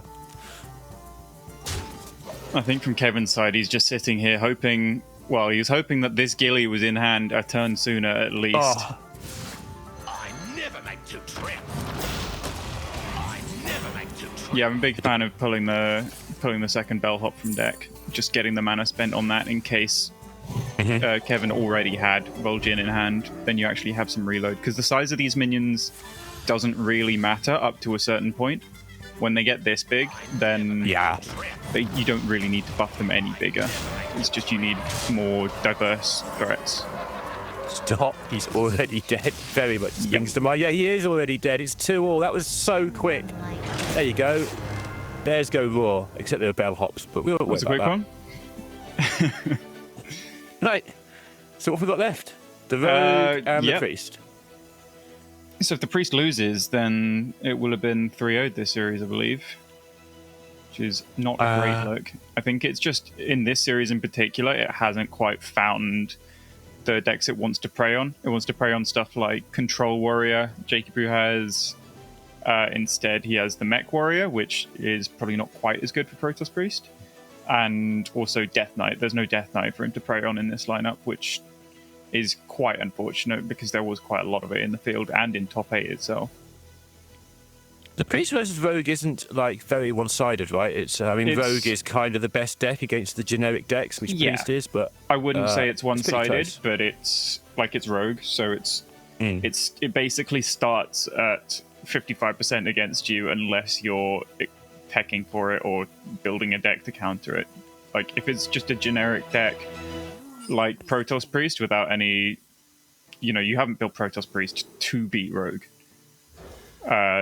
It's probably just a little bit unfavored. But you can just curve out with Sentry, like it looks like you might be doing here, and this is the way to get it done. Yeah. And that is not the greatest starting hand for Rogue. I think it's interesting that he's kept the Elise. I'm not the biggest fan of that, because I think it just doesn't do quite as much in Rogue as it does in other decks. But there's a very good chance that just a good 5-mana location can be enough to swing the tempo deficit in Jacobu's favor, because you're expecting the priest to be slightly ahead of you on board quite a lot of the time. Yeah, I haven't been keeping Elise, but I have found that in the games where you don't have the Scoundrel, just playing Elise on 4, location on 5 is a very good second prize while you wait for your good cards. But on the other side, if you throw the Elise away, you might draw the Scoundrel or wait to fetch it.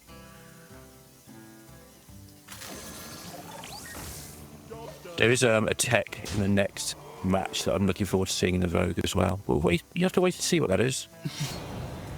Suspense. Yeah. This is an absolute disaster of a hand from Jacobu so far, and it is pretty much perfection from Kevin. If you can kill off this Sentry, then this Fishing Rod is guaranteed to summon the other one from deck, now that there are no Catch of the Days left. Yeah, the Elise is suddenly looking incredibly slow. It is very slow, but to be fair, on average, even if you solo keep Elise, you should probably expect to find a card to play before it. So this was quite an unfortunate pan out for him. Yeah. But you do run a little bit more of a risk of this happening if you do keep a card like Elise. Still takes the 5 because I guess why not? You've got nothing else to do. You're probably going to play Xavier's next turn and just go looking anyway, or you might just be dead. So yeah. Actually, being dead looks more likely. Yeah, Kevin might have been thinking of going full face if he was playing double Power Word Shield first, because he's drawing, which runs the risk of just naturally drawing Sentry from his deck, which means he can't pull it with Fishing Rod. But I guess since he didn't draw it, he'll just take the trade anyway.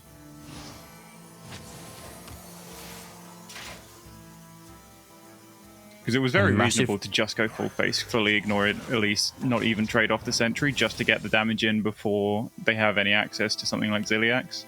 But you taught us in the last game, Pocket, you should always trade into small minions, surely. Uh-huh. I mean, in this case, it's definitely the same situation. Yeah. Word for word. He's thinking about trading this one. I think he'll come to the conclusion that that is very unnecessary, and it looks like a little bit of a repeat of the last game, just on the other side. Unless this location is absolutely absurd, I'm not sure I can see any way out for Jacobu. Armor and people, does that help? No. Does Savage War help? No. Yeah, no. no health gain available, so even if he was able to full clear the board, this photon cannon in hand would wrap up the game. Wow, Priest just getting it So, done. Kevin Schmidt going to go to... just the 1-2-3 curve gets it done. The deck can be very good against anything if it curves out like this, which is probably why Kevin thought it's just good enough to bring. It can get a win if it doesn't hit the target. Yeah, Kevin Schmidt 1 match away from entering that Masters Tour. Jakey Poo, from the very brief chat I had with him in Twitch chat earlier, looks like he'll be back though. I think sounds like he's had a good time. He's enjoying himself in chat. He's already doing very well on ladder, and that first experience building a lineup is kind of always a little bit of a progression. So getting to the top 8 is fantastic. I think he gave a great account of himself, considering it's his first time in a position like this. So I hope to see more of him in the future. It does sound like he's got the appetite. And that matters so much, doesn't it? Yes. Just wanting to be good over a period of many years. In most cases, it takes a good 12 months, I think, for most people to go, okay, tournaments, especially when there's fewer of them now. Tournaments, I think I want to do. I want to play them. Yeah. I think most players, you don't really notice the amount of work that's gone on behind the scenes for quite some time before they get their big results. It's like, you think of Insane, he's obviously a little bit more of a high-profile case, but like, he's never been to Worlds, but he's always been in around that spot and just like building year on year on year. And he will have started at a place like this, first time in a tournament like playoffs, and first decent result gives you the appetite to go again and again and again, and then you start finding familiarity with these situations, and then before you know it, you're at Worlds. So could happen to anyone here. I think Insane was somebody that Raven called out maybe 21, 22 as this guy's getting good. And then we looked, he's been good since like 2017 or 2016, just like you say, building and building. Talking of building, we're going to build a new match for you. We're going to get to quarterfinal 4, so we'll just take a very short break and we'll be back in 3 or 4 minutes when the players are ready.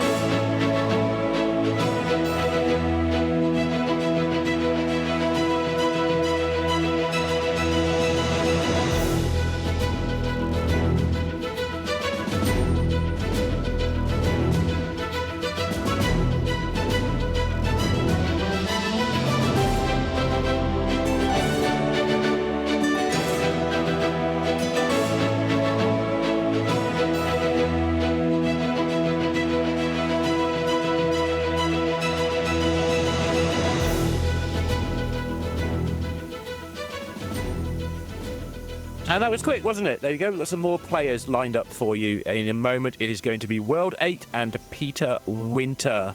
And this looks like it'll be a rapid-fire match again, Pocket. Oh, yeah. This one possibly somehow even faster than the last one. It's just pretty much a full aggro mirror. Apart from Peter Winter's got a Owl Druid thrown in there, because Owl Druid, pretty good deck. Doesn't really matter what lineup you put it into, it seems. Yeah, we've got the Farak Rogue on both sides, which we've become pretty used to, I would say. Yeah. We've got double Paladin, although different styles of Paladin. We've got one aggro, one drunk Paladin. And then it deviates a little bit after that with Druid from Peter Winter versus aggro DH from World 8. And they also both have the Handbuff Hunter, which we saw last series. This aggro Paladin, so this is the Paladin with, was it 10 1-drops plus 2 Wisps. And you play stuff, make it big. What's the thing? The Busy Bot, Yes. The card that survives one turn just buffs your entire board because they're all 1-drops and different types of minions. This deck scares me. Whenever I face it on ladder, what I find is, and I think this is what's meant to happen, either you die on turn 4 or you clear their first board and they've got no cards in hand. Yeah, that's pretty much the theme of the deck. But it does seem reasonably powerful. It's easy to boil it down to that, and it kind of is just that in essence as a deck. But it does just get there against a lot of stuff. It might be pretty good against Druid, I would imagine, if it's in this aggro lineup. I would imagine it probably holds its own reasonably well against Farak Rogue, because you can have those clunky hands with the Rogue where you don't really do much until Scoundrel on 5. But with this Paladin build, if they don't do much before Scoundrel on 5, you kill them on turn 4. So I think it could be reasonably well positioned into this tournament meta. What is interesting to me, and this happens a lot in tournaments with practice groups and stuff, so World 8 has got that Paladin, and then he's got the Rogue, but he's put in a couple of Web of Deceptions, which would be really good against his own Paladin. And also, he's gone for a Raiding Party instead of Xavius, which makes your Scoundrel is more consistent as well. So, a little bit of tech, and I do wonder if he's teched against people because he expects people to play his lineup, so I changed the deck accordingly. Potentially. It always makes some sense. If you think, I've figured out a good lineup, and I respect the prep of my competition enough to think this lineup's good, they'll also conclude that this lineup's good. So if you add some text for yourself, then if you were right, then you've done well. Because if they don't figure out that your lineup's good, then that's still a win for you, because that means you're not playing against a good lineup. So it always makes some sense, if you're confident in your own prep, to have some accounting for your own decisions. And it does also just speed up that Rogue, just that little fraction. Most of the Rogue decks are, by Rogue standards, slightly slower than they usually are. It's a little bit more all in on making the 9-drops early and a little bit less all in on turn 2 4/4s. So it's nice to see that he sped it up a bit. Just a quick look where we're at. Banterface Gicasso in that top semi-final, and Kevin Schmidt in the bottom one. We don't play the finals because they both go to the Masters Tour. Yeah, the like dead rubber matches in the Masters Tour are always a little bit silly. I find you find players just super relaxed and suddenly just making complete nonsense plays because they don't really care, even though there's a bunch of money on the line in the Masters Tour. So I think it makes a lot of sense to cut them here too. Although it can be nice to have a victory lap, I suppose. It can, but it's been a long day, and a lot of these players want to go along 2 days. Yeah. A lot of them want to just go to bed. I wanted to cast a match for $20,000, third and fourth place playoff, and apart from the 2 players who obviously were interested in the money, even then it was so hard for chat, for myself, for anyone to really worry about it, because everyone was waiting for the final, and even though it's $20,000 difference between third and fourth, people were just not really interested in that. They were interested in who wins the tournament. Yep, and this time we get to get 2 winners with this. Yes, absolutely. With this format, so win-win. I do prefer it to having a dead rubber. Do you have any predictions with the remaining matches? Who do you reckon is going to get through? If Banterface gets 7-0 and then doesn't get through, I'm not sure what the consequences are going to be. Very typical. But anyway, they're joining Tabika and Photon, who we saw like what feels like a year ago, qualify through APAC to their Tabika's second Masters Tour this year, Photon's first this year, like second in 2 years for him as well. Photon feels a little bit like he's like a few months or a year or two ahead of Jakey Poo there, where he's been the ladder person for a long time, and now he's just starting to get repeated Masters Tour appearances. Tabika's been around for ages. The reason I didn't mention him in that conversation, I think he's been a bit higher level for some time. Oh yeah, he's been in it for years. He was in Masters Tours in like 2021, I want to say it, at least. And then Phil Field, who had a massive following in chat today, one of the streamers, versus Nightmare, who I confess to not knowing enough about. I need to know more about Nightmare before the Master Tour starts. He's got a bunch of support from Italian players, as far as I'm aware, but I don't know a whole lot aside from that, admittedly myself. But I know that these every country seems to band behind their one remaining player in the tournament each time, which is why this match between Peter Winter and World 8 is going to be very interesting, because I know there is a huge following from the Brazilians for any of their own, so they're going to be right up for this and backing him all the way. I've cast in Brazil in a stadium. It was absolutely nutty. I loved it. The Brazilian community was so welcoming. Really had a good time out there. And I'm going to say that because you upset them. Don't want to be on the other side of that. So yeah, they're all but they were genuinely all fantastic and looked after us, made sure we went to the right places to eat, all that sort of stuff. Had a fantastic time. Long time ago now, but it was fun. We do get to see this Paladin, which somehow, despite running 10 one drops double wisp, might have the hero power pass on turn 2. How is this your hand? And it does look like it's very possible that eventuality we were talking about might come up here, where the rogue has drawn a little bit of a dud hand, and Customs Enforcer here, really, really good tech for this matchup. Blocks the coins that they can generate, blocks the Scoundrel Mini, blocks Elise location, and that will allow him to curve out really nicely into the Crusader Aura, possibly. I think this is great recognition from Peter Winter that the coin is not his friend in this matchup. Customs Enforcer is a 2-of in World 8's deck. Right. So very realistically, this coin is just going to be a dead weight in hand, so it's good to get the value out of it as soon as possible.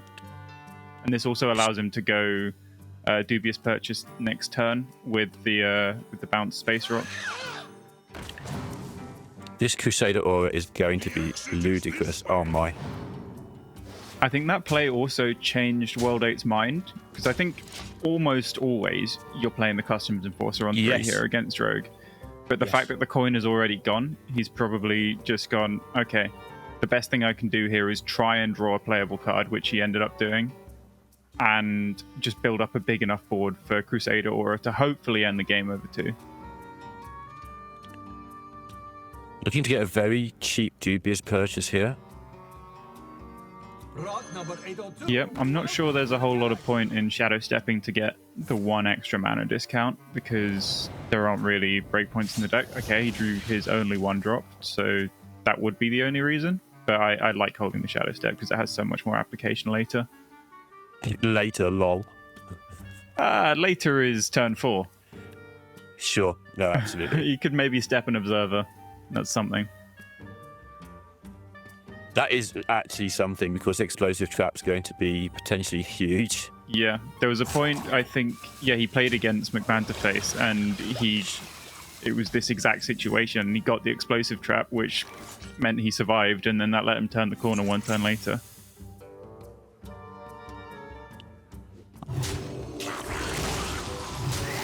Take your time to kill something there? Yeah, I like taking the trade, because you know that you're not getting there just on raw face damage. You need some of your minions to stick. Yeah. Yeah, mistakes with decks like this are so punishing. You have got to play so accurately. I always think of it that this deck is going to do between 28 and 32 damage, and every mistake costs you like a damage, and you've got to make sure you do more than 30. It seems like 1 damage, oh, watch that. But the deck is designed to do exactly 30 and get out of there. Yeah, it's it's like with aggro decks, a lot of the time it's you want to kill them so fast that they don't draw the answers. So on the base level, it sounds like, okay, I want to hit them in the face and hope they don't draw the best hand. But you can just reduce the odds of them drawing the perfect hand. You can give them less available outs. So with his play here, trading, it's like this exact hand with the Observer was pretty much the only way that Peter Winter could contest with this board well enough. Survive those 2 turns. But if he doesn't trade, then suddenly way more opportunities. Does anybody actually check? Like, I assume the odds are equal for each secret, but 4 hunters does seem to happen an awful lot of the time. Because they're cheaper cost, I do sometimes wonder if they're like 2/3 more likely or something to get in there. In some ways, it's unlucky getting 4 hunters because there is no way World 8's ever risking a hit into an explosive trap now. Yeah, if you've got 1 hunter and rolled explosive trap, maybe World 8 goes for it. Just says, okay, that's life. But now he probably just has to... It's really awkward because you probably know there's a rat trap there as well. So he can't just play 3 minions. He has to stick at 2 if he wants to. Might want to try and abuse the freezing trap to get an extra card off his 3/1. It's not out of the question, for sure. But I think on average, he just wants to have more minions overall stick. Or I could be wrong. It sounds like I am. There we go. And now you play the 3/1 and 1 in your hand and just chill for a turn, but you've got some reload now. Yeah. And just say, okay, have your rat trap, I think. I don't think you trigger rat trap because that's just giving it a free trade on your minion anyway, so that's just an unnecessary tempo deficit. You there's only 1 card. Yeah, I was thinking that the attack counters as a card for some reason. Yeah, it's only 1 card. It's been a long day. It sure has. I'm not going to lie. I'd probably make that mistake like 3 times a stream anyway. I just count attacks as actions, and rat trap's obviously 3 actions, not 3 paid cards. Why wouldn't it be?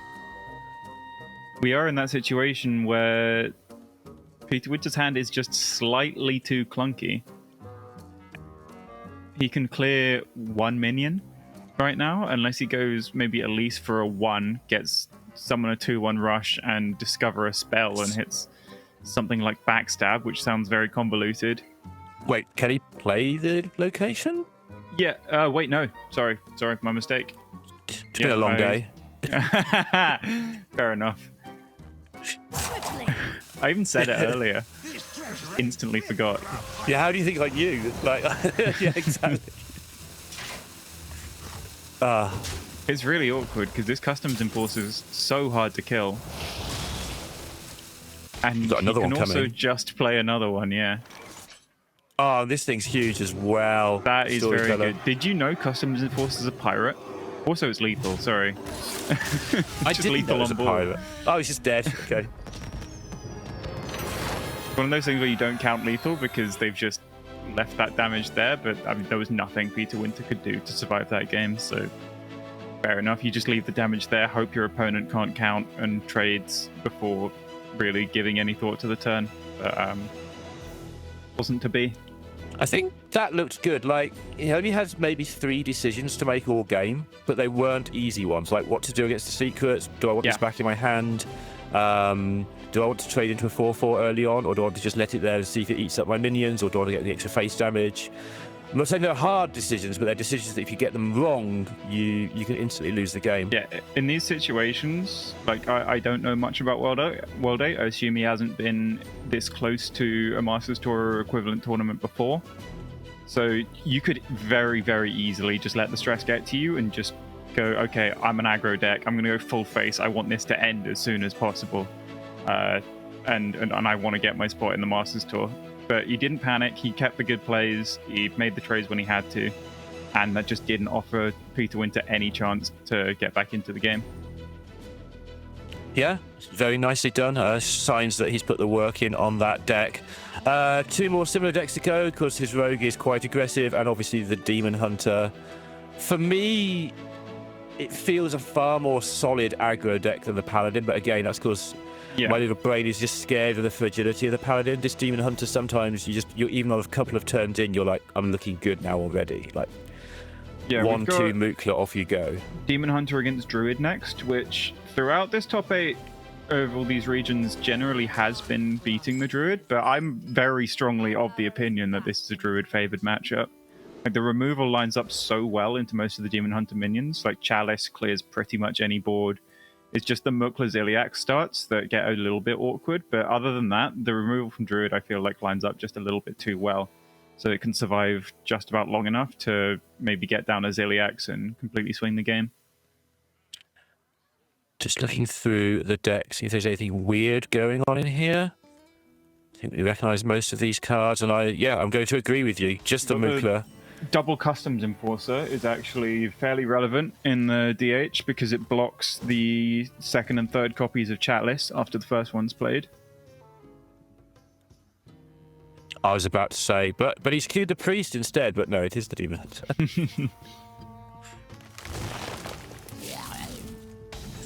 think there's someone I quite like. Just spend that mana.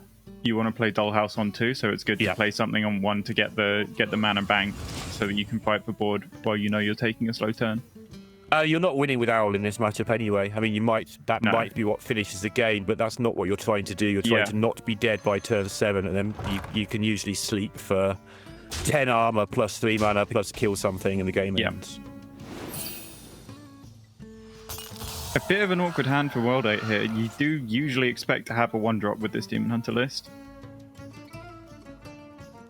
Actually, I take that back. He has cut the 1-2. He has cut he's cut the 1-2. He's only got 4 1-drops, so it's far less likely that he hits the 1-drop with this build.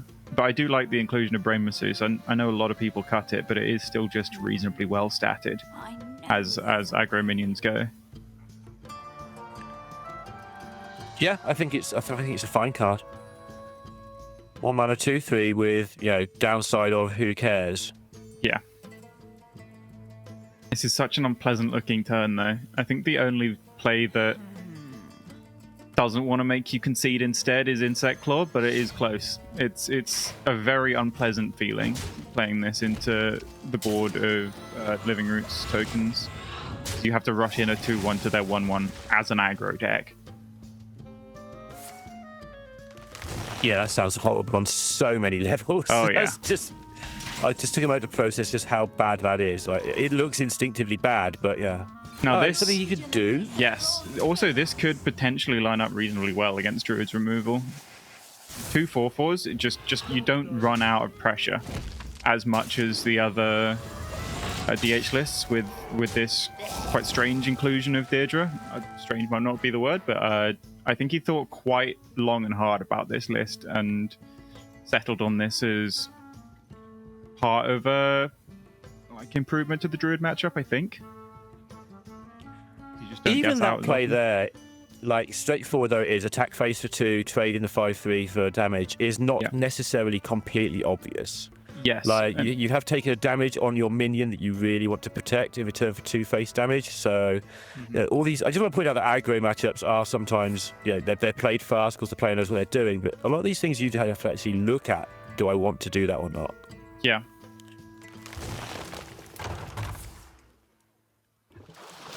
And this does force the click of the location to use Rising Waves to clear, and also gets the Rising Waves out of hand for these 2 4-drops. So now there's a lot less likely to be a clean clear for this board. In the world where he hadn't attacked with that, then the Rising Waves wouldn't have been enough on its own. He had to spend mana doing something else. Yeah, he would have had to kill off the 2/1 token to unlock the Rising Waves. So you can still clear because you had hero power and... Yeah, but he wouldn't have been able to spend the mana on Story of Barnabas. Yeah. Again, I'm not saying he's wrong. I'm just pointing out the choices that are being made. Oh, what he did was right. I'm very confident, but it's just that with these aggro decks, it's the little things that just add up over the course of the game. You weave 1 extra damage here and there, and you just about get over the line before they can swing back with something like a Ziliax. And he has got a lot of damage mounting in hand. Oh, yeah. We talk about his board because his board is a bit of a mess. Although it has improved a little since we started talking about it. But he does just have double acupuncture hot coals in hand to end the game at some Yeah, point. it's just 11 damage from hand if any of this board sticks, which, as it stands, it looks like it will. Peter Winter needs a relevant top deck here. I suppose he can... Play the Dollhouse number 2. Yeah, he can double Dollhouse and swipe the 4/4, which would keep him alive against the hand that we can see from World 8. And he's not going to be awkward. expecting this bad a hand. You expect sort of 7 or 8 damage in their hand, right? But you don't expect all of this. Now it's incredibly relevant that he just about survives, unless World 8 top decks some damage. Which will be hard, because it's all in his hand. Yes, because if he can survive to this Coinziliax, it's going to be very, very difficult for World 8 to find enough damage. Yeah, it's kind of game over at that point. Yeah.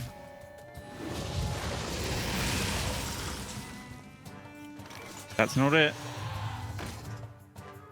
There was like a slightly sneaky play that you can do to play around Coinziliax by red carding your own minion here, but you would still need to top deck more damage. Yes, if you had more damage already, you'd definitely consider that, I think. Yeah.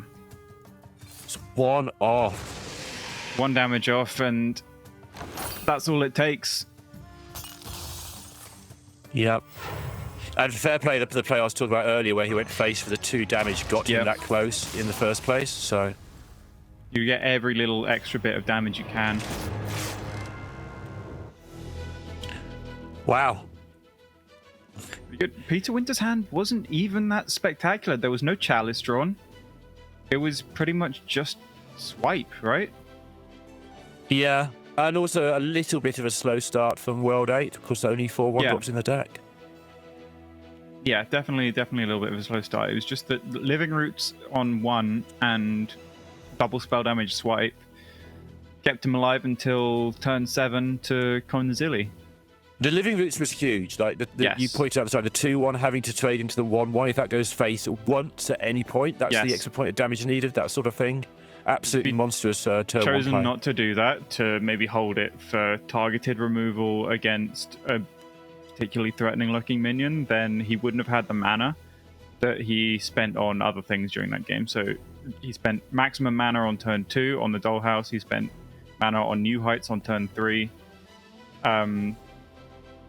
I gotta admit, I'm forgetting now. But yeah, he spent all his mana. Turn 4 was the Rising turns. Waves, Hero Power, Barnabas. Yeah. So, but he was pretty mana starved, and if he hadn't played that Living Roots on turn 1, which it seems like an obvious little thing, spend your mana on turn 1, but some people do keep that in hand, trying to hold it for a specific removal. But if he doesn't do that, then he does lose that game.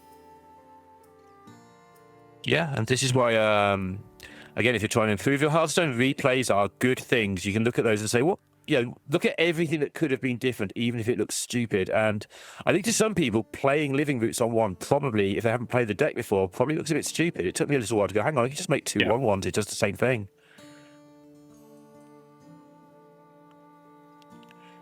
It does look like this game might be a little bit of a different story, with World 8 starting with not 1, not 2, but sort of 3 1-drops, if we're counting Task Piercer. That is also a 1-off, by the way, in his list. Yeah, why play 2? It's going to be a much, much faster start from him this game. I'm thinking Peter Winter's probably contemplating keeping the Elise, because it is a good comeback tool, but we have seen when rogues keep Elise, sometimes they do just die. So I think he's opting against it, and he wants to find some earlier game tempo tools like the Creature of Madness, like perhaps there could have been a Metal Detector, but this is already a much better looking hand. Elise feels really clunky on the coin unless you're going to play it on 4 and coin out the 1-drop location, in which case, why are you keeping Elise? Because you should be looking for your pirate. So off coin, I'm a lot more happy with it, because it's like, well, what am I going to do on 4 anyway? 4 into 5 seems okay anyway. Coin Elise into pass is just not fun. This is a weird decision, because Dark Gifts are very good, and quite a lot of the time you'll get a cheap playable minion from World 8, so holding the Nightmare Fuel does make quite a lot of sense from Peter Winter. because he can just get a cheap minion with maybe like +2/+2 elusive instantly. That puts him in a decent spot on board, something like that.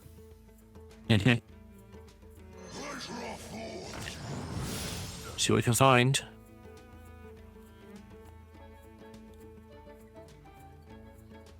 Not sure what the Dark Gift options are here, but Well, you I should would- know, Pocket. Come on, just divine them immediately. yeah, I would assume it was either going to be the Murloc or the Nerubian Egg guy, whatever his name is. The Murloc had a buff on it. Yes. Just saw it flicker. I'm gonna guess it's +4 health taunt, but then again, I am guessing. Oh, he's got another Murloc. There's synergy. There is. Probably not quite worth it though. The removal makes sense. Instantly impacts the board, but I assume it's got a fairly relevant Dark Gift on it for him to pick it, because it doesn't actually immediately clear any board. The paint fin looks like it's got lifesteal, +3 attack lifesteal, and then we've got +4 health taunt on the Demon Discover guy, whose name I cannot remember. Definitely Demon Discover guy. Yeah, 3 mana 4/6 taunt deal 2 is a reasonably good turn here. Relentless Wrathguard. Yeah, no one has ever called it anything other than Demon Discover guy before. Definitely Demon Discover guy. Absolutely. I will not know what that card is called in 10 minutes' time. Relentless something, though, I'm pretty sure. Relentless Demon Discover guy, I'm pretty sure. Yes, just relentlessly discovering demons, honestly.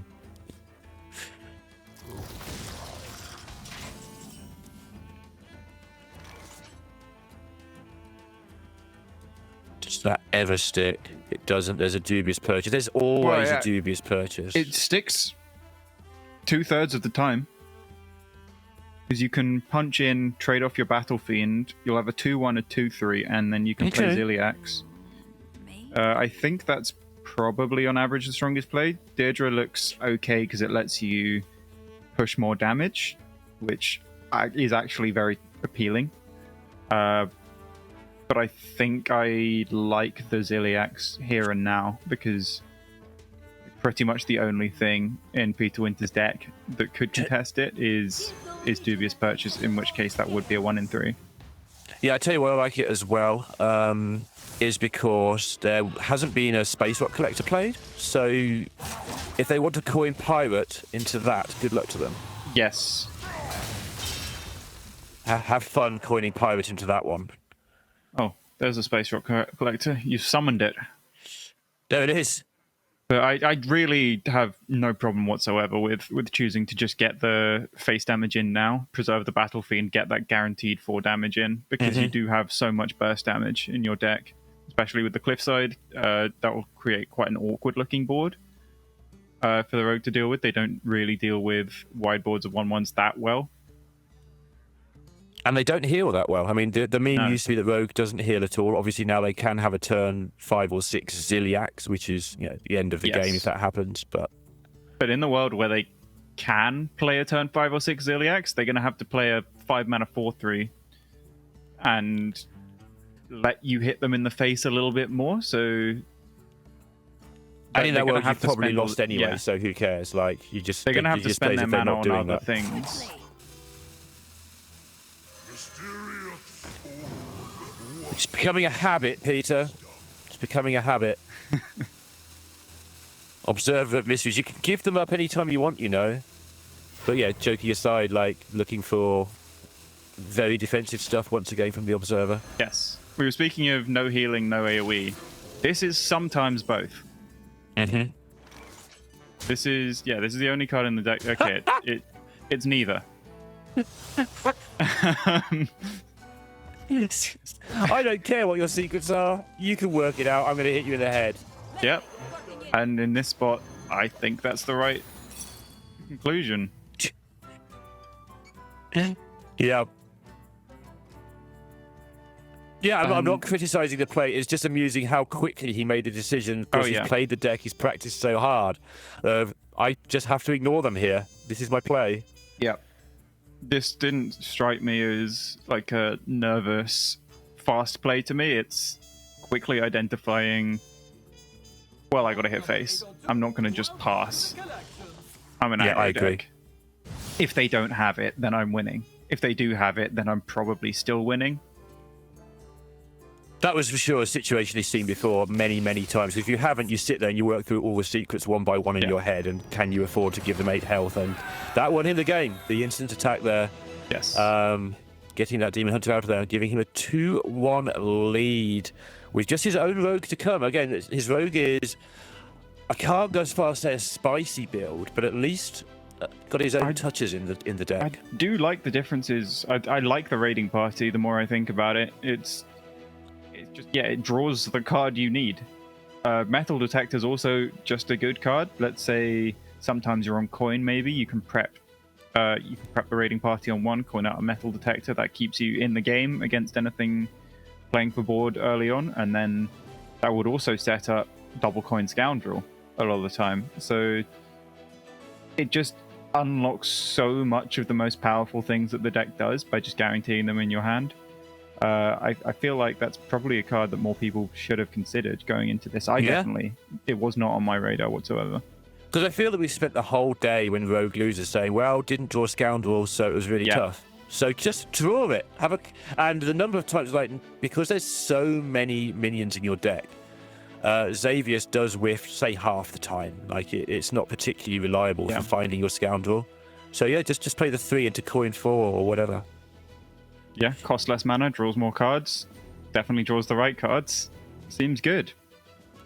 We'll see how it goes against these decks. Because Peter Winter, have we cast any Drunk Paladin all day today? I can't remember seeing any. I know I saw one, but I can't remember when I saw it. I don't know if it's in play or whether he's just on his list or what. I've seen them about. I seem to remember Norwis had it, but I think it got banned every time he played.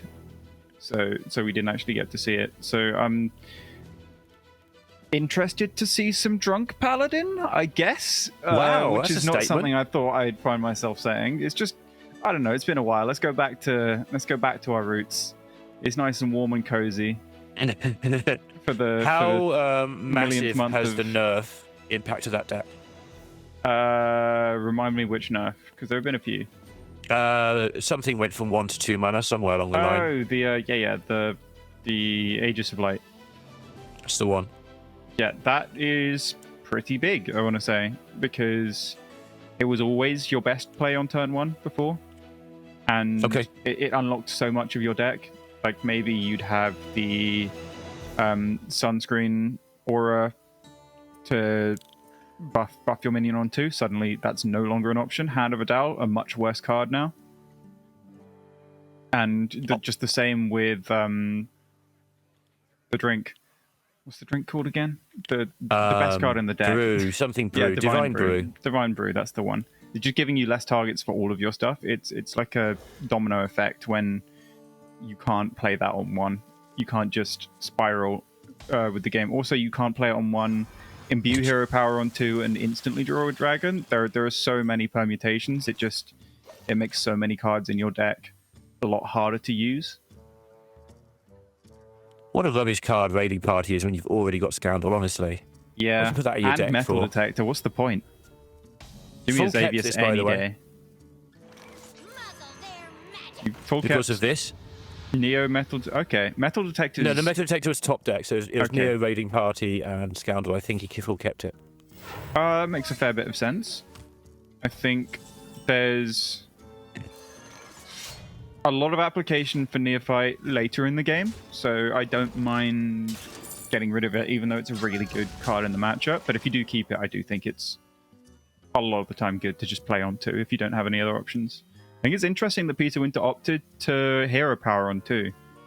A lot of the time he could have considered just skipping the hero power against 2 more kept cards as well, because Metal Detector is quite frequently going to be a kept card here. Yeah, some of the rogue mirrors get really interesting with people shadow stepping their minions off the board going into turn 3 at times, just for the sake of, not giving up a coin, because the coin's so huge to give. And this is a massive X factor in this matchup, the Customs Enforcer.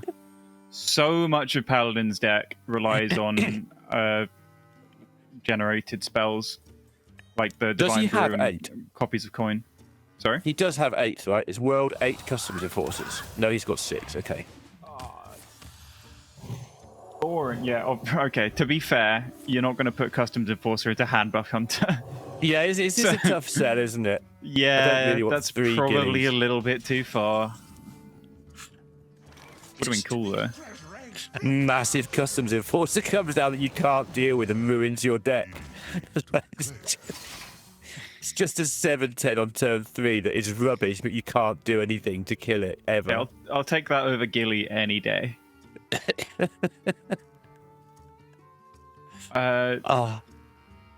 Peter Winter does have the clear for this Customs Enforcer. This is very clean with the Hand of a Dalwell Manager. Yep. But the downside is there is a second one. And he has access to Naralex Farak anytime he wants it as well. Which is interesting because the first few games I played a Rogue, it didn't take me that long to realise that the early Farak's not always what you think it's going to be, but it is 2 7/7s on the board, which is massive, obviously. Well, sometimes. Did you know Yeah, that if it doesn't get Farak eaten. is an imp? So, yeah, he could just munch himself up, which wouldn't be ideal, but it looks like decent chance he's going to have to play an early Farak with the way this board's shaping out. You can't throw a Customs Enforcer into this, and you could take a 50-50 on Dubious Purchase and send your 4-3 into the Divine Shield, which sounds horrible. And this is a sort of right-sized board, right? There's a good chance you're going to kill all the enemy minions. There's a good chance your things are going to survive. It's sort of a nice medium-sized board. You get to refill. You get to do a bit of damage. I kind of like it. Yeah. So he's opting for the... Okay, he's opting to hold the Scoundrel. Sure. Which makes a lot of sense because Peter Winter has a second copy of Resistance Aura in deck, and that doesn't mess up Scoundrel, whereas it would make these coins bad. Okay, this is a playoff semi-finalist for Rack if I've ever seen one, I gotta say. Yeah. It's going to be very difficult to come back from this. Yeah, you win by going like big and early or playing Lunessa. We don't have a Lunessa. We've done the big and early and it's gone. So there is a way back into this game. With the Libram of Clarity, I believe guaranteed drawing Lunessa and Lightbot. Yes. Okay. Checking the list. And he's not dead right now. He's not actually dead on board. So from his perspective, against no Customs Enforcer, which unfortunately for him is not the world he lives in, there is a potential swing turn with Lunessa, All Manager, and Story of Galvadon. yeah. He's thinking that he has to react right now, which is a very, very fair assessment to make. With that play, he still probably most likely would have had to top deck some card draw to double up with the Lunessa as well, but it was a real out, if not a likely one. Yeah, a bit of bumping here, a bit of dubious purchasing, bit of customs enforcing, and you're going to do 1 million damage, and your opponent's going to have nothing to deal with the board with. I think there's no combination of cards that Peter Winter could have in hand from World 8's point of view if he plays the Customs Enforcer.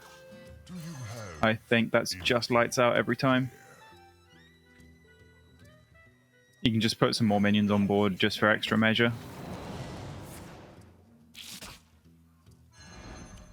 So yeah, World 8 looking like he's going to go to that semi-final. Peter Winter representing Brazil fantastically, getting to this quarter-final, but they have to wait until next time to have another go. Yep, I think it was good play overall from Peter Winter. Just World 8's lineup has looked very good. It's just running over the rogue. It's too fast for all of his decks. World 8's lineup, not many people have brought, but it looks like he's put a lot of thought into it, and that is paying off. A lot of playtesting has gone into this as well. We've just seen 2 or 3 episodes where he's just known what the play is instinctively without having to think about it at all, and that's always a sign of someone who's put a lot of work in. And yeah, Peter just finding lethal here, managing his own face probably. No, he's actually... Oh, no. He wants to kill the cult neophyte. Just it's personal when they muzzle your magic. then it just feels rude. So Fair. you got to get your one last bit of revenge before bowing out of the tournament.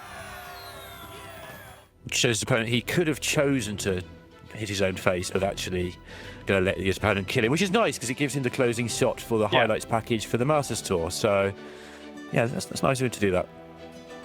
Also, it gives the chance that he just panics and, I don't know, hits the concede button, which you never know.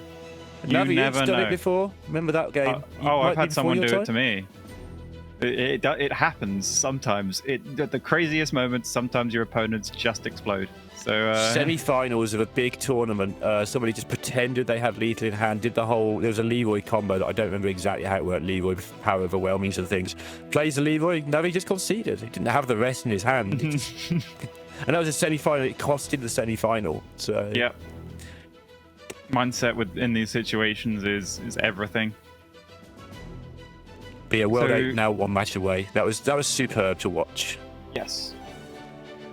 Who'll be up against in top 4 again? It's Kevin Schmidt, isn't it?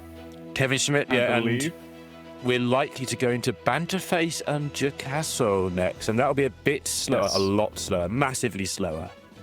So slow. Banter's been spending too much time with Gamer RBG. I keep telling him. His games are getting slower and slower and slower. He's not a boy now. Let's take his time. Hit his early 20s now, or mid 20s. Well, if he does go all the way in this tournament, you can't really blame him for his methods. So I'm looking forward to it. I am too. It's going to be hard not to be rooting for Banterface, who I spend a lot of time ribbing in his chat and vice versa. So it's a win-win, right? If he wins, someone we know quite well goes through to the Masters Tour. If he loses, we can never let him hear the end of it. So that would be great fun for us either way. Jacasso, have you played against them much? It's a name I definitely recognise from Endless Ladder and stuff. I recognise them, but not frequently. I've seen their name in Twitch chat more than on Ladder, I want to say, but I could be misremembering. But anyway, we are into the break because we need to set the players up for the semi-final. They need to be alerted and all that. So we'll be back in just a moment when we're ready for that match. But until then, hold tight. See you in 3 or 4 minutes.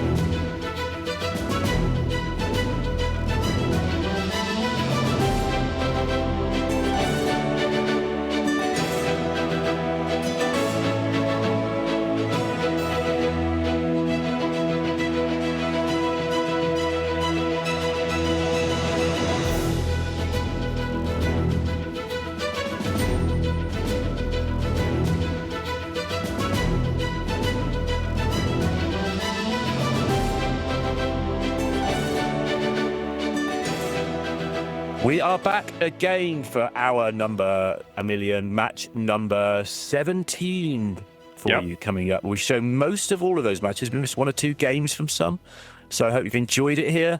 But Pocket Train, Banterface, Chicasso, Banterface has a couple of times tried to just go and become a casual streamer, but the game is not letting him, it seems. He keeps getting reeled back in with the odd good tournament result here, the odd good ladder finish there. And now, what's gone from him having nice chill time, streaming playoffs, is now all the pressure's on, winning in for the Masters Tour. I feel like, this one's going to feel a little bit different to the other ones for him. Like, we'll talk more about him than we would about Giacasso. We know him better. We see him a lot more. He's a lot more visible player. That's no offense to Giacasso, who also, we've seen him around. Hopefully they do well too. But we will probably focus on the Banterface side of things. I'm not going to apologise for that because that's just how sometimes it turns out. I'd rather admit the bias than not at the start of the match. He's a good friend of mine. We prep for tournaments so many times together, so I am a little bit biased a lot bit biased in Banter's favour, but I, will not begrudge. Yeah, will not begrudge Giacasso for anything this tournament. I'll be very, very happy for him for winning because he's never done it before. Like, he's never been to one of these big Masters tours, so it would be still great to have a fresh face in one of those tournaments instead of I'm really enjoying today because of that. We're going to see some of the players we haven't seen before who have been bubbling under for a long time. A lot of these players are sort of in opens doing well, in smaller tournaments doing well all the time. It is nice to be able to see how they qualify if they do. Banterface, though, the reason he keeps getting in these positions where he gets sucked back in my opinion, is his work ethic, which for those of you who meme around in his stream might not sound right because occasionally he dodges a stream if he doesn't fancy it. But he has, when it comes to I want to qualify for a tournament, one of the strongest work ethics in the whole of Hearthstone, I think. Yes. Yeah. He works incredibly hard. He worked so hard to try and qualify for the Masters Tour directly through ladder in the last 2 qualifying months, and very uncharacteristically for him, couldn't quite make it. So, I'm sure he'll be extra motivated this match to try and put that right, I would say, in his eyes. Here's the Shaman. I thought on paper, and having tested it a bit, that Shaman might be the surprise good deck of the tournament. I'm tempted to go the other way and say it's been the surprise mediocre deck of the tournament. Certainly in top 8, it's not looked great. In Swiss, it was putting up really good numbers, but looking at how the games of it have gone today, it's really hard to see how that has happened. Although I think this matchup in particular, Banter's going to be very happy that he would have queued, because it does have the X factor of just having Hex in the deck for Starships, which is a really, really strong card in the game right now. That's such a layup, the Hex factor. Why didn't you just say that? I thought about it after I said it, and I didn't want to retrace my steps. I thought... I'm disappointed. Let it go. I just... Frozen's not playing in this one. I'm not going to sleep tonight because I missed that already, so... Well, you slept tonight last night, so it's fine. One of the things you do against the Death Knight, the reason I think this is a good matchup is obviously there's the Hex, but also you get to 8 or 9 mana even in the games where you miss, so you just get to play your big cards, the worst case scenario. Yes. This is the unholy version of Death Knight, so they do give you marginally less time than Blood would have, but on average, you will still be able to bridge the gap, especially with this incredibly strong start from Banter. This is the exact opening hand you want. Parrot Sanctuary's brilliant. Early Hagatha's great, especially if it hits Frosty Decor. That's just really good tempo. And having the Hex for if they do stack up on Reborn Starships is a really great tool to have as well. I'm not quite sure how Parrot Sanctuary has dodged being a card that everybody hates. Like, Amadristle, everybody's like, no, don't play that against you. Hates having it played against them. Don't play that. Parrot Sanctuary just quietly wins the game all by itself, and nobody seems to complain about it. I don't know why not. And please stop complaining about it, but, it's back weird. When Murmur was an unnerfed card, I think I did my fair share of complaining. Only when my opponents did it. When I did it, it was all just and honourable. But that's why, I was specifically talking about when your opponents do things, Yeah. I mean, when you do it, it's always fine. Exactly, it's great time. Love it. It was skill every time. But yeah, I think in most decks, it's just like it just keeps you taking over. It doesn't unlock anything super game breaking. Nothing that just blows out the opponent and they can't come back from. It's just like the one odd mana here or there. It's nice to just have you taking over. Yeah, I skillfully played about 700 Amadrissels last month. It was great. Do you think it's interesting that Jacasso did not play Elise on 4 and instead opted to straight away go for the Soulbound Spire with the Reborn, which ran straight into the Hex from Banter instead of potentially giving him the chance to copy a Reborn version of it? I think he missed on Reborn anyway, so fair enough. Yeah, okay. But yeah, if he'd held it, then he could have potentially copied it, and then a Hex wouldn't have been quite enough to get rid of all your Starship pieces, which I think I would have preferred, but I think he's probably taken the thought process that this is the time in the game they are least likely to have Hex in their hand, so I'm going to play this right now, which I think is a very, very fair conclusion to come to.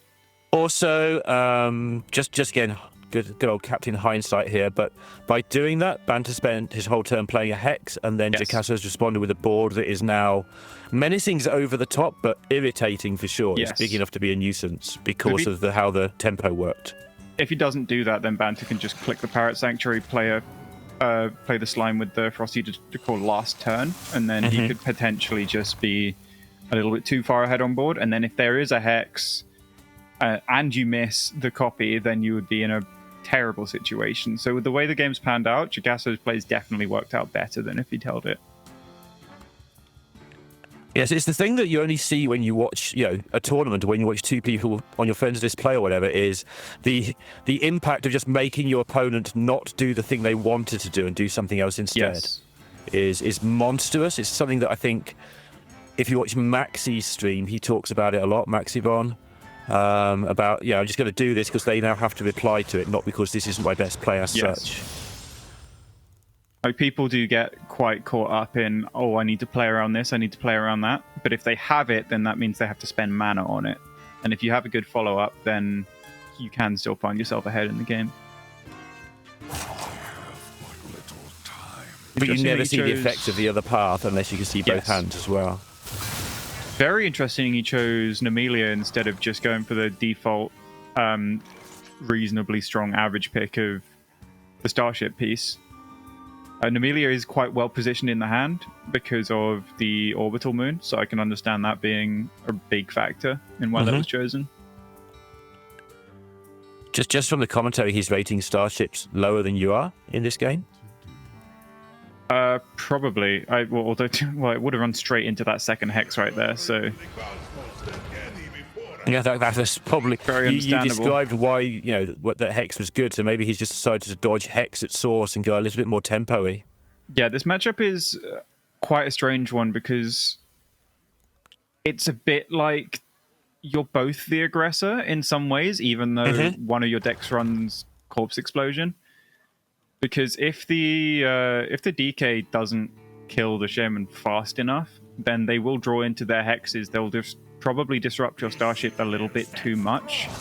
And then in the late game, they can outvalue you quite often. So you do have to be progressing your own threatening game plan as well. As weird as it sounds when you're the deck that runs Corpse Explosion, but you do need to have your own thing going. You can't just sit there and try and fully hope to clear their boards, I think. Yeah. And you have got big enough and annoying enough stuff that you can get there sometimes, I think. Yes.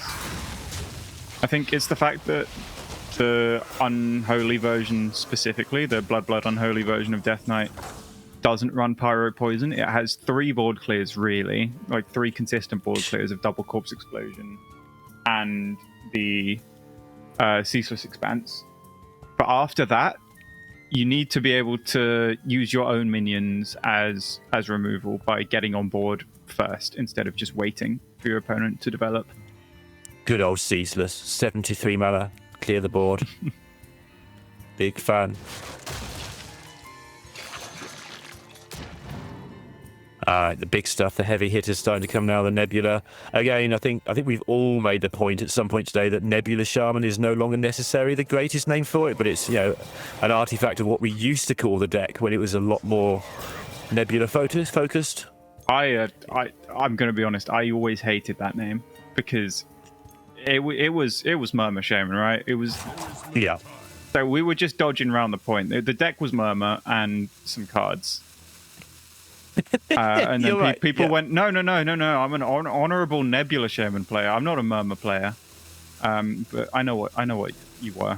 I was one of you. It's okay. Yeah, we know what you are. We can tell. We can see the Murmur right there. It's on the board in front of you.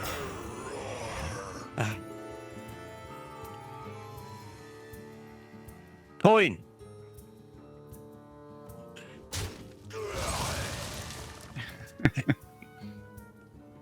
Yeah, it's not the best looking Nabundo, although he does have Hex in hand. Yep. You can just see what he does with this, actually.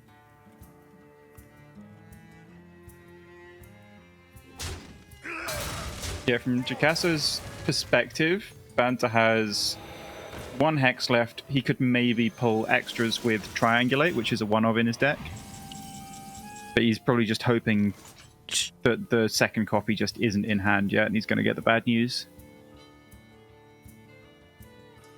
Yeah, it is bad news as well. Banta's just taunting him by pointing the Hex, not actually playing it. He has spent too long with Gamer, hasn't he?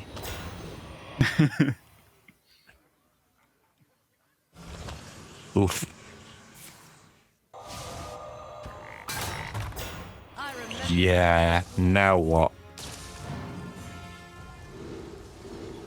We going 10 mana? Yes, we are. Which is amazing, right? Because this deck usually has so many sort of higher cost cards that you don't have time for 10 mana, but actually, yeah, why not? I think particularly in this matchup, they don't run... The Death Knight doesn't run Kill Jaden. So it's very much a case of I've got my value and my threats, and you've got yours. So if you go mine are bigger, I've got more of them, which you can do by taking a 10 mana location. You can just outvalue the opponent by playing your entire deck, and having just bigger, beefier minions and more valuable threats. I think you went for spell in the end. I'm not sure what the other half was. I think it's 10/10 and spell. Yeah. I was looking at +4 might be quite cool, to be honest, but I should take back a lot of what I said. I was not aware that Jacasso had Kill Jaden in the deck, because the vast majority of these Death Knight builds that run 1 Unholy Rune just don't have Kill Jaden. So that does change quite a lot. He can play a little bit more passive and hope to run Banter out of threats, because he will not run out of his own. But it will still be hard to do with the limited removal package that he has. Yeah, I was going to say, like, I was going to challenge this. I was surprised. I was actually surprised Kill Jaden was that relevant, to be honest, because of the amount of stuff that Banter should be making. But is it? Well, Jacasso thinks it's incredibly relevant. He's just playing it now, which I really don't mind, to be honest, considering the context of his hand. And also that all his spaceships have been turned to frogs. Probably important. Yes, that as well. So the rest of his deck is kind of useless because it's around turning spaceships into spaceships, not frogs. Yeah, he does have a few cards that he really would have liked to draw before doing this, but the average top deck is just well below par. So I think getting the Kill Jaden down now, when you know McBanterface doesn't have any hexes left, you could hopefully survive long enough to ramp up your demons and maybe outstat him in the late game. Yeah, he's battled aggressively for the board from the off. Maybe that was at least a part of his plan all along. If things go wrong, we just go here. Yeah.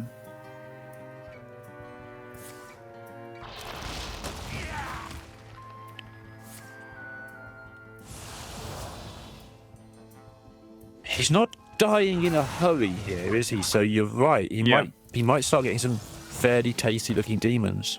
And that Growfin is good to fight for board. 8/8 rush with another 8/8 attached to it. Yeah, it fills the gap for 1 or 2 turns really nicely, right? It's just removal, basically, at this point, while you're waiting for your big stuff. 38 Now mana, it's do it. Banter's turn to try and figure out a way to put pressure on himself. But the Typhoon is actually really good here, because you can't shuffle stuff into Jacasso's deck, and you could potentially get some really high-value minions to give you more threats in the late game. Usually the Typhoon giving you copies of minions isn't that relevant. It's just effectively a twisting their AoE.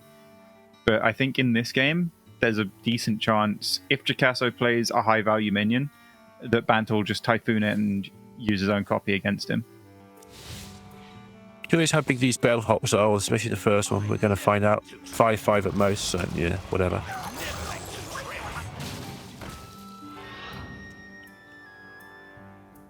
The Hex in a box is going to have to do some work later as well. Yeah, I think Banter's probably going to hold it as long as he can afford to. Yeah, for sure. They haven't raised the alarm. Yeah, I it might think end up by killing the a end of this game- 2020 yet. Yeah. By the end of this game, Jacasso's going to end up with a lot more powerful threats available to him to play, but they're a lot less flexible than Banter's options. And he's dead, never mind. It's just a lot. I was just getting there, yeah. Yeah, it was yeah. just 30 damage because 10-10 copy. I should have spotted that. He spent the whole last turn making sure he got it as well, and we just talked through it, and I thought, that's nice, the Alakir is going to do some damage, and I just completely forgot the 10-10 copy and Yeah. put you off. I haven't played enough of this deck. I haven't played as much of this deck as I thought, because, yeah, the 10-10 Alakir Wind Fury, that's a big win condition in these slower matchups. Yes. That's part of the thing that the old Nebula deck used to not have. It used to have burst damage in different forms, but this one has gotten rid of the triple Farak OTK with the Marin extra value and replaced it with Alakir for that extra burst. Because it is basically an OTK, it's 30 damage with the buff Yes. and the 10-10. It's a long time to 30 set it with the up, you've buff got a and- long time, so... You also have your Wish Upon the Star to hand buff it as well. So, yeah, good spot from Banter, identifying that you could do that. And it was the early chip damage that got there because he just stalled out Jacasso's game plan. He couldn't build a board on his own side, so Banter just held him off, and could easily set up his own OTK. And for what we've seen today, getting the Shaman through is a big deal. It might actually not be, because you were saying in the Swiss the Shaman looked really good, so we're a little bit in the air about how good the Shaman deck is. But getting out of here for what we've seen on these top 8s, I'd be happy to not have to play it again, I think. I think he's got fairly close matchups across the board, so it's pretty much as good as a win with any of his other decks in this series, I'd say. Yeah. But a win's a win. He's going to be happy with that. Got it out of the way. He gets to play Rogue, which in recent years I'd associate as his favourite class, I think. Yeah, that adds up to me. We've seen Rogue struggling, specifically against Death Knight today, I want to say. We've seen a lot of Rogues just not have the Pirate. That's the problem, the Scoundrel. Yeah. And here we are again, actually. This is the perfect 1-2-3 curve so far from Jacasso. The Banter's hand is not too bad either. The Creature of Madness is great. He also kept Prep Doobie and Elise, which I find quite interesting. I'm a big fan of doing this because he knows that Buccaneer is the most likely turn 2. So this gives him a 50-50 to Prep Dubious and clear it off. Right. And if he doesn't Buccaneer, then you can just dagger and keep going. Oh, this double trade makes it 100% for the Dubious to clear. That is huge. That was like an instinct trade, wasn't it? I don't think Jacasso necessarily thought about the consequences that quickly enough for long enough. He's playing quite fast. It is very unlikely that they're going to go Prep Dubious on turn 2. So it's something that doesn't immediately cross your mind. Like, how unlikely is it when you've seen them coin a 1-2? Doesn't it become fairly more like... I mean, you're expecting dagger, I guess. You might be thinking they're doing this because they're always going to dagger on turn 2. Yeah. So I do think it's a fair conclusion to come to. Okay. And it also meant that O Manager is also a card that wouldn't be able to clear the 1/3. So he played around one card, didn't play around a 2-card combo. So I think it's completely fair to make those trades, actually. Although it's hard to come to that conclusion that fast in your turn. These are some choices. Like, your Elise is just a good card, your Baron as a 2/6 taunt's hilarious, and a Reborn Ziliax. Who knows when you might need one of those? They're great. Yeah, Reborn Ziliax is nuts. Based on just Dark Gifts alone, the Ziliax is by far the best one. But Elise early is pretty much your best card in the whole deck, so it's really hard to choose. Baron as well, because you're this low on cards. It's a tough choice either way. It's a really difficult one. I think you don't take the Baron because, yeah, you're getting a card Yeah. that's just so good that drawing a card isn't worth it. But I can't choose either. I think I'd take the Elise personally and just make sure I've got some things going on. I think that's where I would land as well. Because you don't need the Baron. You have ways to spend your mana if you take Elise.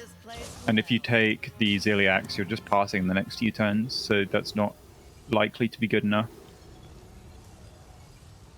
But it is really hard to pass up on Reborn Ziliax. I'm guessing these aren't the options he wanted because he doesn't think he's going to have a minion to copy next turn. Death Rattle's almost always terrible. Yes. He might be forced to take it. If I was to rework it, I mean, the card's already nutty enough that you don't need to rework it. But I was going to rework it. I'd make that, instead of Death Rattle deal 5, it's like you take that, but you're automatically set to 1 charge only, so it just blows up next turn and clears it, and you don't have a location anymore. That's how I'd change that card. It'd be super powerful, just board clear for 5, but, you know. Would it? I mean, you're already playing a 4-mana 3/5, so it might even out. Yeah. Just makes that option takeable, that's all. Yeah. Yeah, sometimes it has more application. Now it's like, in Warlock, you can consume it. Yeah.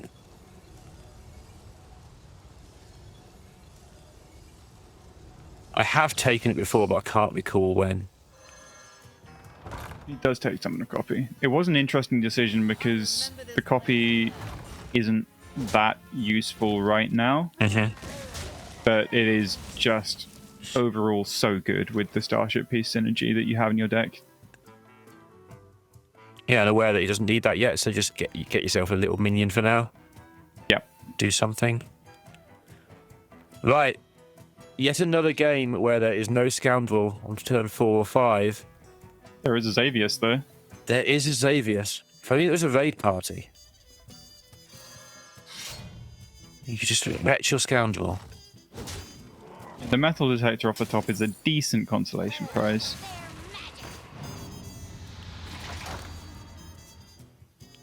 The one thing in Banter's favor here is the fact that Jacasso's hand doesn't really do a whole lot of stuff if this Silk Stitching doesn't hit anything useful.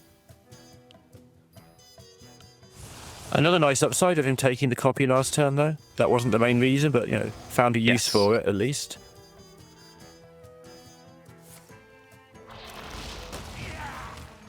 I find it very interesting that he went for the Cremate instead of just drawing a card from his deck with the Soul Searching. He values the tempo really, really highly from just getting the cheaper Dark Gift minion. Okay. That does make some sense. Like, you know, you're playing against a deck that can just throw tempo all over the place, so... Yeah. Having something to fight back with makes some sense as a plan. I think he's wanting to play Shaladrasil to get the Nemelia next to the Orbital Moon as soon as he can. So getting a card that just immediately potentially contests board does make sense. Like, if you play as high tempo as you can, then you're most likely going to be able to play Shaladrasil on 8.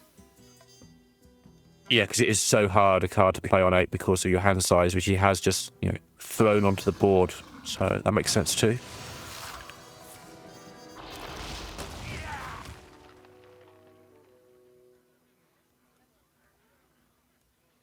And we do need to pay lip service to the fact that Banter is just losing health at the moment quite rapidly. Yep, and he can't heal. Not that he has the Ziliax anyway, but...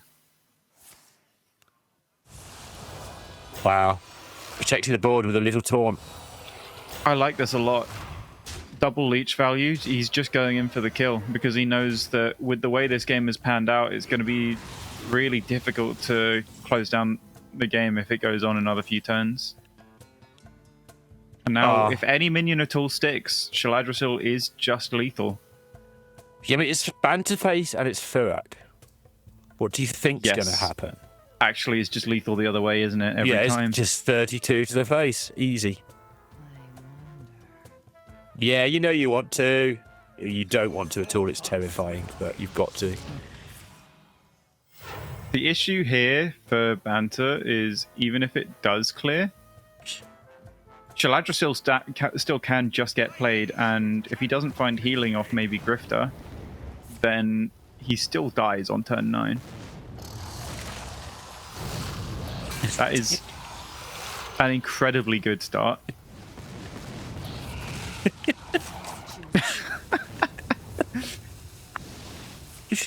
For those who aren't aware what the in-joke is here, Banter had a Firak yesterday that not only did, what it was supposed to, he's in a fairly decent spot anyway, right? But the last thing was a Finance Portal into Noma Muncher for lethal, when he'd already used so many good spells. Yeah, his opponent had a full board and 19 health, and Firak killed him. And the board, just to be clear. This was at 2-2 in Game 5, and he was pretty much always losing that game. Oh, was he actually losing? Yeah, I only briefly looked at the board. Okay. Oof. And this is a pretty powerful one. Yep. That often doesn't clear that board. The big boards don't. It does a lot of work, and you're probably used to facing them and they clear your boards. But they don't always clear by a long shot. Here, Banter is in the awkward position where he knows that there's 11 burst damage from his opponent next turn at least.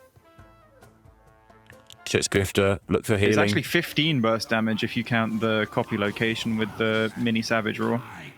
And he needs to hit healing, otherwise he's dead. So he needs to Shadow Step this now. Run it back.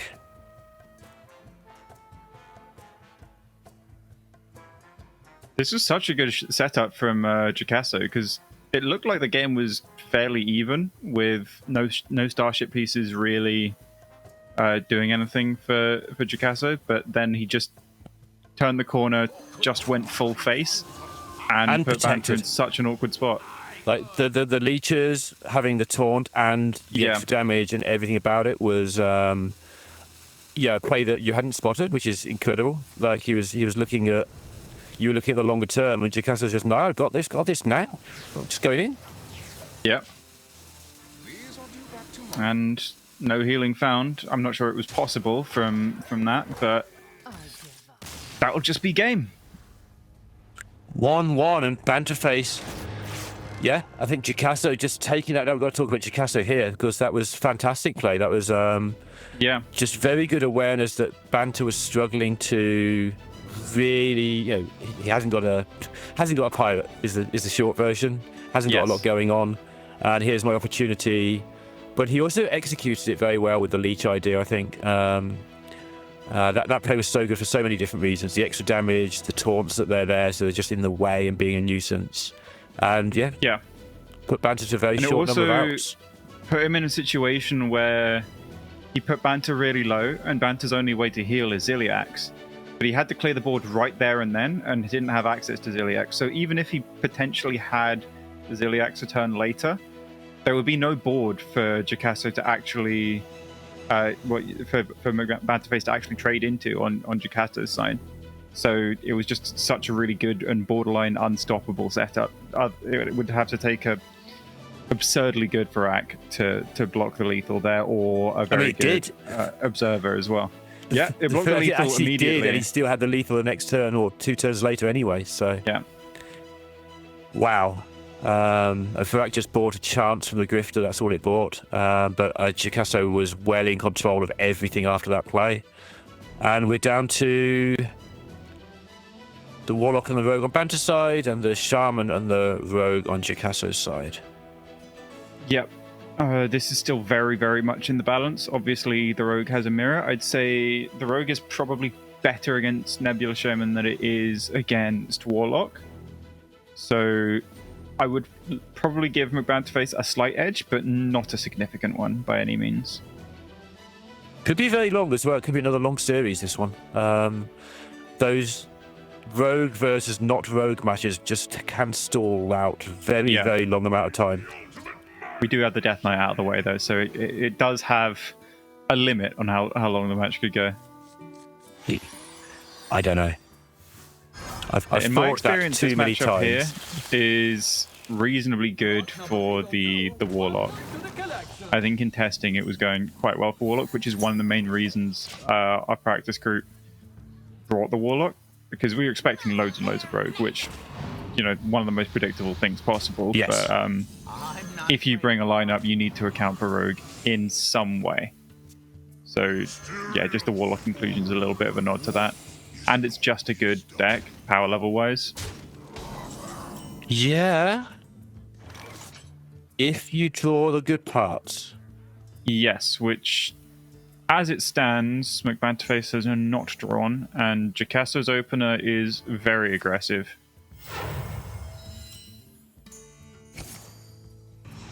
Banter's going looking for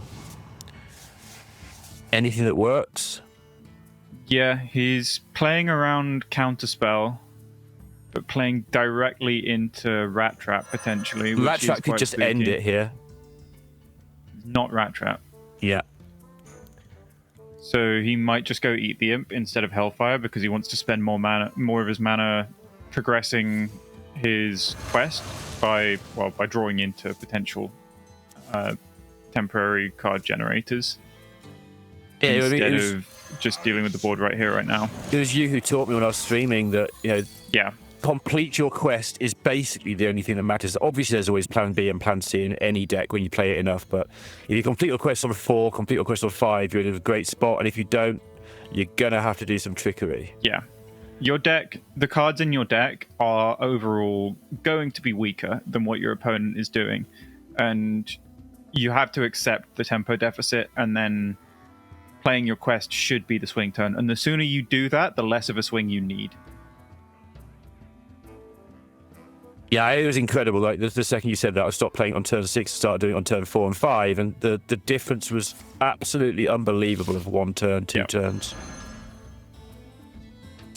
Obviously, but until you felt it, it's almost like describing. It's obvious when you see it, when you hear it. This aggressive start from Jacasso, it's looking like Fanta's going to have to be forced into a Hellfire, which isn't looking very good anymore now that there's a 4/4 on board. But no, he is still prioritizing the quest, which does. Nicholas, actually, Hellfire doesn't make any sense. It deals 3 damage to your own face. Yeah, you've got to clear the whole board, or it's useless. Yeah. Yeah, I'm talking nonsense. But I like playing the Solarium outright just to get the 1 tick of your quest. We've seen a lot of people do that today. Yeah, I think that's a good use of it. I tend to just ignore it, but if you've got the extra mana lying around, you might as well. You might fluke a 2nd tick as well. Yeah. You're good to go next turn. 2nd Wisp, I think, was the only thing, but you need to get this quest completed, so every available mana has to be spent on it. Really pleased to see this. Jacasso has been playing very rapidly in this match, but analysed that board state for a good sort of 10-15 seconds before playing this turn, so he is still in control of his emotional state, which is 1-all in this situation is not the easiest thing to do. We could be looking at a chance of Grifter lethal. He can't wait to rip this Grifter. Yeah, he's hovering it a lot, it looks like. Taunt is better than nothing. It's not great, but it does something, and then he can complete the quest. Hope he's not dead, and needs to hit lifesteal right away.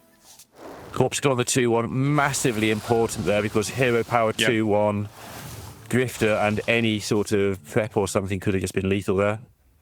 Yeah. No lethal outs, I don't believe, immediately, Who but needs them? Scoundrel is a brilliant top deck because it sets up a potential for Rack next turn. Yeah.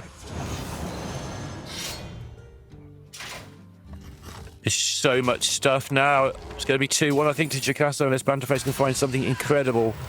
Like Lifesteal plus Taunt would be the best rolls on the quest. Oh, he's going for immediate lethal now. Deal 6 is lethal with Shadow Step on the mini if he hits it. He doesn't manage to hit it. And this is the downside of Grifter, right? Like, you don't want to give your opponent any of these. Draw 3 actually is probably fine right now. Yeah, I mean, draw 3, Banter's not going to have any use for that. But I don't mind at all going for the immediate lethal out because you still had that Shadow Step for the Farak the next turn. Yeah. No, you have to take it because this deck, the quest deck, can turn around so fast. Yes. Yeah. Suddenly put a taunt away, suddenly gave 4 health, and the next turn they gave you 4 more health, and you don't beat that very often then. And also just the stats on board from the 4-5 just gives Banter more things to worry about. There was a point before he drew the Scoundrel, I thought Jakasso, his opening hand, it did look like you might just play Grift on 4 as a 4-5 and see what happened. Which is ludicrous because you're giving your opponent first use of the gift, but yeah. He does hit the good 2. He needed to hit probably exactly these 2. What's he like at controlling opposing Firax? Is it as good as his own? I don't know. We might find out. Every Farak in a game with Banter is completely ridiculous, or he's just... Wait. Shenadra still off the top. Yeah, never mind, that's just Dream, lethal. Nightmare, off you go. There we go. 2-1 Jakasso. 2-1 Jakasso just out of the blue there, but the Firak was very likely to do enough damage to win the game, even if it didn't immediately lethal. It was going to make a real mess of that board. Jakasso 2-1 ahead in the semi-final. Winner goes to the Masters Tour next month. It's so close for him, and he's shown very good understanding of tempo so far in this match. Yeah. This is when it gets really difficult, though. When you know that you're just one opponent exploding away from getting to the Masters Tour. This is where you could easily be baited into. You're sitting there, you just want to drag the win towards you. You want to drag yourself over the line. And it's very easy to let panic set in at this point. So he needs to keep his cool and just keep playing how he's been doing this series, and he might be able to get over the line. Yeah, and there's even worse for him is I'm out of here because that's the end of my shift. So he's going to have to wait another 2 or 3 minutes that he wouldn't normally expect. That's just how the timing works out. But yeah, it's been a great time casting you, Pocket. Have a good conclusion to the night. And I'm going to jump out of here and let Adevice jump in, and you can steer the ship home together. So see you again next time, and good luck. Been a pleasure.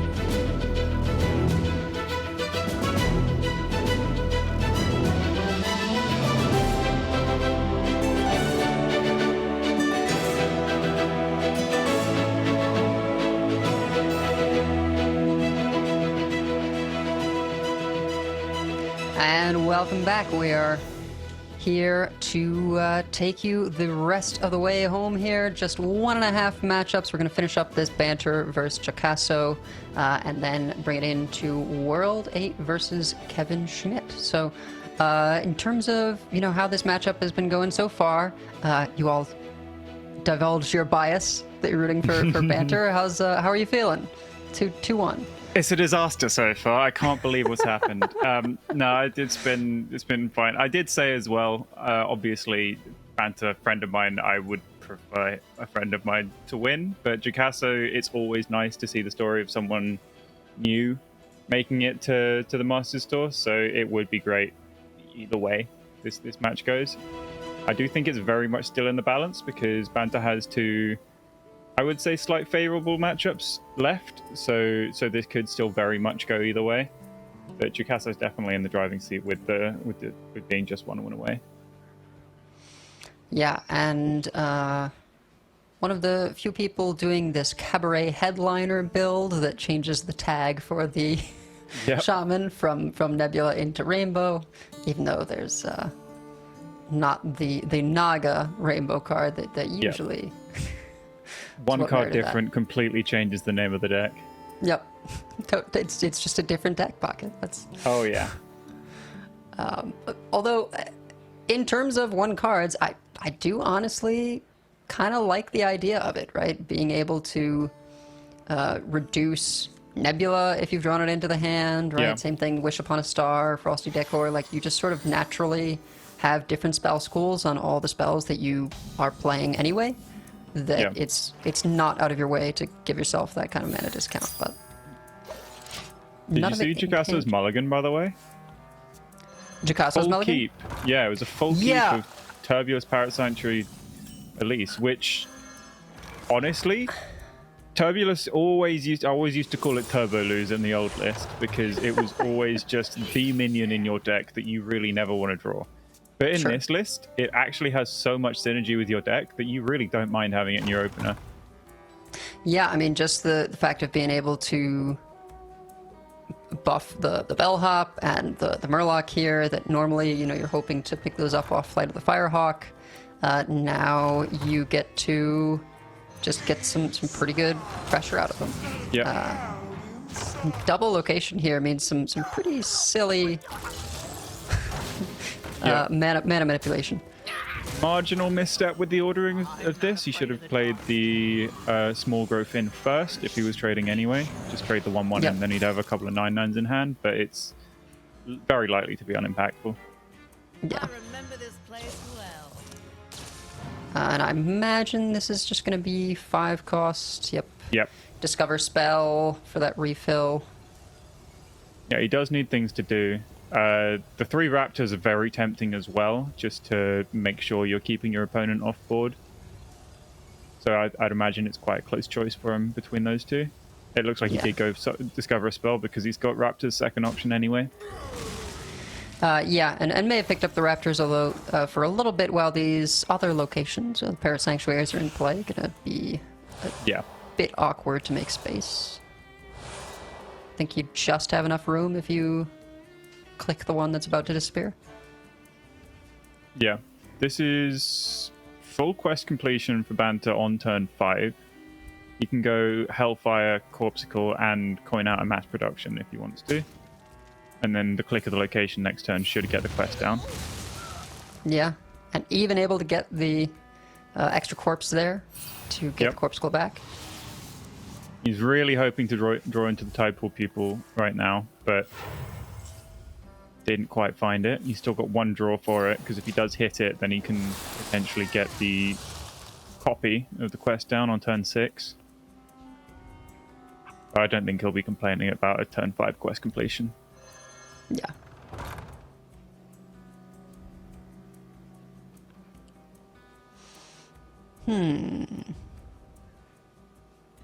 It's a tough one. You don't really have board space for Spirits of the Forest, although you probably will next turn. And it pairs quite well with Frosty Decor. Yeah, since it's going to be 1 mana. Yeah. Well, in terms of mana and in terms of, summoning Wind Furies and then taunts to protect them. Yes. Yeah, I like Assuming- the pick a lot. Assuming board stays.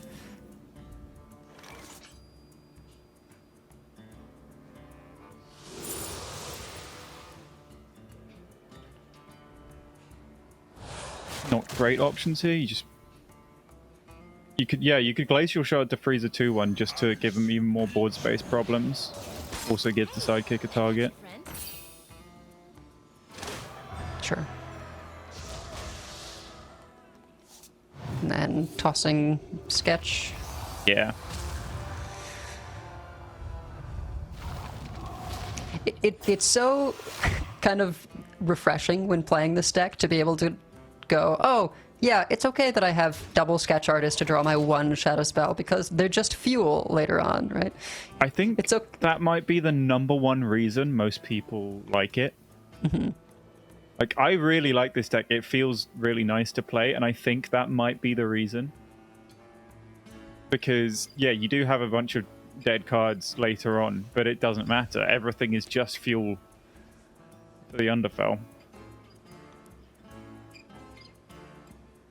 Yeah, even like a tourist when you have no death Yep. rattles to pair with it, but it gives That's you like your the only reason corpuscles. it's there, and you don't really mind. I mean, it gives you so much damage between the corpuscles Yeah. and the Horizon's Edge. I think those are the only Death Knight cards, but just I believe so, such yes. powerful ones. But, yeah, really, really impactful for the deck.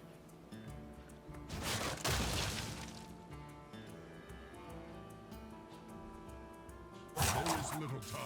You could go for the growth in here and just clear off the taunt and the 1/2, but it does seem likely to be overall better. You just do plan A, put stats on board.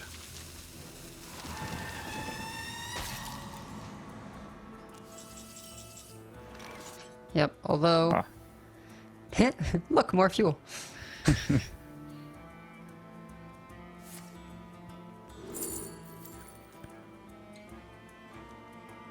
This is probably not the Cursed Catacombs Banter was looking for.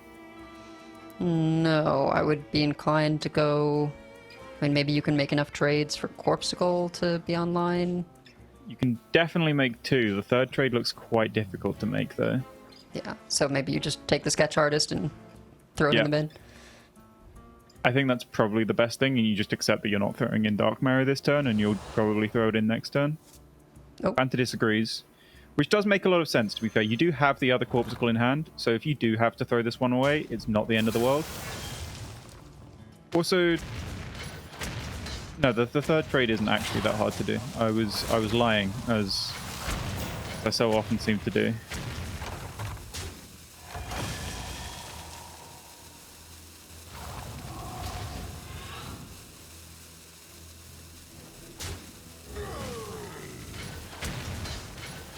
Okay, he could have chosen to push the 2 damage instead of preserving the 5/3. But the Nebula Shaman doesn't actually run a whole lot of removal, so it makes a lot of sense just preserving the bigger minion. Yeah, and unlike his own list, this one does not have Baking Soda Volcano. So, gonna come down to a Firac roll. Which we know can't clear the 4/4, the elusive minions, unless it casts an AoE. Right. The Conflagrate's great news for Banter, just keeping the card draw rolling. Although he does pretty much have all the cards he needs at the moment. That is a pretty good fire spell to have gotten there, but double, what is it, cremate? Yes. Not very good when you don't get to pick what you want out of it. It won him the game. Well, it sort of won him the game last time as the Death Knight. You got a reborn 5/4 and just slapped him in the face and killed him. But this time it doesn't look quite so good.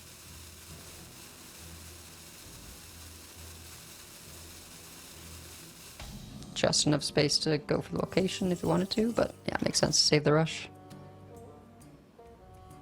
And actually, this Flame Imp is kind of unsuspecting, but with the Egg Basher in hand. Yeah.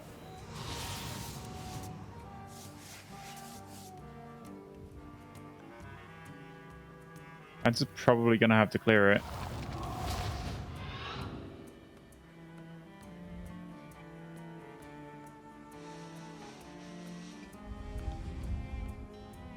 You can do it quite easily with the questing assistant, which would allow him to corpsicle something as well. Okay, you might be choosing to keep the 1/2 on board, which is fair. There aren't a whole lot of cards that... Okay, never mind. Sure, why not? And yeah, I like this. I like just throwing the other corpsicle in because he's got more copies in Tide Pool, so it's better to get the mana spent on the damage right now and try to end the game next turn. Yeah, no life steal to speak of in the deck. It would have to be discovered here. Yep, Ziliax isn't available. It would cost 9 mana and you could discount it down to 8, but since he's overloaded, that's not possible. And no Volcano in deck, so there shouldn't be any ways for Jakasso to heal outside of discovering a spell this turn. Which means it's going to come down to... well, actually, I guess... No, it's just there's not enough mana to play all the Corpuscles and the Tide Pool Pupils. So you need to charge still. Yeah, he needs 3 of them. But it does look like Jakasso's probably going to have a Taunt on board. I would imagine he plays the Bellhop this turn. Yep. There is little time. There's the Zill. And now this does get very awkward. I never make you trip. I never make you trip. Yeah, and he has to make sure he sets up lethal over 2 so that Banter can't just corpsicle him in the face and not play any minions for Ziliax. So Sure. this is a really good recognition just to make sure that he's doing all the damage he can. Yeah, and I mean, Banter could theoretically still try and go for that play. Yeah. There is the... No, Elven Arch is not lethal. Oh, is that lethal? Ooh, I think it might be depending on Horizon hits, right? Yes. So I think he's going to see what's in the Underfell now. Right. Oh, yep, charge. So there you go. Is it It's not guaranteed with double Horizon?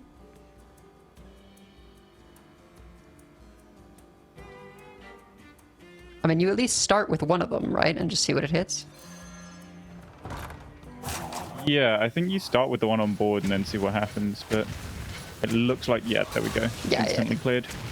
I think there was a pan out where it's not lethal, but I think it's very, very unlikely. Like if they well, but even if a bunch of them go face and you leave up the taunts, that means you kill off your minion and you've refreshed the one in play. There would be... Yeah, you're right. Is there a world where... No, yeah, I think it was just guaranteed. I think you're right. If not guaranteed, very, very minimal odds of Yes. not being enough there between the two horizons. And yeah, that's going to bring it to a game 5 here between Rogue and the Shaman. Yeah, I think we've seen this matchup go both ways today. I would give Rogue the edge. Especially with... Actually, I've been told that Volcano is pretty bad against Rogue, so cutting it is probably not a big loss for Jakasso. It's still just play the early game tempo, try and go even on board, and then drop your big minions before the Rogue does theirs. This is like a matchup of both of you trying to cheat out 9 drops, really. Just Rogue has Scoundrel to do it, and you've got Parrot Sanctuary as the Shaman. Yeah. I guess in this case, you also have that one Cabaret Headliner, right? If Yes. you're hardcasting a Nebula. Speaking of... I think Jakasso mulliganed away the Parrot Sanctuary, which is very interesting. I would have assumed it would just be one of your best cards by far in the mulligan in pretty much just every matchup, but well, he redrew it anyway, so I don't know if it doesn't matter, I guess.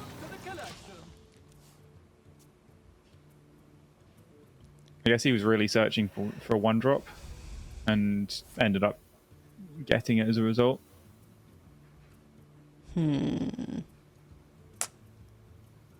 This is a interesting call here. Between the threes, probably.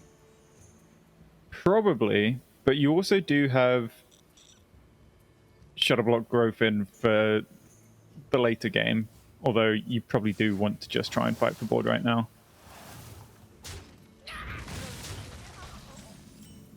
Yeah, this way you get to sort of maximize the bird watching buff in Yes. terms of getting it doubled. Although, as it stands, he doesn't have an expensive spell to trigger the double. True. Well, yeah. So you can just play out vanilla 5/4. It does have the upside that it does buff the other copy of Bellhop as well, which he has drawn. Yes. Yep. But it is quite interesting choosing this over Turbulus when there wasn't a high cost spell in hand already.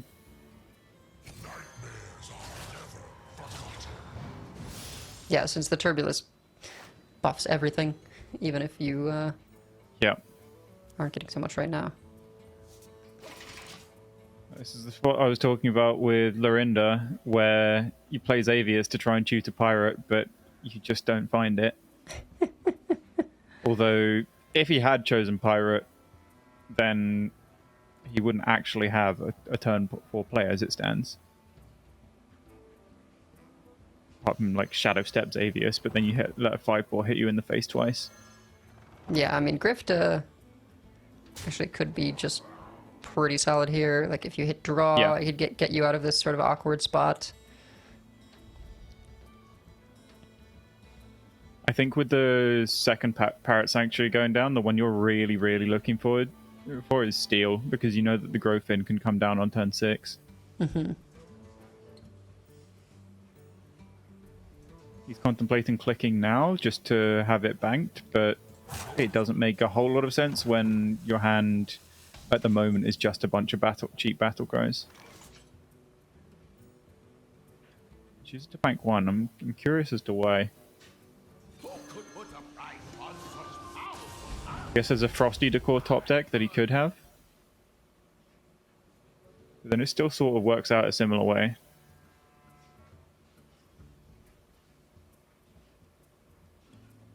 Yeah, there's the Amulet of Passions, as you mentioned. Hold on. Yep, I think he'll be choosing that. Inspiration.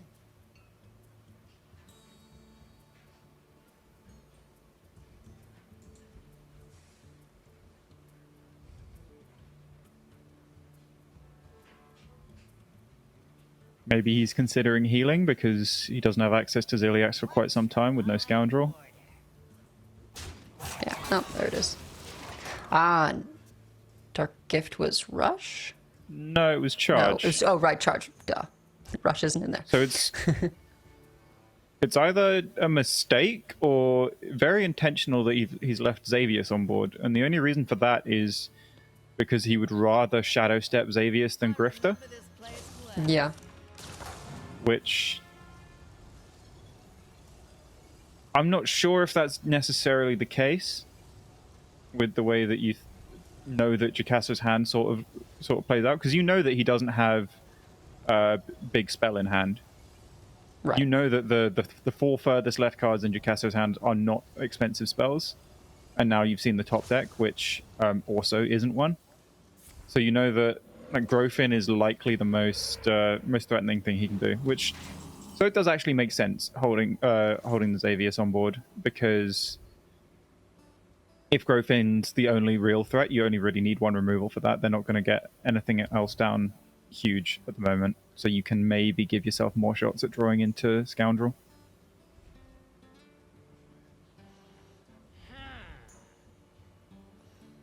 Couple of options here. You can just Opu, or yeah, go for this step and finish up with Dagger.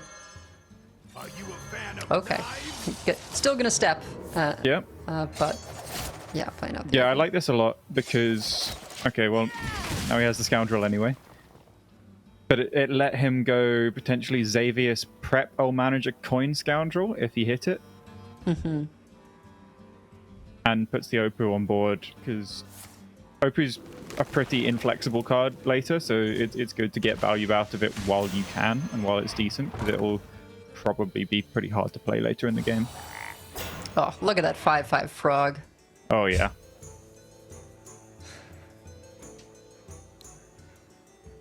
Once upon a time, maybe, pretty sizable board in a box. Yeah, pretty big board. He doesn't have much utility in hand for actually dealing with Banter's board, so he might be a bit drawn to the Volcano as well. But Once Upon a Time might average out to just being better when you're already identifying yourself as the aggressor.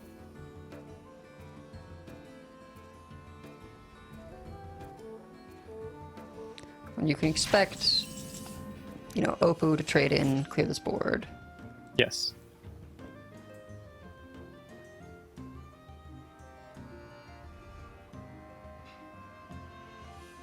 There isn't really a way you can get away with trying to do face damage with the Oppo.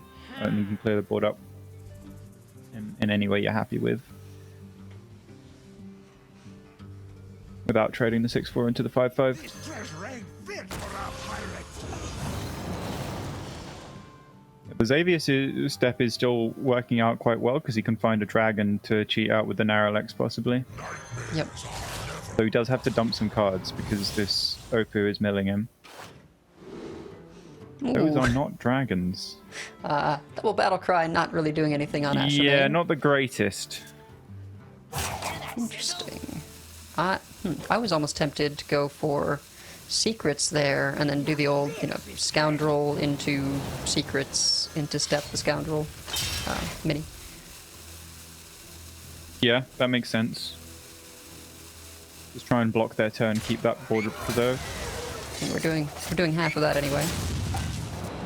There's Fire Rack.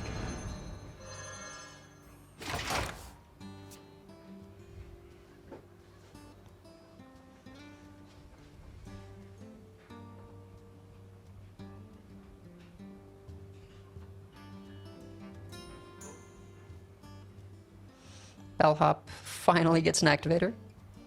Yep. This has been just a pretty sort of slow and awkward hand for Jakasso with double Sanctuary, right? Like, but it's turn 7 and we only use 1 charge. Yeah. There's potential to go for, I guess, Bellhop and Grofin here. Yeah, that would be pretty good immediately on board, and there's not a whole lot that Banter can do about that very quickly, but he looks like he's taking a bit more of a middle ground approach, and this does allow him to, if he wants, click the other location, get it off board and play Once Upon a Time, but it doesn't look like he's opting to go for that.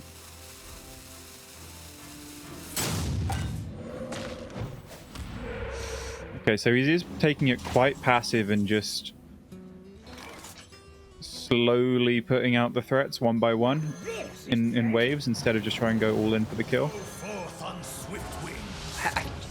I would be a little bit hesitant to do that just because the rogue is a little bit more adept at dealing with these smaller waves than sort of one big board all at once. Yeah, I think I would tend to agree. Charge on Paint Fin is interesting. Yeah, it's good to have as an option. I think it makes this turn awkward because you probably most of the time don't want to play it right now. But having it as an option for later might just be good enough to choose it.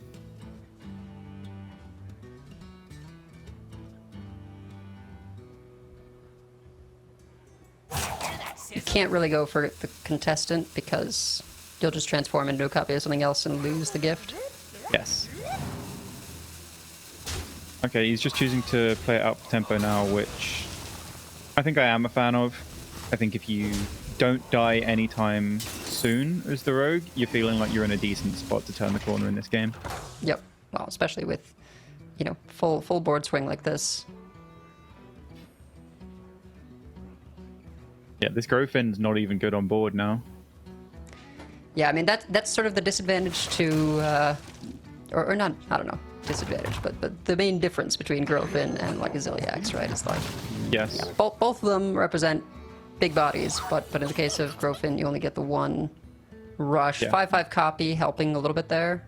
Yeah, it can only clear off for 1-2, but it is something. It is more stats that Banta has to get through.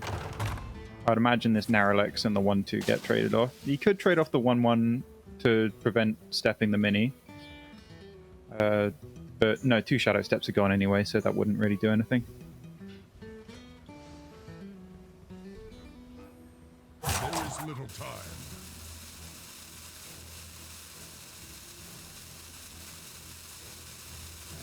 So, yeah, I guess there's not like a huge amount of value in playing that 0-cost spell, right? Oh, spell damage. There you go. Yeah, spell pretty damage is good. quite huge. Interesting that he takes the pre-trade on the Ysera. So he's valuing trying to prevent Banta killing him over... Oh, I guess he does have Healing Totem, so that does make a lot more sense. It does seem like he's a little bit more worried about Banta killing him on the backswing than trying to immediately lethal himself. Yeah. Amulet of Passions, taking care of the other 8-8 like you predicted. And then, yeah, I mean... Seems very likely we're seeing an Asher main here, right? I think so. Lots of hand space. Although, Banta Farak would kill here most of the time, from what I've seen. That's true, yeah. You know, you do it before swinging with the 8-5, and then... If there was any way for him to win playoffs and make it to the Masters Tour, it would be slam Farak here and deal 20. Oh, it's fine. We got another Farak. Oh, yeah.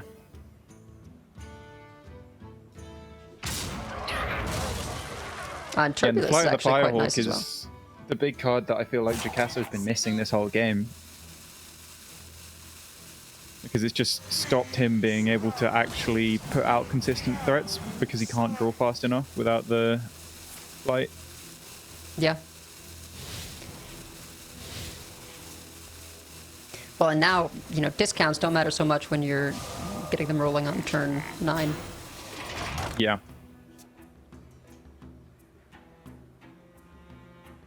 And this Cult Neophyte is huge at blocking the Nebula that Jacasso chose off the 2/4 Naga, which name I've forgotten. Which is probably his best way he had of preventing the lethal from Banta next turn. Yeah, just a couple of elusive taunts. Yeah. Banta has access to Farak plus Alakir if he wants it, or Wish Upon a Star plus Alakir if this board sticks. My eyes are flame. Oh, this is clever. Yeah. It's a nice play, but I think it might just not be enough. Depends how good the Farak is here, because if he does survive, then maybe he can get there with a strong Nebula. Yeah, I forget what else was offered alongside the Once Upon a Time. You know, bit of hindsight, but there just hasn't been the board space with the double Parrot Sanctuaries to It actually was like get that Volcano played. was the only other one that I think had any application. Yeah. They weren't great options. Right. Yeah. Is this lethal here? Looks like he's locked it in. Yeah. Yeah, with the Wish Upon a Star.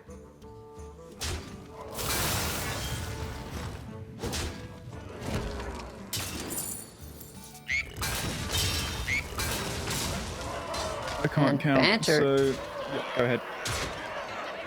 Yeah, it's enough. We say it's enough. Okay. Banter gonna go ahead and take this one. Had a tough claw back there, but in the end able to pull through. And Ashmane, I wasn't sure like how much we would be seeing them, but it feels like there's quite a few decks where it can just like pull you over the finish line because of so much mana discounting. Yeah, if your opponents had a slightly slow draw, then playing their own deck for cheaper than them, they're not going to really be able to come back from that very well. And I don't know, I'm so happy for Banta. I know how much he struggled last month in particular, trying to get the ladder finish to directly qualify. So I'm so glad that he's actually got it done through In theory, the easy And- way, but I'm sure he's not found it easy this weekend. It's been quite a long couple of days. Yeah, both of his matches that we cast today went to 5 games, I believe, but he was 6-0 out of the Swiss, right? Yes. So 8-0 So- playoffs, not bad. Not bad. Also, I predicted him to win before the tournament started. All my other predictions didn't quite, but I got one right, which I'm very happy about for my own little egotistical purposes. That's what counts. You know, you never want to cast or curse your friend, so... But we are going to go to a quick break after that match, and then we will be moving on to Kevin Schmidt versus World 8 to see who of these two players will be our final qualifier into the Masters Tour Summer Championship.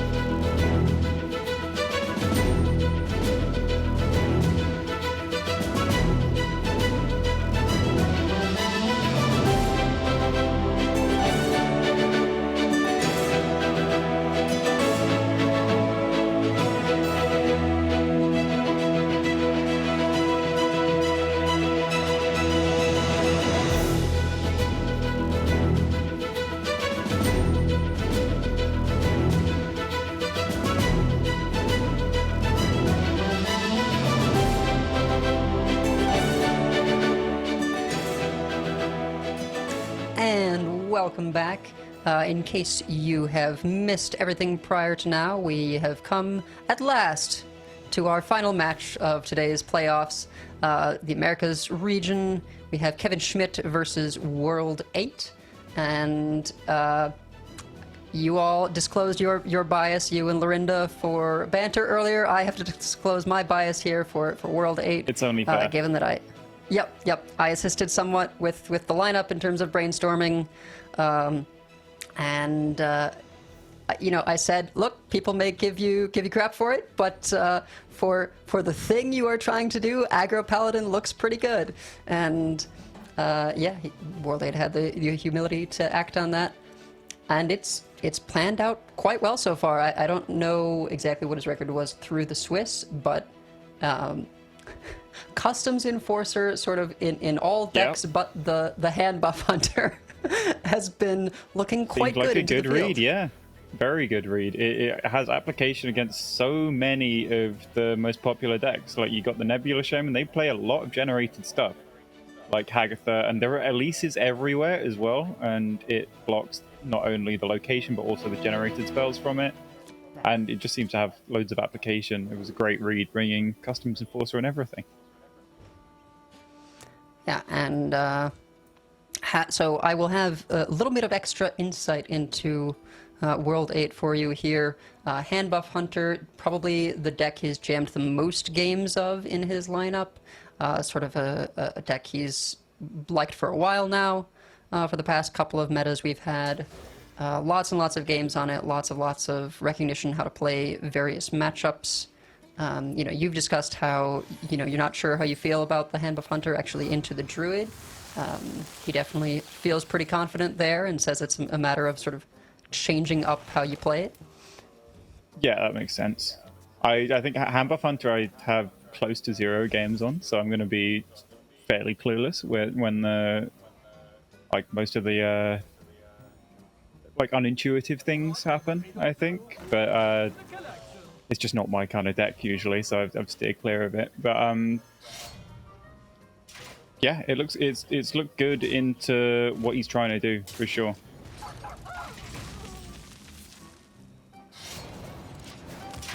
Kevin does have that Druid in his lineup as well, so potentially could prey on it.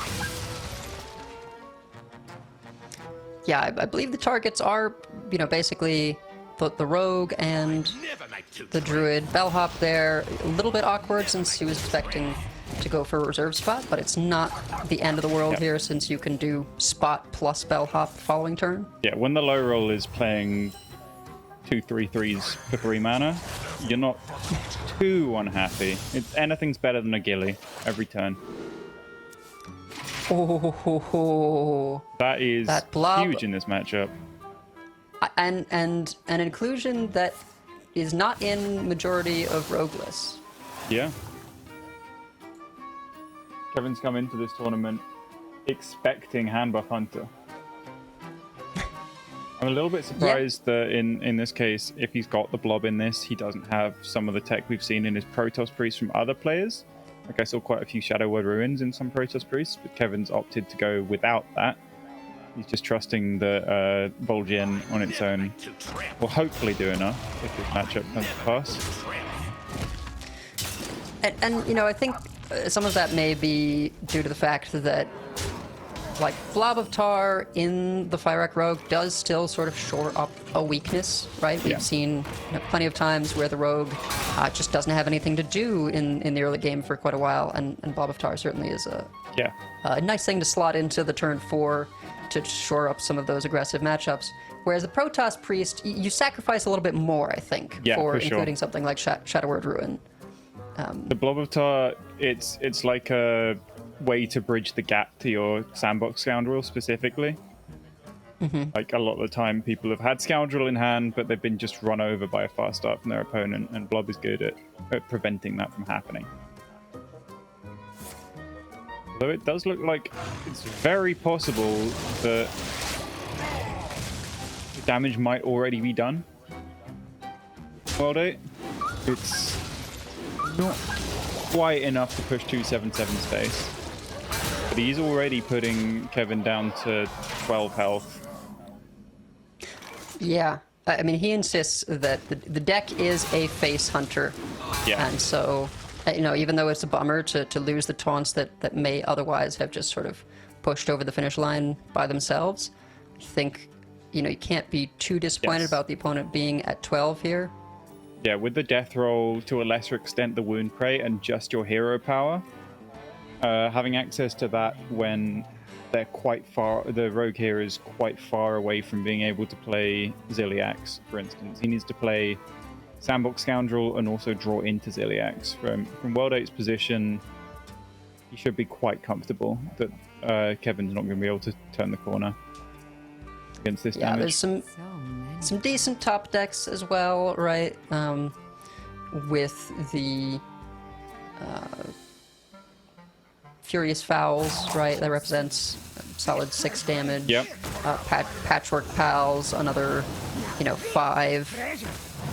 So there's lots and lots of ways that World 8 could just sort of top deck into what he needs. Oh, this is very And, yeah. interesting. Just going for maximum tempo.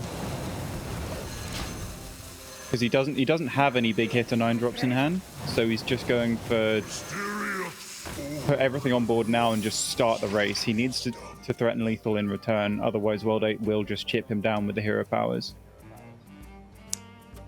Yeah. Interestingly, Cup of Muscle can be played without minion in hand, so getting to test for the counterspell there before going for...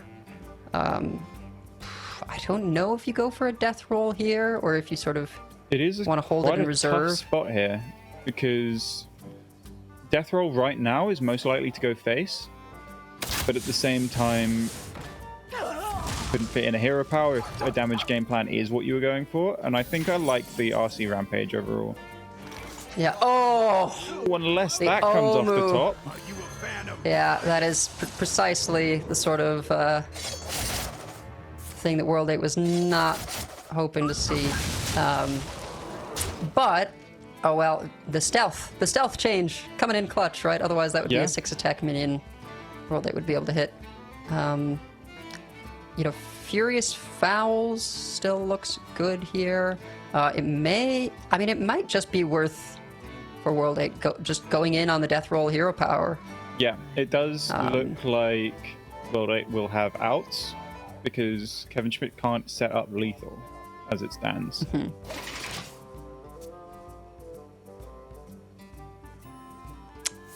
Rune Bear too little too late, so Yep. yeah, we're in that face under top deck mode. Those were not the hits he was looking for, but a top deck Furious Fowls will still be enough. Yep, you've still got Furious Pals and Patchwork Pals as potential lethal outs. I remember this place well. And Kevin Schmidt also does need to set up lethal himself. It does look like he'll manage to do that with this, with just this Elise, really. But he does miss on armor, which maintains all the outs still for World 8. Yeah.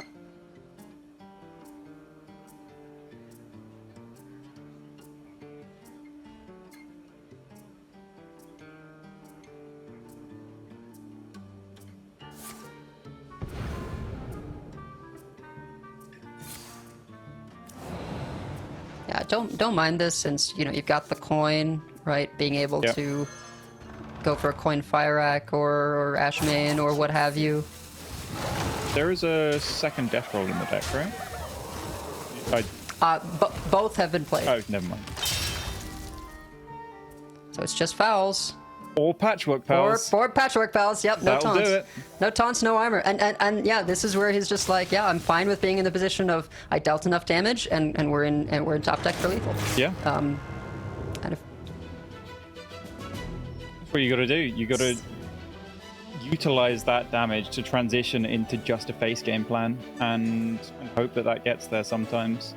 Is usually, well, it's often not enough to just outstat them. You need to be able to make use of your slightly middling sets, because you see all the games where you get a Rune Bear for like 13 attack on turn 4, and then the opponent can't clear it. That just connects face and the game ends. But you need to be able to account for the games where all he had was a couple of 7/7s, which is sort of nothing in comparison.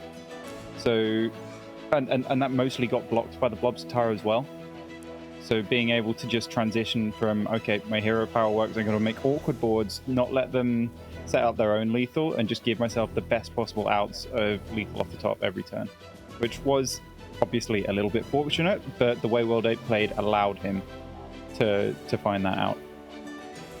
yeah, and a note I want to make is the turn 1 tracking, right? I think could have picked up Cup of Muscle, right, which I think is common, like, oh, well, this will give me a little bit of stuff to do in the early game in terms of buffing up the bellhop that's in my hand. The big spell will come, right? Yeah. And then sometimes you take it and the big spell does not come.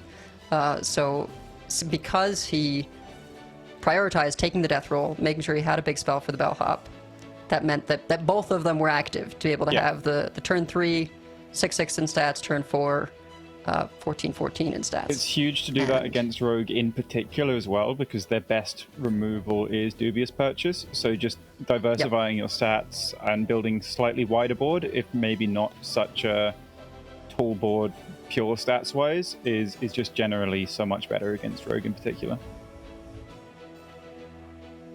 Yeah, really ended up paying off there in the end, and now he has a couple of Customs Enforcer decks. Yep. It does look like he's playing against Protoss Rogue on Kevin Schmidt's side next, which the Customs Enforcer in particular, I don't believe has any relevant hits in that deck. Yeah, But that's true. Protoss Priest also is a deck that can sometimes suffer from just having a slightly clunky hand without much to do in the first 3 turns, so could be exploitable for this very consistently aggressive aggro paladin build. Yeah, my guess is he was sort of figuring like, well, if the rogue gets queued again, then I've got pretty good matchup here with Paladin. If not, Protoss, I think, just wasn't really accounted for. It's sort of like a deck that sometimes you'll beat it, sometimes they'll just resuscitate you on curve, and that's how it is.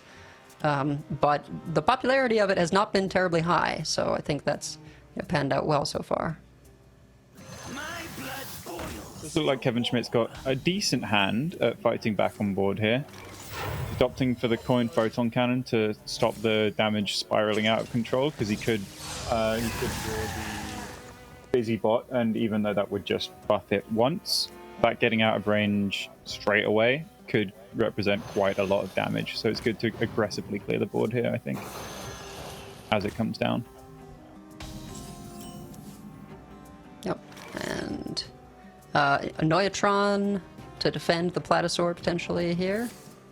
I guess depending on whether the Platosaur pulls something you want to play right away. But in terms of stuff that the Protoss Priest wants to be doing, this is not so much it. No. I was wondering if it was better to just drop the Void Ray and continue with the aggressively clear the board game plan, because of pretty much exactly a Neutron. That could potentially cause some issues. I think with the hallucination, he was probably figuring like, well, I can go for Void Ray, hallucinate, and that's pretty good for turn 3. Definitely. World does have the slight issue here that, sure, he can make a bit of a sticky, awkward board, but as it stands, there's no way to actually leverage that, because there are no buffs. Yeah, there is a couple of trinket artists in the deck, which serve as both Draenei for Tortolan's Storyteller, and of course also going to pull Crusader Aura. But not a lot of draw in general, so you're doing a lot of trusting in the heart of the cards. Still going to keep putting out awkward boards, and as it stands, this is just about enough to keep the pressure on the Protoss Priest, because this has been a fairly slow start without Sentry. Oh, and Narain is the best you've got, but it doesn't feel good. Oh. Well, couple at least you're getting Sentry off the top, but you would like to have played 2 of them. Yep. Yeah, I mean, you can do the one with a Vol'jin, I guess. Yeah, I think you kind of got to hope that Narain gives you something useful off the top next turn as well. For now, it's kind of interesting because there aren't many spells in this Paladin deck, so the Slither Spear is not always that huge a threat. So taking a value trade on one of the other minions wasn't completely out of the question. Yeah. The exit is this way. Oh! Oh no! That is less than ideal. That is brutal. Oh, that's got to feel really, really demoralizing, because it just allows sort of this huge setup of the sentries, right? Getting to fish one out, play the other one, get them both in there for a resuscitate.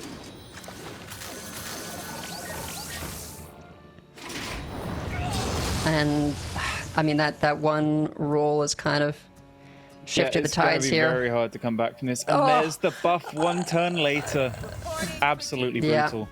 The light dims, but we Yeah, it's those kind of things where like hopefully he's got the fortitude to just say, well, it happens, stand by the Yep. play.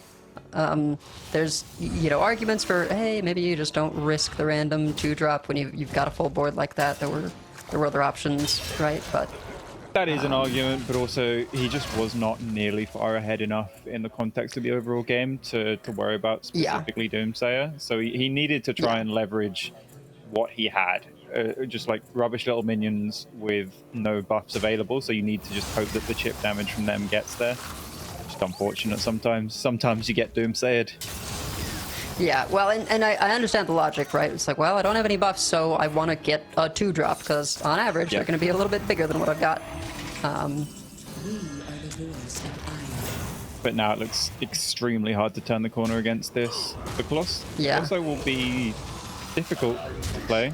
He's still got turns breathing room, but just the 10-10 on its own. Yeah, I mean, there's no far too punching much. through that. You're supposed to have won before turn 7. That's not. Yeah, it's got to feel rough there, but I do think that one would have been a little bit of a bonus if he had taken the 2-0 lead there. Mostly it's just going to feel bad because he was looking pretty far ahead, because he top-teched the flash sale right afterwards. And, if that Maze Guide and the flash sale had just been the opposite way round in the deck, it's little things like that. But yeah, World 8, it appears, still has matchups into Druid and Rogue, which am I correct in assuming are like the two main decks that he's accounting for? Yeah, absolutely. So, those are the two things he's been hoping to prey on. In terms of Customs Enforcer blocking coins, blocking Seabreeze Chalices, right? Yeah. So it's still quite an uphill battle for Kevin. But not impossible by any means. Yeah, and just winning back sort of the momentum, right? Yes. Can be a huge deal. So they'll be looking to sort of try and retake it once again. Maybe there'll be a back and forth. Maybe that will have just been sort of like too disheartening. But I think we hope that there's sort of the mental fortitude to keep it. From Kevin's point of view, he's unfavored. Kevin is for sure from this point on, but getting that win back gives him that mental edge over World 8, where he's got to just hope that his opponent panics a little bit, misplays here and there, and can't convert that matchup advantage into an actual win, because it's both of their first time in a spot like this, right? So anything could still happen. You can panic. Silly things enter your head. You overthink. You make bad decisions, and sometimes you just got to hope that happens to your opponent, and that's your best shout. And sometimes it does. Yeah. Well, hope we hope to see them both at their best, and just how this ends up shaking out. Wouldn't be surprised if players ask for a little bit of a break there. Sometimes that happens. You're just like, hey, can I use the toilet? Something like that. But we are going to be diving into the next match here shortly. Every time I compete, I must be a nightmare for the admins, because every time between every single one of the games, I'm going, no, I'm quick toilet break, because nerves on tournament day are something else. I completely understand if the players need a bit of a break in between games. Nerves, and if you're staying hydrated, then you gotta go when you gotta go.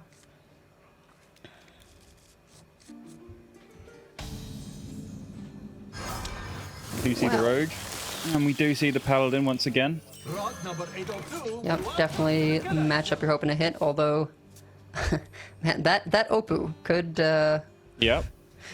come in big again.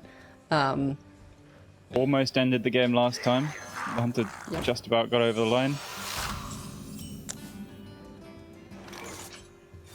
not the most impressive hand from Kevin Schmidt, and I think World 8's opener I'll be fairly happy with. Just ways to spend mana, guaranteed aura. Although this Opu, potentially, I really like the Shadow Step hold here. Uh-huh. You just got a free 2 damage AoE on turn 4, potentially. If no Customs Enforcer. I actually can't remember how that works with Shadow Step. It's what we discussed, right? It's still Yes. a card that was in your deck. Yeah, I'm but, just getting confused because I know that it messed up Narain, but that's because it's a different card with Narain. So yeah, I'm talking nonsense. Such is my way. Busy bot though, coming in to make these quite a bit sturdier. I suspect we will now see the Customs Enforcer Yes. with the coin added to hand. For sure. That's awfully nice of the rogues to declare when the card's going to be useful. This is an unbelievably clean Opu. You can do 2 damage to the entire board, draw 2 cards, clear off the Customs Enforcer with the Metal Detector. Now there's going to be a massive uphill battle from Paladin, because as you said, you kind of got to kill them by turn 4 or 5, otherwise you're probably not winning. Yeah, really, really nice recognition there of stepping the combo to get that Opu down. I think World 8 just hoping to get enough refill here. I mean, almost you sort of like try specifically not to kill off the Opu. Yes. Yeah, you make a board that's just about awkward and wide enough that you hope that maybe 2 or 3 of them stick, and then you can top deck an aura and get there with damage through all of this, but it's looking incredibly unlikely, especially with the Blob of Tar available. Yeah. Now this is treasure. Yeah, Scoundrel just doing so much to gum things up here. I don't So think many there's stats. Flash Sale is not insignificant, but I think still just not quite enough. Yeah, it shouldn't be enough. Especially if there's a counter spell, that would be an absolute disaster. Yeah.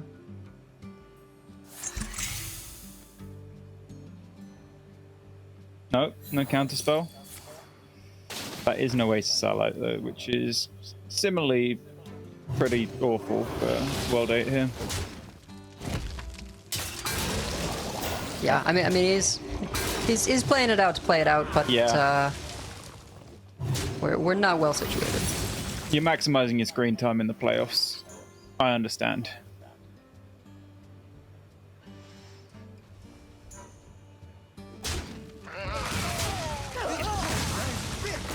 Yeah, Kevin should just be able to set up lethal here. That should be unpreventable from World 8's point of view. Yeah, I don't think there's a card in the list. I mean, really, having not just the perfect clear, but the perfect clear for the Customs Enforcer to be able to utilize all the coins and stuff was just lined up the way it needed to. Yeah. So it is going to come down to whether or not these decks can prey sufficiently well on the Druid. So, Customs Enforcer may be playing less of a role there. Yeah. But they are still, go wide, powerful pressure decks. I do think the Druid in particular is maybe where the lineup sacrifices a little bit of percentage while it's trying to target Rogue at the same time. Because if you're going all out to try and beat Druid, you've got a Drunk Paladin in there instead, of course. You may be cutting the aggro Demon Hunter for something else, maybe something silly like a Mech Warrior. But if you want to be good against Rogue at the same time, then you do have to sacrifice a little bit of percent, which I think overall was the better pick than just going all out target Druid. But he's in a situation where he does need to 2-0 the Druid at this point. Yeah, my guess would be, queuing up the Paladin one last time, trying to get that over the finish line. But I think it is always just, player's choice in terms of what feels better to them after taking 2 losses on a single deck. Yeah. Do you give it a break, play your other one, or do you say no, this is still a favored matchup? I'm just gonna go again. Yeah, sometimes you go, I want to play my hard deck first, so that if I do get to game 5, I'm not playing a difficult deck. And so like stress and nerves won't overcome me, which I have done multiple times. I've queued my difficult deck first and gone, yeah, I want game 5 to be easy, stress-free, like play a curve deck and maybe I high roll and just win. That'd be nice.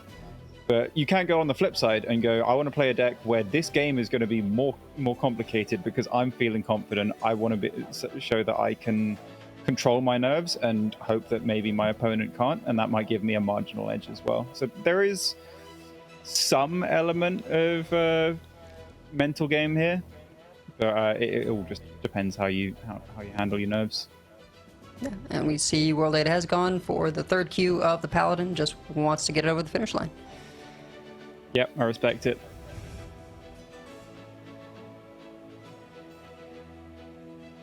I think it can be particularly tough in a situation where like you've got a deck like this where like you know you're going to catch flack for for bringing it right. If you've got to this point, you've proven your point, right? If when it looks bad, it's one of those decks that when it looks bad, it looks really bad. But in the 2 losses we've seen it already today, it could have easily just curved out, and the opponent could have drawn a bit of a clunky hand, and then they die on 4, which we did see in his previous series.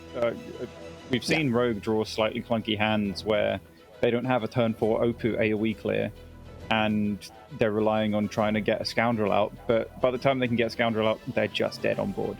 So we've definitely seen the feast or famine nature of this lineup in World 8. I mean, I almost want to say that was the Paladin queued first in World 8's last match and just got a clean. Yeah, it's looked first good game win before this series. Protect the wild. I would say.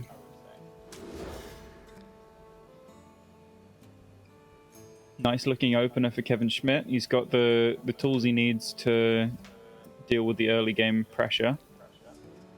Yeah. The World 8 does have the tech card. Yeah, does keep the Custom Enforcer, which I think wasn't a sure thing because there is this dance, right, of like, well, you know your opponent wants to have Seabreeze Chalice. Yes. But you don't know if they have Seabreeze Chalice.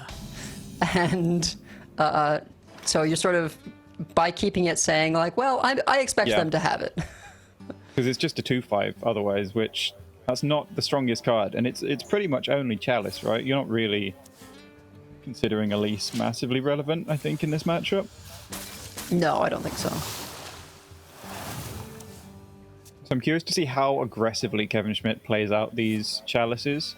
I'd imagine like he's probably going to just spend the mana when he can. To declare. Because I mean, of the threat of this and the threat of buffs at the same time. Yeah. That is a very Holding handy on. top deck. Yep. Just gonna hold on to it for the swipe next turn. I think it was Lorinda and Sottle talking about how in some of these matchups there have been next to no early doll houses, which has made the swipe clears so much more awkward. But I mean, this game we're seeing such a clean clear this turn. It is going to leave a 2-1 up afterwards, but I'm really pretty sure that Kevin does not care one bit. He could even chalice it if he wants to. Yeah. I think it's a very fair choice. Yeah. It's tough because, you do only get half value there off the chalice. Now you are much diminished in terms of dealing with follow-up. Yeah, I think specifically with the Mr. Vista in hand, you probably want to play that next turn. So it's good to just play completely for tempo that turn because you're just playing a vanilla 5/5 the turn after that a lot of the time. But with this new Heights top deck, that might change his mind. Yep. Ooh, the Bob hit is rough. He hit both of them off Barnabas. He hit Incendious and Bob, so I mean, he could have had 10 more health this game. The game said no. Not that Bob is bad, right? Mass freeze is definitely a good thing, but just the fact that it is not an extra 5 armor, 5 health. The trouble here is you can freeze the board, but the board's going to get bigger and it's not going to go away. You need to find removal for it, right? Well, as soon as you can. So I think it's a good spot throwing out double file, and he probably needs to get this Incendious down as soon as possible to try and come back on board. Hope for the top decks. Yes. He does also now. The Bob is even more useful though, because the board's not getting any bigger. He's dealt with the. It's called the storyteller, right? Yes, it is a storyteller. Yeah. That's dealt with. So now nothing's just passively getting buffed. So Bob stalling out is very helpful. Helps draw him into eruptions potentially. Oh, That's oh one. no. Just the Yep. one. Yep. Then, toy chest looking nice for the following turn. Well, oh yeah, or just throw it out now. Yeah, getting the Ancient of Yore pretty good. The sleep he goes for instead, which I'm a big fan of. It maximizes your odds of just finding eruptions at all. Sure. Yeah. And the pre-trade meaning he's it's just hedging for potentially a flash sale to buff that out of range of. I'm assuming he's going to click the location, make sure he has spell damage on any potential eruptions drawn. But with the pre-trade, he doesn't always have to. So, gonna come down to eruptions here, really. And there we go. Yeah, that's tough. I think it's that kind of situation where I don't think World 8 did anything wrong, right? No. It just sort of came down to his draws versus the opponents. It's just what happens when you bring a lineup like this. You'll either run your opponents over, or your decks will look a little bit weak and silly. But they've definitely done a great job getting him to this point. Unfortunately, it looks very much like he's falling at the final hurdle. Natural mistake. Your win. I concede. Yeah, tough beat there. Yeah. Could very easily have gone differently with a couple of cards here and there. And I think the Doomsayer are pretty heartbreaking to sort of start the dominoes. Yeah. But that does mean that Kevin Schmidt is going to be our second qualifying player for the Hearthstone Masters Tour Summer Championship. And Very I don't know, worthy any addition, really. final. Yeah. Well, I was just particularly impressed by the setup for the Opu. I feel like the games this match weren't the most complicated, but when Kevin had to make a decision, he did seem to just always make the right one. And like even the first game against the Handbuff Hunter, where he did lose, Kevin did identify, I need to start setting up counter lethal right now, and just went max tempo right there and then. And if World 8 doesn't top deck the lethal right there, then that game's a rogue win, and then the series still could have gone the same way without that very unlucky Doomsayer roll from World 8. Yeah, I'm glad he got to showcase sort of his hand buff hunter sort of skills there, because I know that's a deck that he's very confident in. It makes sense that he would lead with it. Was looking a little bit dicey with the double blob of tar. Yeah. But being able to sort of play through that. Again, on the surface, going hand buff hunter didn't even make huge minions, still got through against a copied blob of tar on curve is just quite crazy. Just if you say it. But, great job getting that through. But unfortunately for him, not making the Masters Tour this time. But it's a game of inches, right? You get close, gives you the thirst to go Yes. again. And, You get here once, the next time is easier.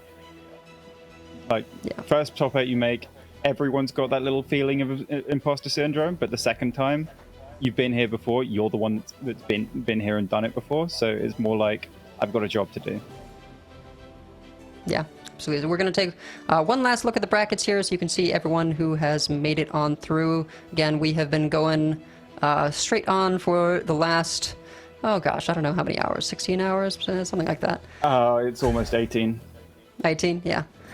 We see the bracket we just finished up, America's Banter taking the wins over Kales Luna and Jackasso to qualify. Kevin Schmidt then going on over Jakey Poo and World 8. Those were... I was honestly quite thankful that there were at least a few more sort of aggressive decks in the Americas region towards the end there. Oh, we needed that at the end. It's like what I was saying with the queue order. You got the easy one last because they all brought aggro. Very helpful. I'm Yep, not sure yep. how I would have coped if I had a second McBanter face Kayla's Luna kind of series at the end of this. A series that spans, two caster pairings like full time. Not quite. It wasn't that bad. It wasn't the full 3 hours, but pretty tough. And then, of course, we started off the day with APAC. I didn't see too much of these, but Katagami knocking out Maxibon, then falling to Tabika, who took out Neo. We see Photon then coming up out of the other side of the bracket over Max Chen. Yeah, you know some of these players a bit better than I do. Yeah, Photon and Tabika have been around a while, perfectly worthy Masters Tour players. They're going to be a force to be reckoned with there. Tabika, top 8 last Masters Tour, he beat me. I'm sure he'll be planning on going one better, and Photon competed in a Masters Tour last year. I'm sure he'll be planning on going better than his results last year, because I don't think he made it out of groups, but he's just getting better and better as time goes on. Yeah, and then, EMEA, just sort of, I think the big sort of dark horses coming out of this region in sort of Philfeel and Nightmare 14. I think we all were sort of expecting one of Rekfem, Disdemon, or Dead Draw to make it on through, but sometimes that's just not how Hearthstone goes. Yep. That's the thing. I mean, that's the thing with Europe. You get the slightly lesser known players, but they're still all ridiculously good. So Philfeel and Nightmare 14, they both play very well. They both fully earned their spot in Masters Tour, and I'm really looking forward to seeing them there because, yeah, they haven't competed in a tournament, at least that I'm aware of, for the past few years, since the system has gotten a little bit narrower from 2023 onwards. I'm not sure about their performances beforehand, if any, so they might just be new to this, but it's always good to see new faces. Yeah, absolutely. I think that is, again, sort of the boon we are granted by having these qualifiers into playoffs, into last chance. Just having opens means other players who maybe don't have the time to just grind ladder can spike an open and still be able to participate. I know as a parent, like that is certainly a demographic who does not really have the time to extensively grind ladder, but can go for an open. That's another thing as well. Everyone here who's made the Masters Tour will have booked up their spot in the last chance qualifier. So even if they don't get to Worlds through the Masters Tour, they will guaranteed have one more go. They won't have to grind ladder for the last 2 months to try and qualify for that. They've got their spot already. Yeah, and that is going to be sort of a little different from the way this panned out, rather than having a single day. I think we'll be doing it over a couple of days. This will be sort of one bigger broadcast, but I can't guarantee that. Just it's all the regions in one. So that's it for us. Thank you all for joining us. We hope to see you next time for the Masters Tour Summer Championships after the mini set. And I'll be playing instead of casting next time. That'll be fun. Good fun today. Thanks for having me. Yeah, of course. We look forward to cheering you on. All right. Till next time. 94.